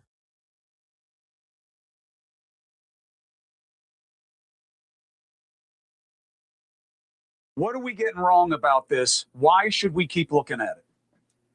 Well, look, anytime you have experts in the national security arena either disappearing or in some cases dying prematurely and not necessarily a natural way, we have to look at this very closely. We can go back even to the 1940s during the Manhattan Project, when we knew Russia was trying to target a lot of our scientists and try to learn some of our atomic secrets. This is nothing new. What is new, though, is that we have these scientists, these engineers, and senior military officials that are completely unaccounted for. Some of these individuals had very high security clearances, top secret SCI security clearances. Anytime that would happen in any other country, Russia, China, obviously would be a problem. This is happening here in the United States, and there are. Well, yes. Dr. Cassius, it said that her body had a gunshot wound to the head. It's either they took their own lives or it was staged to look that way. You make that decision based on what we learn as we go on with this. There's so much more to this that we're going to be delving into, you guys.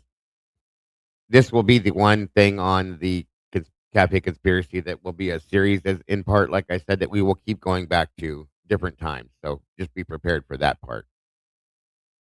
We will go through this whole thing until we get to the end of it. There are some very interesting common ties that at least some of these individuals have with one another, and that is the UAP topic, ironically enough. So, and you say this isn't you referring to culture or history. You're saying you talked to some of these people and what happened doesn't make sense. Yeah, that's absolutely correct. In fact, several of the people that you have on your list right there that you showed, I personally spoke with years ago and talked to myself, and it was about the UAP topic and their work in that arena. But there's also, you said something, and it's absolutely accurate. There's other individuals that are not on that list that I am personally aware of that might actually be associated with it. There is an individual that somebody Chris Mellon, who's been on your show before, was going to talk to about 2.5, 3 years ago. He was a few days away from meeting this individual. He was an engineer, apparently on the legacy U.S. government's legacy UAP effort, and mysteriously died right before the meeting. There's another individual whom I spoke with. He reached out to me. I'm going to protect his identity here for the sake of his family, but he did meet an untimely end. He was a senior special agent at the Department of Energy, and he worked specifically in the Inspector General's shop, the IG shop. He was the most senior special agent for the Department of Energy, and he was talking to me about coming out and talking to Congress about what he knows within DOE and the files, the UAP files that they're holding on to. He was very upset, and he felt like he was a whistleblower. So I was arranging for this individual to actually meet with certain members of Congress. His wife, who is a doctor for the Veterans Affairs, walks in one evening after work and finds him dead on the sofa. Now, this was during COVID, but from my understanding, there was never any positive if you will, connection between COVID and his death. He was relatively young. He wasn't an old guy. He wasn't particularly sick. He was healthy. He was athletic. So there are more individuals, and certainly I think the FBI should do exactly what they said they're going to do. You have folks like Anna Polina Luna that are working very hard behind the scenes, also trying to, you just had her on your show, that's trying to get some additional clarity into this. There was another individual that Dave Bruce used to work with. His call sign was Quake, and he was going to go public and talk to Congress. And unfortunately, he was in Washington, D.C. at a hotel, and they found him dead as well. So I want to be careful not to scare people, say this is all about UFOs and the conspiracy that. So these things are just coincidences then, okay. They're trying to keep people like us quiet. But I can tell you, as a matter of fact, I myself and other individuals whom I know, and Congress can tell you the same, have actually been threatened before. So it is about time that the government takes this very, very seriously, whether they're just missing, they want to take an extended vacation, or they're dead. We need answers, and we need them now. We got to know. Well, Lou, here's my pledge. I'm a call away. You learn anything, you want anything asked, you want it out there, you call me, it's done. Keep recovering. I'll see you soon. You look great. I appreciate you, Chris. Thank you. So there's that. Now, the only other thing I was debating on whether showing this to you or not. Give me a minute.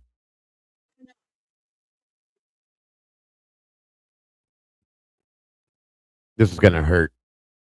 Let me see how long this is. No, I'm not going to show it to you today. It's too long. But there's rumor out there as well as documents stating that in total, okay, there is believed to be, in relation to this subject that we just talked about, 17 people in total, okay, missing and or deceased. 17, folks, a lot, and it all relates. And even in, she drives me nuts.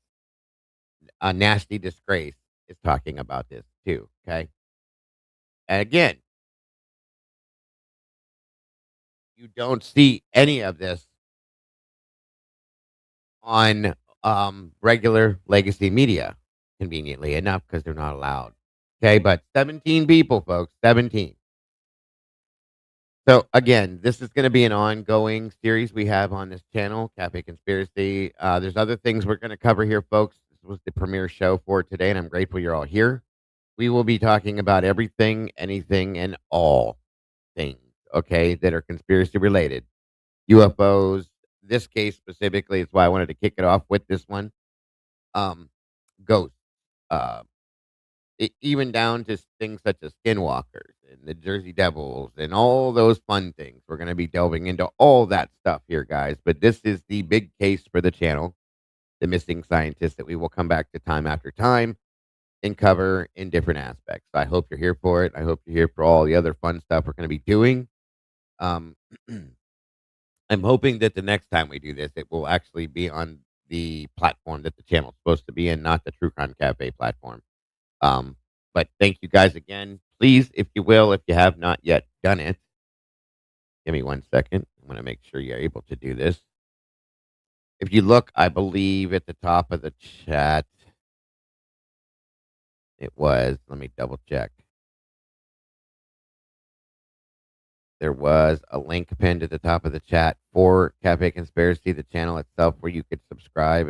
I hope it's still there. But I'll tell you what I'll do just in case it's not. 1 second.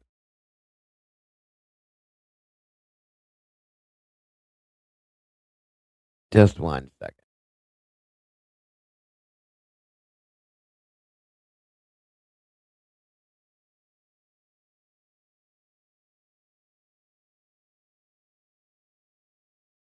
It looks like we have gained some new subscribers. We're up to 193 new subscribers. That's amazing. Love it. I love it, love it. It's pinned at the bottom. Okay, hold on. Let me fix that if I can for you guys. Real quick. All right, cool. There's the link again. And they're saying it's pinned at the bottom. So please make sure to subscribe. We have 193 subscribers now, so we've gained some. Thank you for that. You guys are amazing. I hope you guys enjoyed this. Like I said, this is the secondary additional channel we're going to have. I'll be doing a lot more on this. I will still continue to do things on the cafe, the True Crime Cafe, as well, going forward with that. And I hope to see you all there for that as well. Share this out. Let everybody know what we're doing over here. Let them know it's going to be all the different things we're going to do. There'll be a lot more advertisements for it for you guys to see. And I can't wait. I can't wait to get into it even more. I want to thank Molly for the intro she created for us. One of them, many that we'll have. I gratefully appreciate you, Molly, as always, our awesome videographer. And thank you guys for just being amazing. Honestly and truly, I truly appreciate you all so very much. Thank you to my moderators for being here today. I will be jumping into the Discord here shortly. If anybody's interested in hanging out for a little bit, please, again, hit the like button, share it out. And if you have not yet subscribed, hit the notification bell. That way you don't miss anything we cover in here, guys. I can't wait. Very, very much appreciated having you all here. So, that being said, don't forget to love yourselves and love each other, folks. Don't change a thing. You truly are the beautiful people, and that is exactly what I love about you. You have an amazing night, everyone, and we'll see you very soon. Bye-bye.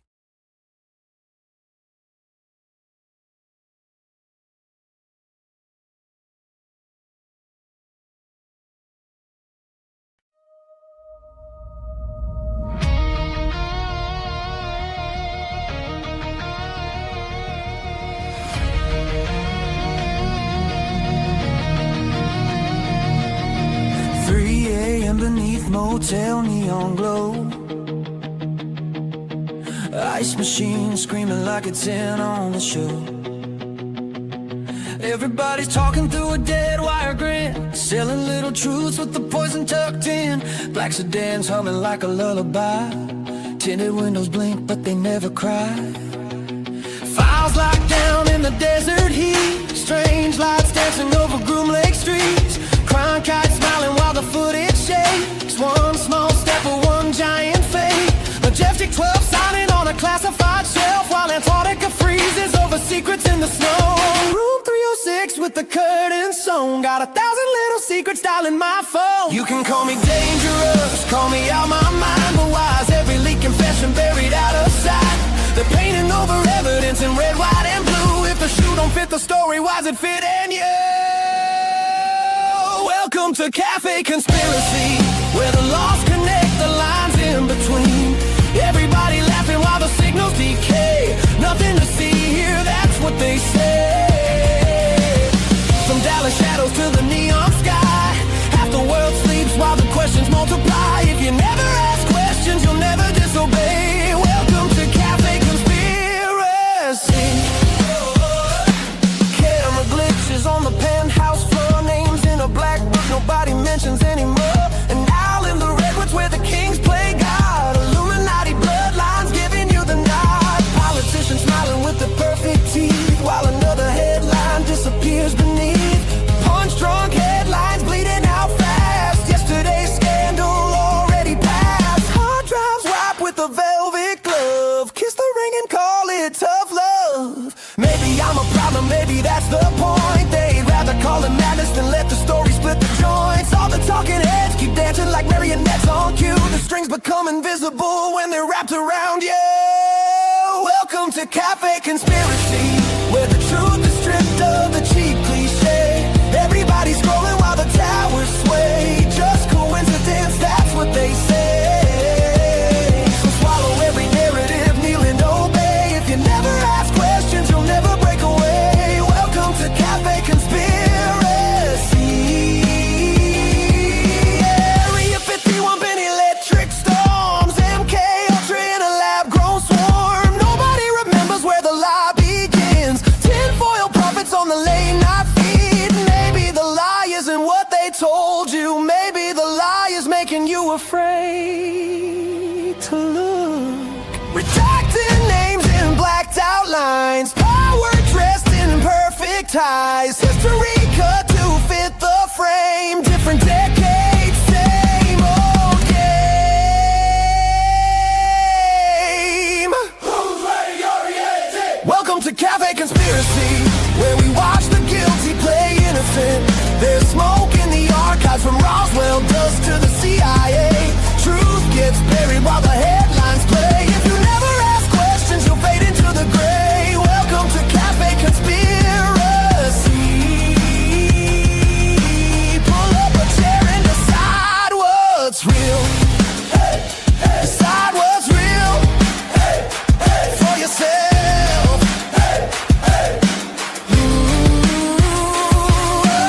History written by faceless men. The files never close. 3 a.m. and the sign still flickers. Truth tastes sweet, but the lie tastes quicker. Everything's fine until you read between the lines.